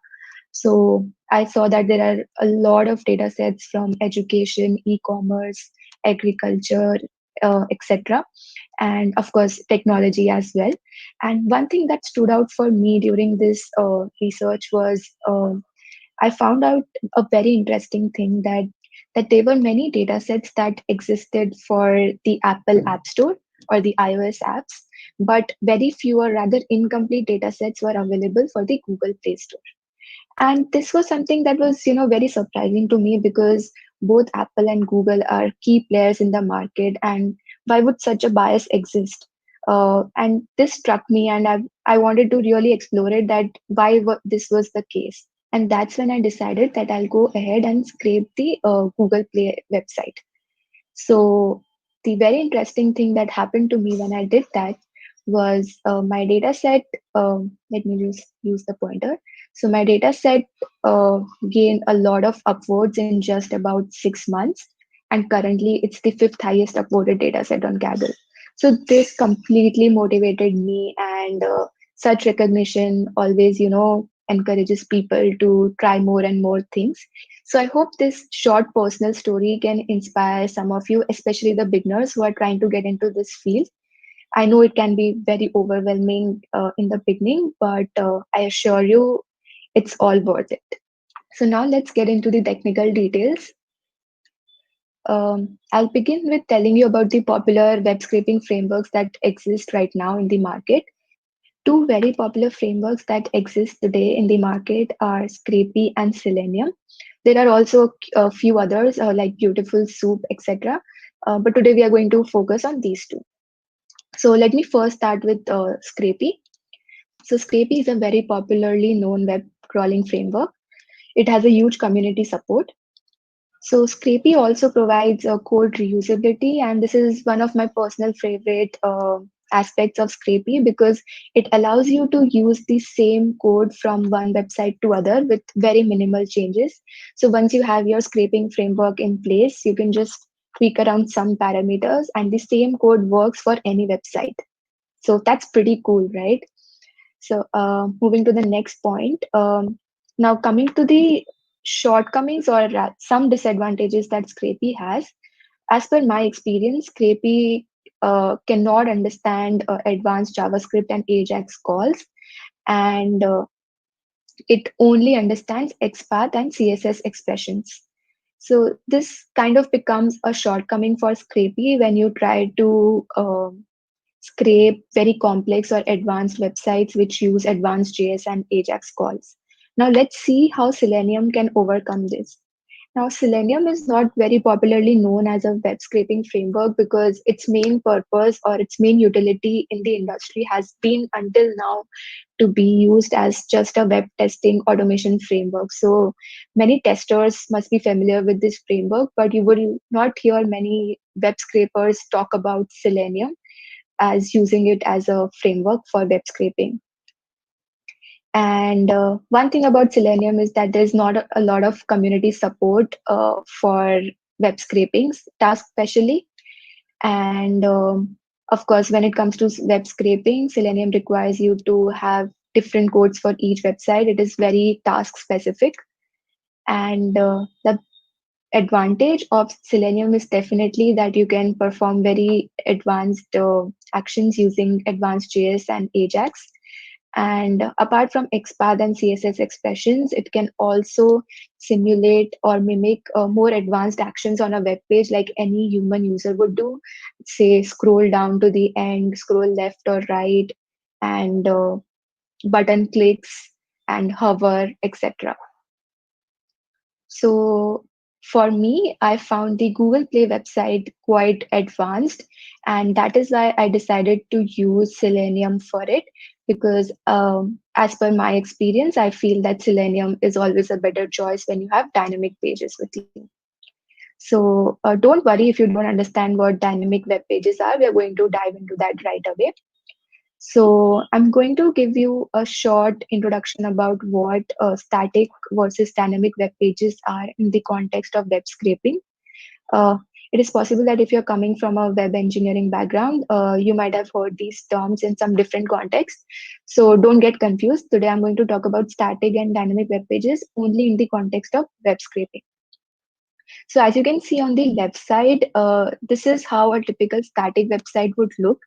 It is very easy to find, a fixed pattern in URLs. So this example that I've given here is from a very popular e-commerce website in the US for electronic gadgets and appliances called Best Buy. So suppose I'm searching for laptops on their website.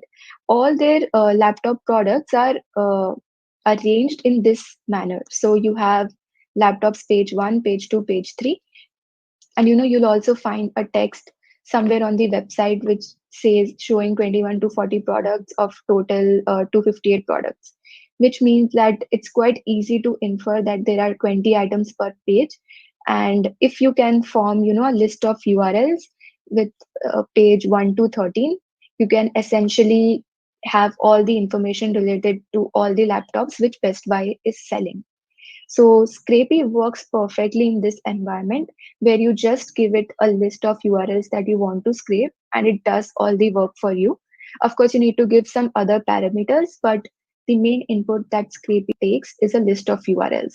So once you have this in place, it becomes very, very easy to scrape a static website. So let me now tell you how a static website differs from a dynamic website. I've taken the example from Google Play itself. So suppose let me play the video. So suppose I hit say D and I hit enter or rather search. And as soon as I scroll down, let me go behind. So yeah, at this point, you can see that only some apps are loaded into the view and just focus on the URL here, which says it uses some query params. And this is the URL right now. And we only have some apps loaded into the view. But as I scroll down, you see that more apps are loaded into the view. And this keeps on happening as and when I scroll down. Again, at this point, again, the browser is trying to load more apps, but the URL stays as it is.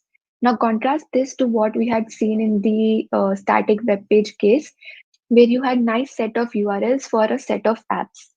The URL kept changing as and when you loaded more apps, right? But this is not the case with dynamic web pages. Let me play the video more. Yeah. Now at the end, even after I'm scrolling down more, no more apps are getting loaded. So that means for me, when I search Play Store using the query D, only these many apps are loaded into the view. Once these apps are loaded, then we can proceed with how we want to go further and scrape the data. So I'll just play the entire video. So yeah, these all are the apps now which I've gotten for the search query D.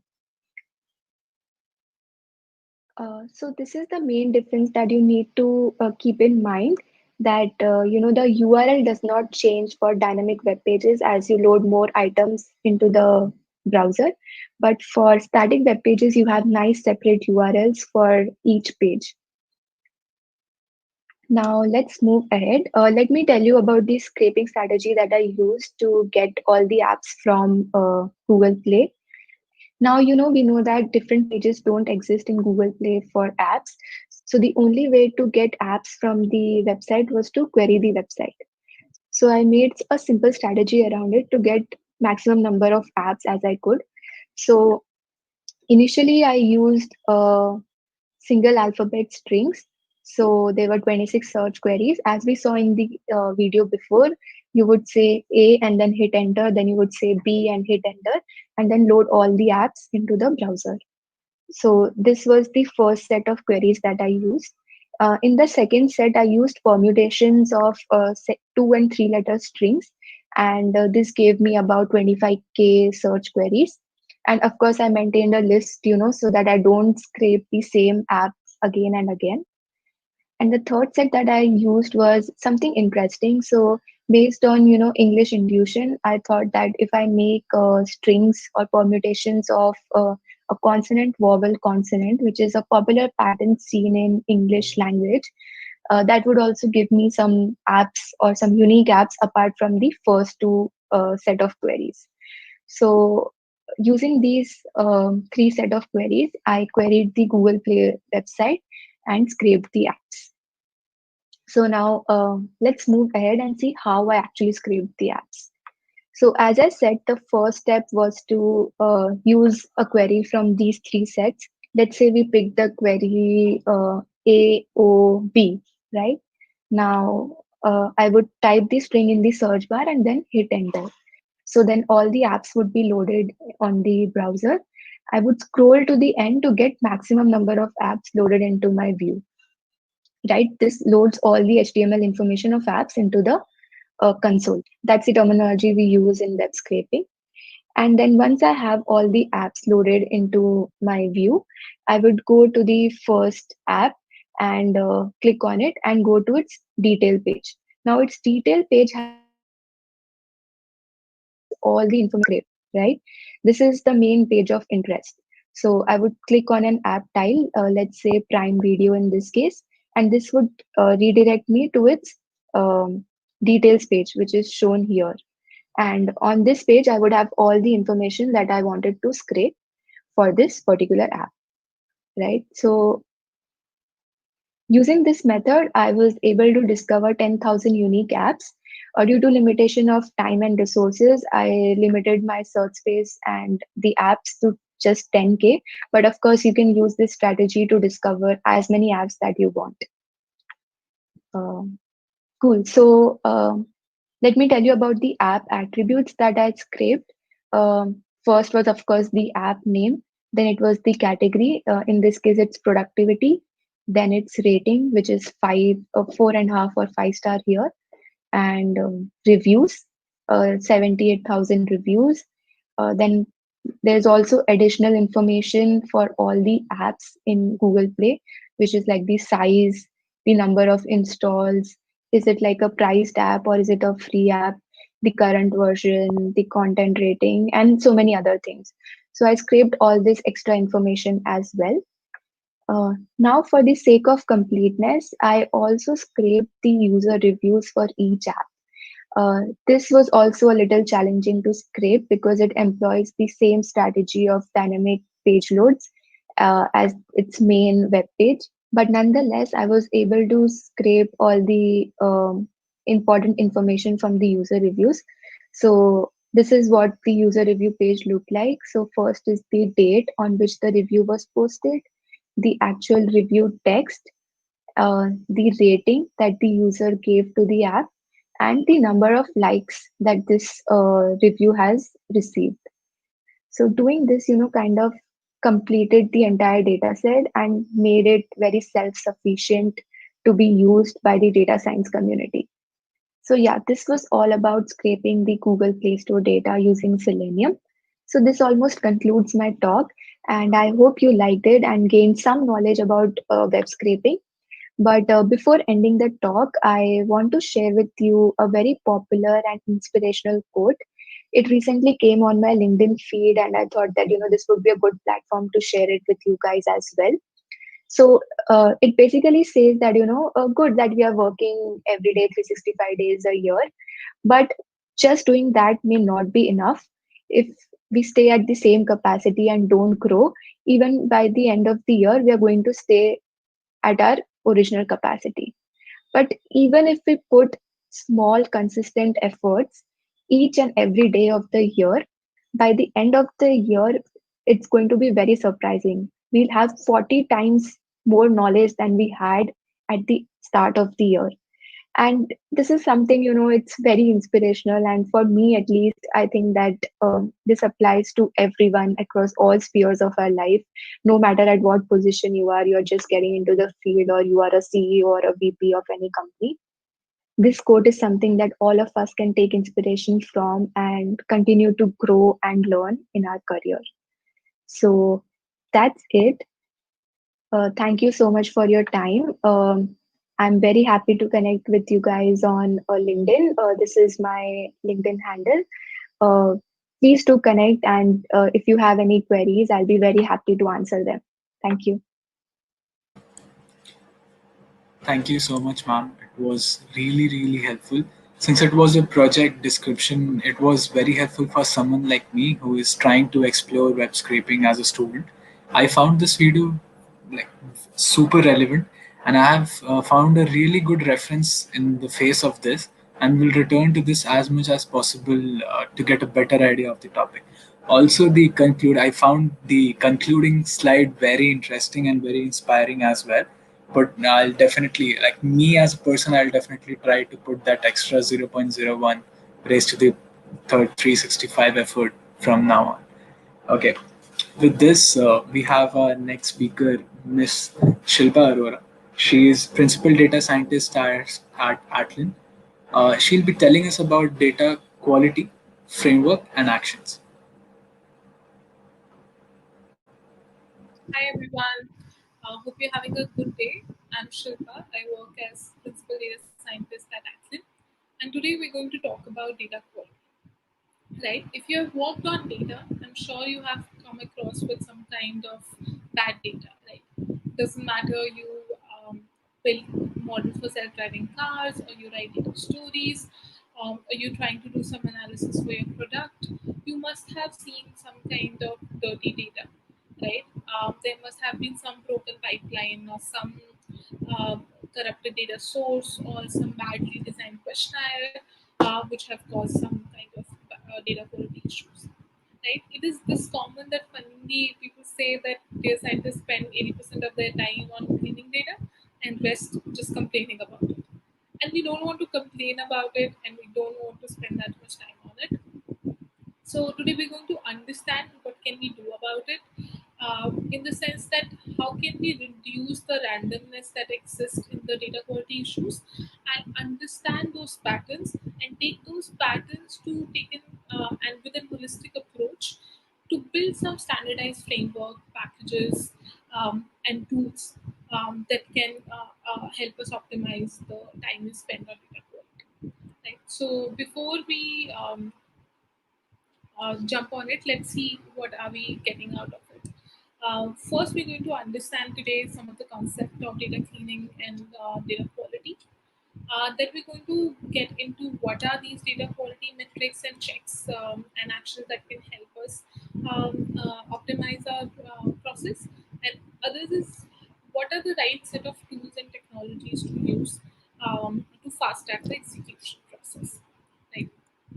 So again, let's clear out some terms before we get into the process. So what is data quality?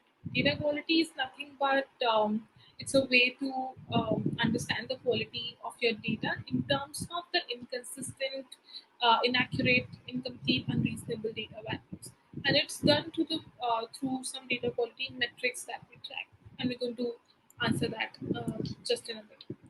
Now, based on your data quality metrics output, your data cleaning actions are defined, right? So these are ways of how to correct if there is some issue or some error with your data. Now, what is the data quality metric which is helping you assess the quality of your data? So these are the benchmarks, right? Based on which you say it's a good quality data or not.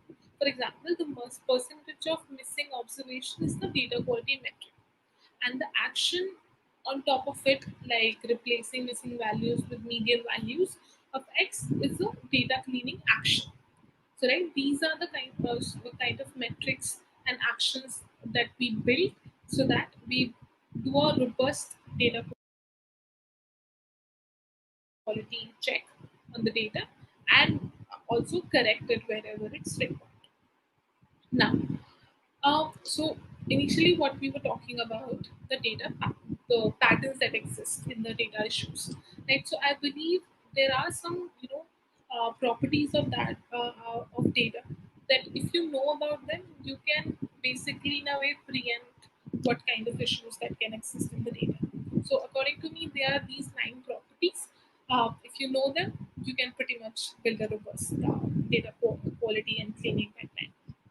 So, okay, first, first is the schema. Understand just the basic rows, columns, data type, what is expected out of this data. Then understand where it's coming from in terms of the ingestion source. It's a database, it's a deep lake, it's a API that you're hitting, and what kind of data that they um, give you. Understand the format you're going to get in the data. Is it CSV? It's a TIFF. Some people even do PDFs, so you can't help it. You have to deal with it. So understand the format and the source because that changes a lot of things. Like if it's a PDF, you have to understand how to scrape data out of it, right? And if it's not a database or a warehouse, you have to define schema most of the time, right? So understand these things. Other is the context of the data. Understand what is the original source of the data, like how was the numbers generated if these are numbers, right? What is the lineage of that data? Understand the expected values, the units, and things like that. Now, understand the use cases of where this data can be utilized, right? Again, this is very important, but it takes a lot of time. So be smart about it. And pick out the primary use cases, understand them. For example, if you're dealing with sales data and you know that the sales data is going to be used by sales team to understand fluctuations, right? Then make sure your data doesn't have any inconsistent dates, right? Date formats. So if there are any inconsistent date formats, it will lead to unnecessary fluctuations in their dashboards, and they will unnecessarily get either too excited or too sad with the information of any up or side, up or down fluctuations, right? So make sure your team members are sane and they're not unnecessarily getting sad or excited with any kind of this information.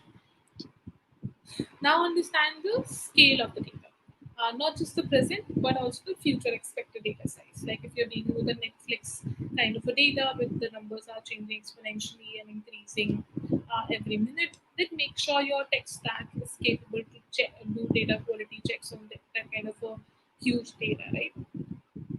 Then understand the tech stack of your current organization, of your team, and also what is required, right? If you have anyone who can code, right? Then you have to make sure either you hire someone who can code or use an own code option. Like there are plenty where you don't need code and you can still run your data quality checks, right? Next is sorry. So next is what is the output that you expect, right? So you just need a clean data table, or you also need logs, error tables, or data quality reports, error logs, and things like that. So understand that. Understand if its code needs to be reusable or not. If you are going to use this code in different tables, or this code table is going to repeat, right? So based on that, you're going to put. Other is understand the repeatability of this process. For example, if your data is going to update every day, you need to make sure that there is no human pressing the button every day to run your script, right? So you need to have something like a Airflow or a Argo, which can help you, orchestrate this entire process and make a workflow for you. Right, so these are the main properties that you need to understand understand to basically make a robust data quality process.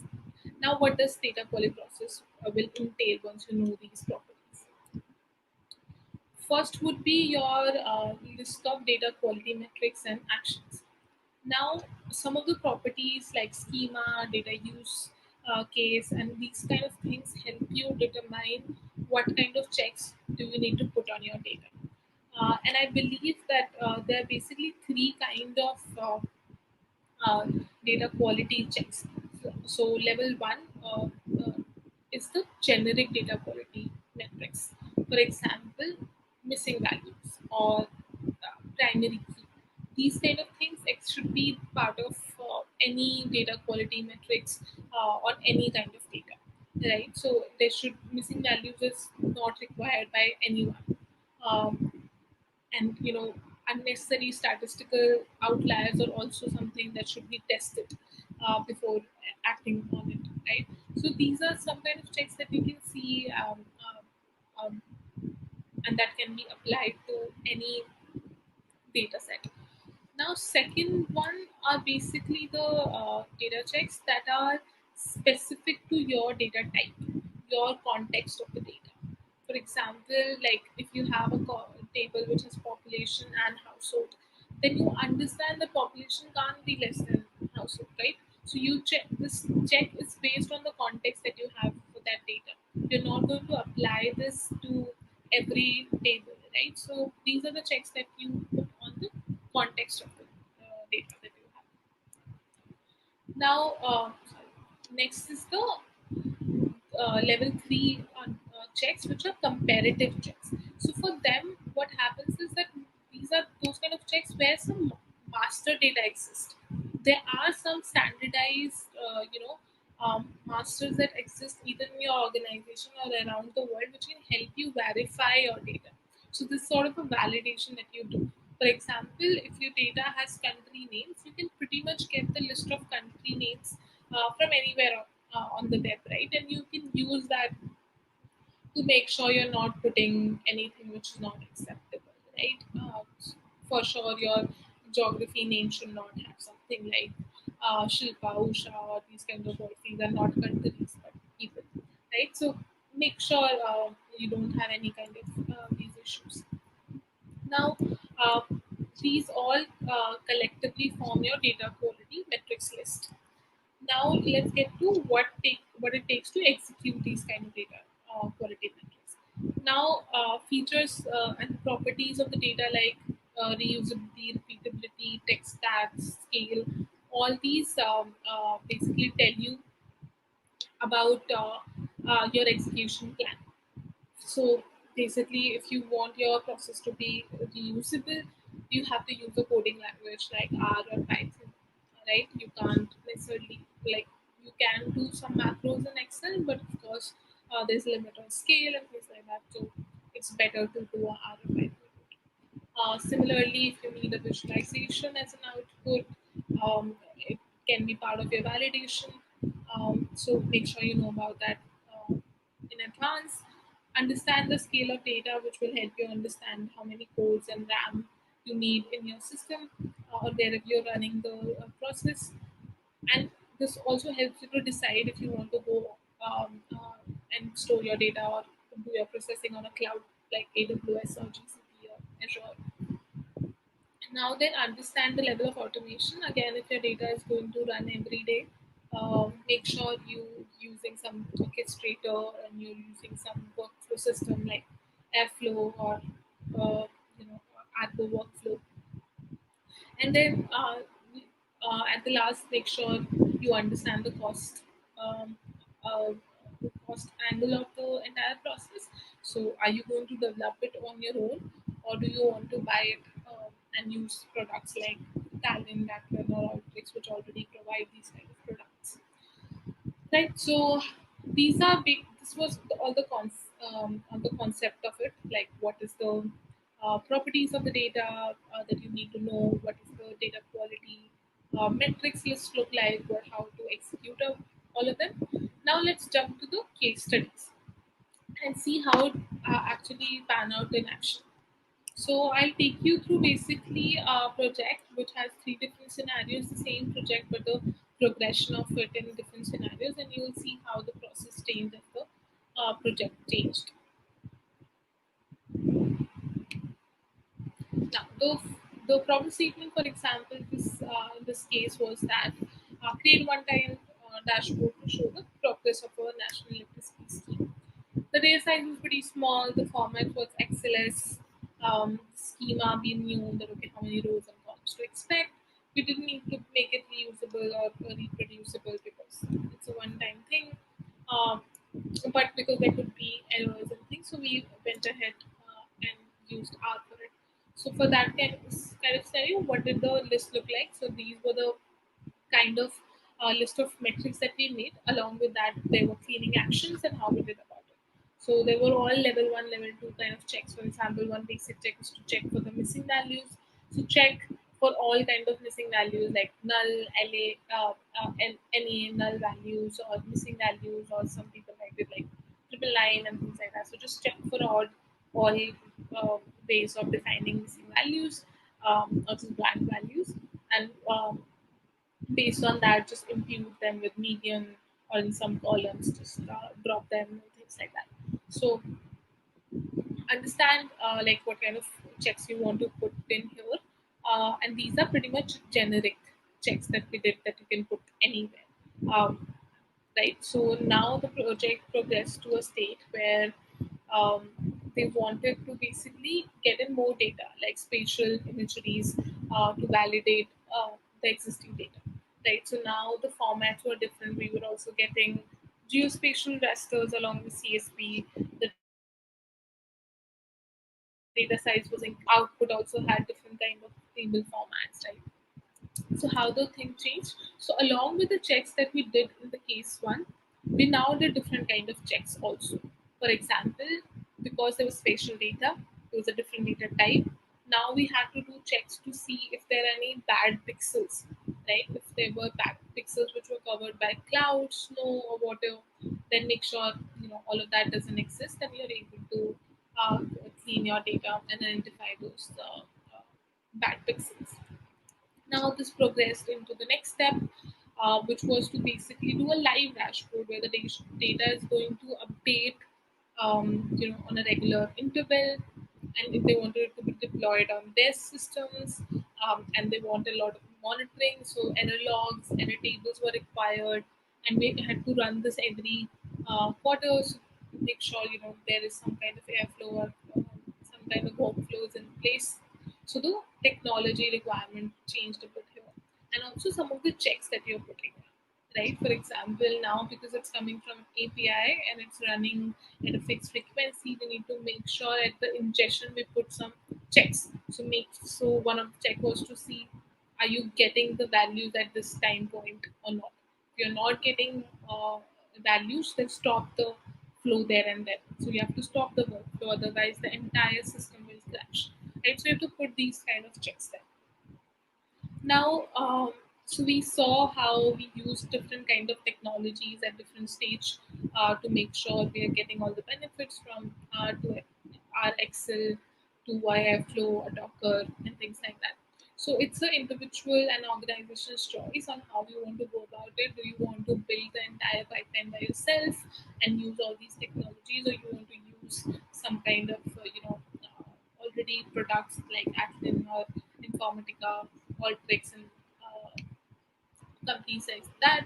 So just make sure you understand your requirement and the investment that you want to put in and optimize for that. So at the end, I just want to say that okay, your insights are as good as your data and your creativity. So just make sure your data is clean, but you also optimize your time, how much time you spend on it, so that you have enough time to be creative with your insights.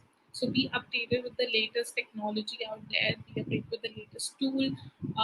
Always look out for ways that you can optimize your time and be as productive as possible. So yeah, you can read about this in detail at my on my blog. I've written about it.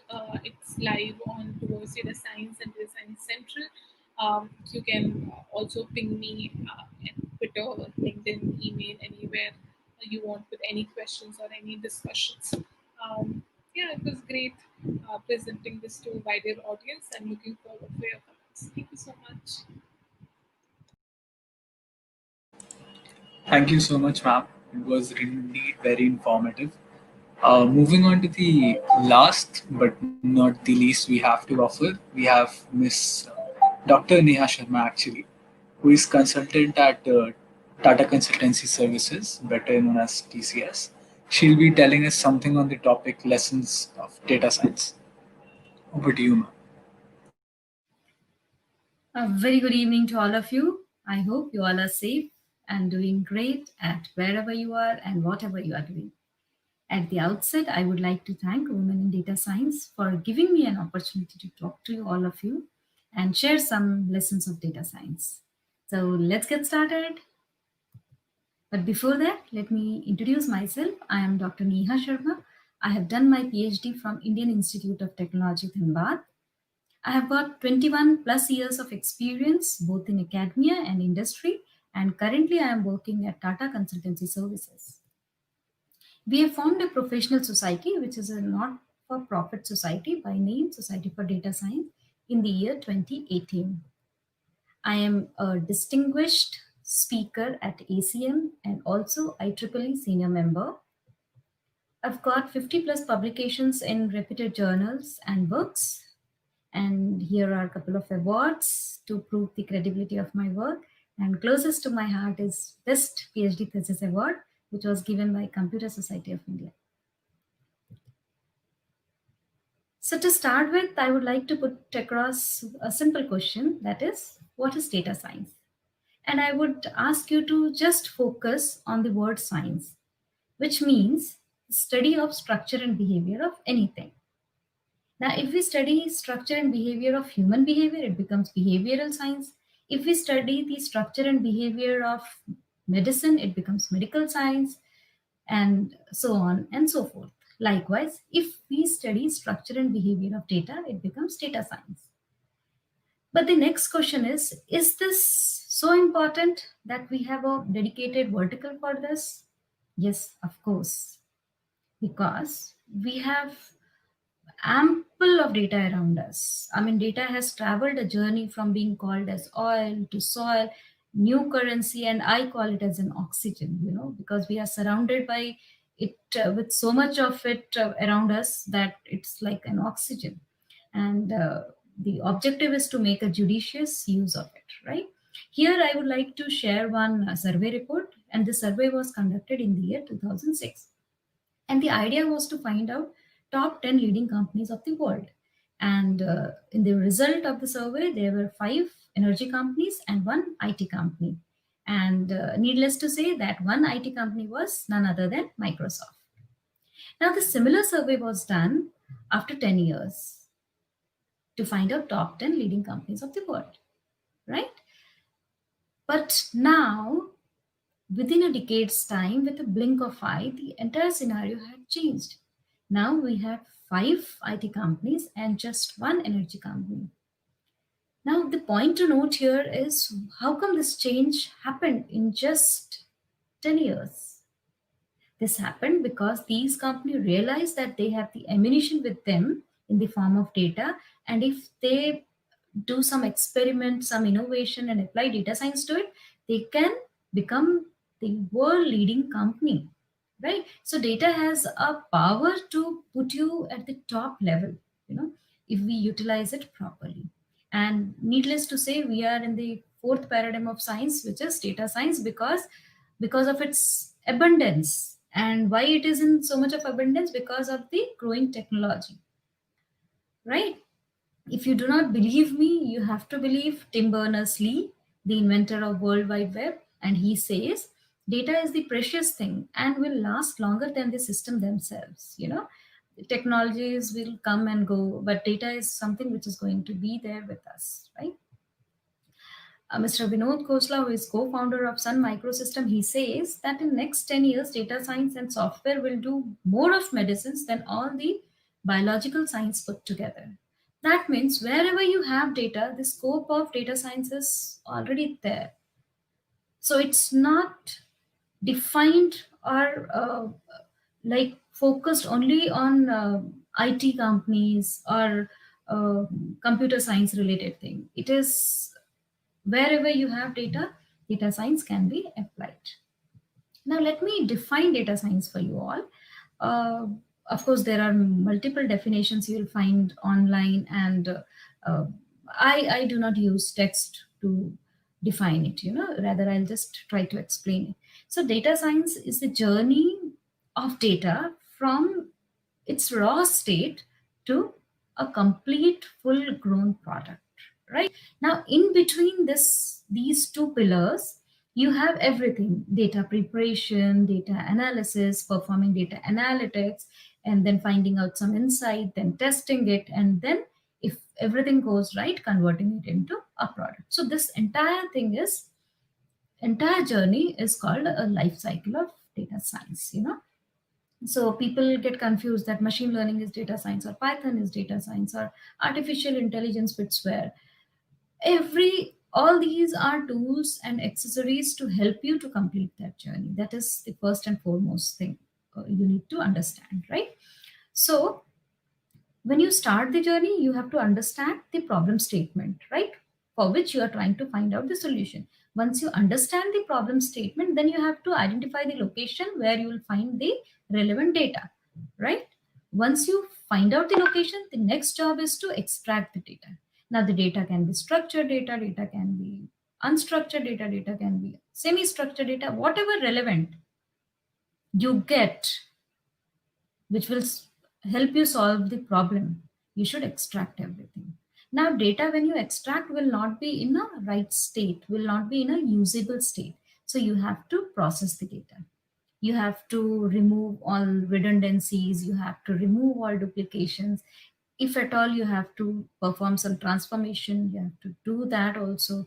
If data is missing, then you have to take a call whether you want to use some data replacement method or you want to remove that column, whatever, right? So you have to prepare the data. Now once you have prepared the data, then you will try to perform some analysis to understand what is there in that, right? So to perform analysis, you will use the prepared data, which may be historical data, which may be real-time data, and it will be used to do some exploratory data analysis, descriptive data analysis, to understand the behavior of the data, to understand the distribution of the data, to understand what data is trying to tell you. So looking at the historical data, you will try to understand that. Now, once you understand the data, you will try to find out some insight in it. So you will go to next step. Now you will perform data mining, So for performing data mining, you will use the prepared data, the data which is ready, the data which you understand fully, and then that data will be used to find out some correlation, some insight, some association.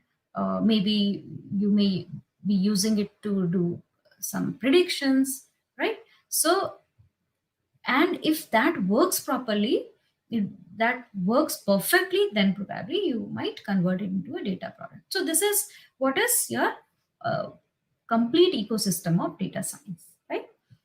So today's topic is to learn data science.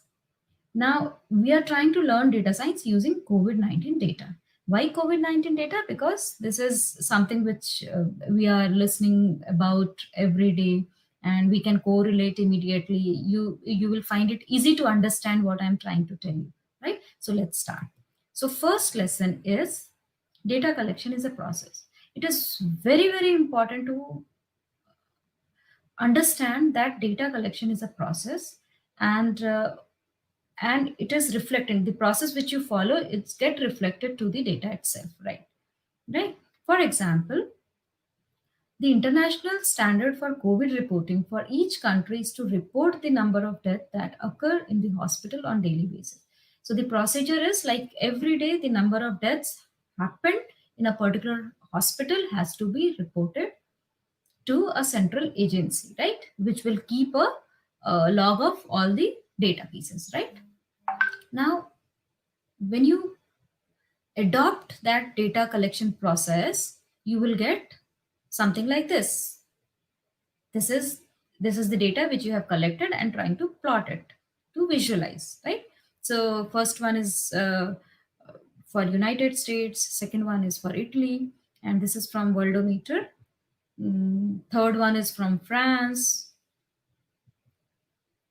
and I have also taken data for confirmed cases and for number of deaths for all across the world from WHO website, right?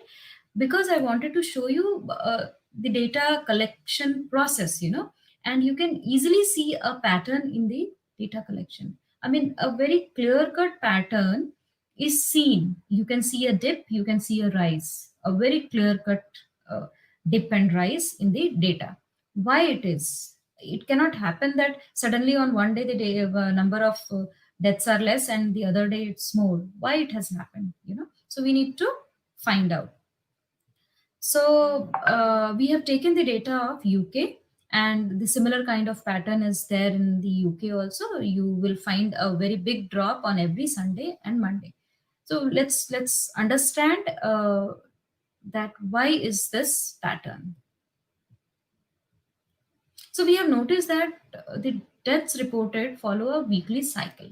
The cycle I was talking about, the pattern, which is very, very clearly visible, right? A dip and a rise. Significant drop at the beginning of each week, that is Sunday and Monday. This is really an interesting finding that might have a huge implication in a model. So you need to understand if the process is followed, why is this dip and rise, right? But the problem is that this cycle is not a real cycle, it's a fake cycle, right? Because it is just a reflection of how data is collected and reported. Now, when we try to find out why is this fake, what happened, why, when for the entire week the process was followed, why is that dip, right? The first reason is the hospitals function with 50% of staff on Saturdays and Sunday, right?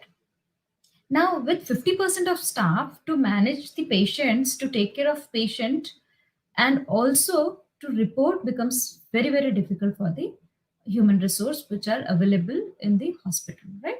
So they either underreport or they submit the incomplete report. Both are not correct, right? And also one more thing to note here is the data of today will be reflected the next day, that is tomorrow, right? So the data for Saturday, Sunday is reflected on Sunday and Monday, right? So this is a very, very good example to show you if the data collection process is not followed, it will be clearly visible in the data itself. And if data is not correct, the model will never be correct. So you have to understand and ensure that data collection process is very religiously followed, come what may, right? So it says that the process of data collected will create a strong pattern in the data, right? So, which is not fact. It cannot happen that on Saturday, Sunday, you have less number of deaths, or you have less number of new cases recorded. But it is shown because of less number of manpower. For whatever reason, they could not submit the right data, right? Now, second lesson is the outlier needs to be investigated. You take whatever data you take, the data is bound to have some outlier, and you as a data scientist should not be ignoring that. So, I mean, it is very obvious that on 12th of February, there's huge rise in number of cases, right? Now, if you ignore it, assuming that this is a correct data, this is the data which we have received, and we should go ahead and build up a model, then probably your model will throw off everything and it will not be a right model, right? So it's very essential that you take all the outliers very carefully and try to investigate it. Try to understand whether it is a reporting error or recording error, right? Or if the data is correct, what was the extraordinary situation which happened or event which happened which led to this particular rise, right? So when we try to find out, we realize that in China, this is a China data. So in China, they used to perform the test by adopting two methods. First was RNA test, that is blood test, and second was X-ray based test, because they had too many patients and one type of test was not enough, right? So they were on half of the patients, they were conducting X-ray test, and for remaining half, they were conducting RNA based test. So though they were conducting two types of tests, they were only reporting RNA based test. And till 11th of February, they were reporting only RNA based test, whereas on February 12th, they reported both RNA based test and X-ray based test. So this is not a wrong data. Data wise, it is correct data, but then the way it has been reported has made it an outlier. So we have to be very, very cautious of such kind of information. And if we are armed with a particular type of information, we can take a right decision how we have to handle it. And then we can go ahead and design a correct model, right? So this is very, very important. Third lesson is normalize the data, especially when the data is involving geographic region, right? Now assume, now this is London borough, and you can see that each borough has been colored differently because it is reflecting the number of corona cases in that particular borough, right? Now the point which I want to make here is, this particular coloring has been done on the basis of number of cases, right? If suppose 300 cases are there in a village which has got 500 of population, whereas you also have 300 number of cases in the city which has got 8 million cases. Now both of them have been colored same because they have got same number of cases, but then it is not reflecting the fact, because the village which has got 500 population and out of 500, 300 are infected with corona, that means the situation of village is more grave in comparison to of the city, where only 500 are only 300 are infected out of 8 million of population, right? So this is we have to understand while handling it. So as I've told you, that different borough have different population, and not only population, area wise also they differ. So different population, different area. And if we start coloring the borough on the basis of count, then probably we are trying to create a new population map. Now I'll like you to bring your attention to a borough by name Croydon, which is on the bottom of your screen with brown color, dark brown color, and also another borough by name Southwark, right? Both of them are same color, but when you investigate and try to find out that what is the reality, then you'll realize, I mean, at least visually you can see and find out that Croydon has got larger area in comparison to Southwark, whereas population-wise, Croydon is not much more, only 20% more population is there. So Southwark is smaller in geographical area, whereas is densely populated, right? So how do you normalize it? The simple way to normalize it, you have to identify number of corona infected cases divided by the population. So then you will get the real number of occurrence rate. Now, once you have the occurrence rate, that means you can easily find out the hotspot, and then you recolor it. Now you can see that the color has changed. Southwark with the same count has got a darker color, which says that it is a hotspot, whereas Croydon with same color, it is not that serious because the population is more, the area is more, right? So it is very essential, if the data involves geographical information, you need to normalize if you want to have a real reflection of the information. Now, last lesson is like whatever you use all the lessons, you use for the complete life cycle of data science properly. But still, once you build up a model, once you predict something, you have to be suspicious about the result, right? So it says that treat your surprising result with suspicion and quadruple check them. Check them again and again. Don't be happy and satisfied with whatever you have received.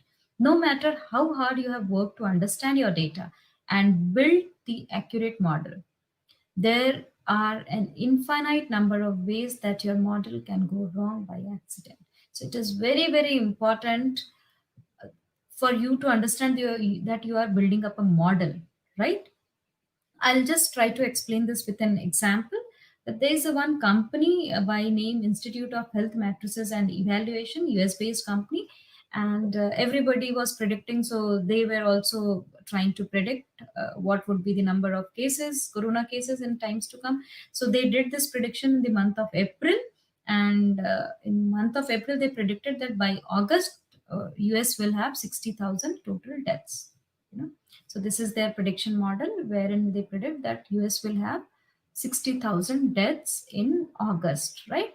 And look at the band, confidence band. It ranges from 31,000 to 1,26,000. Quite a broad band. And this was the situation, actual situation, 29 lakhs. Okay. Then they did a similar prediction for UK also, where they predicted that 66,000 deaths will happen by August. And their confidence band for UK was also very narrow, from 55,000 to 79,000 only, right? Now, important point to note here is when you try to build up a model, you have to keep the realistic figure in mind. Like when you compare USA and UK, USA is huge in size and also in population in comparison to UK, right? So how is that possible that UK, as per the prediction model, UK also will have 66,000, in fact more in comparison to USA, right?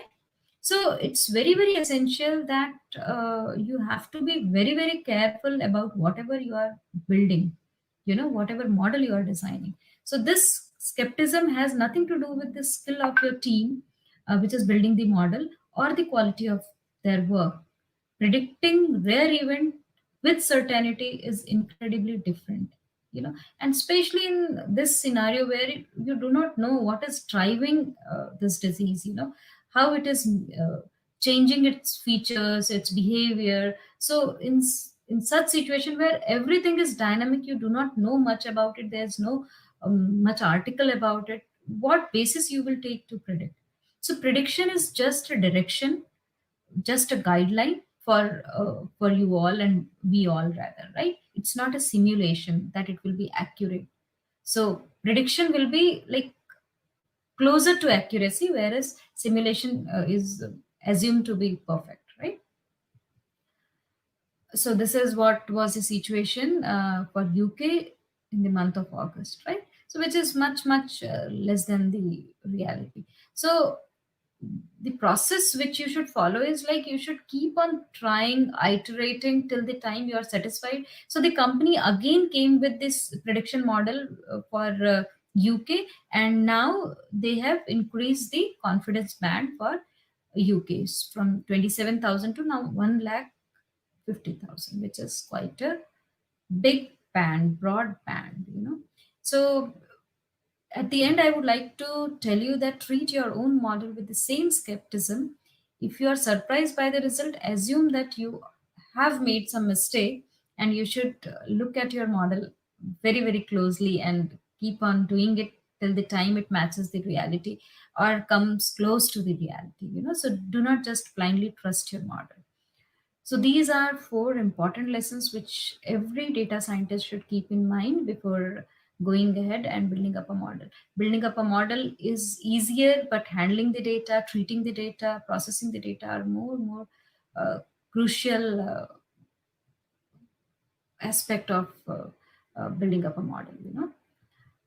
So at the end, I would like to say that future of data science is very bright. There will be certainly increasing number of roles, and the roles will be defined more clearly. More jobs will be there. It will be introduced in the education system also, and with the advanced ML, you are going to achieve much bigger heights as far as data science is concerned. Like women in data science, we also have a very dedicated team and very dedicated ecosystem towards like towards working and empowering India to become a data scientist hub. And we'll request you to visit s4ds.org if you get time, and you can contact me on my mail ID, which is there on your screen, and you can also call me on my number, which is again there on the screen. I hope these lessons are useful for you, and there are some takeaways for each one of you who are watching. Thank you. Thank you so much, ma'am. It was very informative, and then I'm so enlightened by the concluding presentation, and I hope the lessons of data science went right through all of us because of this. Yeah, Nitya, I would. Okay, we would like to thank all the speakers for taking time out of their really busy schedule and gracing us with their presence and talks.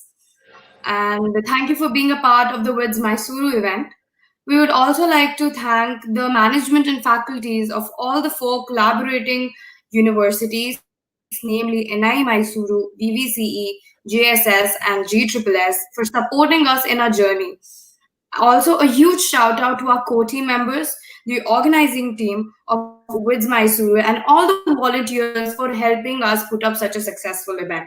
Also, a huge thank you to Ms. Usha Rengaraju for hosting such events to give us knowledge and help us understand data science. Ritu, over to you. Before ending, definitely join us for our next event on Saturday, which is 26th of September. Kindly subscribe to our YouTube channel for getting a notification as quickly as possible. Please, please RSVP for the event if you wish to receive a certificate of participation for the event. Thank you, everyone. Don't forget to join us for our next event. That's like super important and super informative, just like today's session. It's packed with amazing and inspirational women in data science coming together again. So that is all. With this, I would like to end the broadcast. Thank you. Thank you all for joining us on this Sunday. Thank you.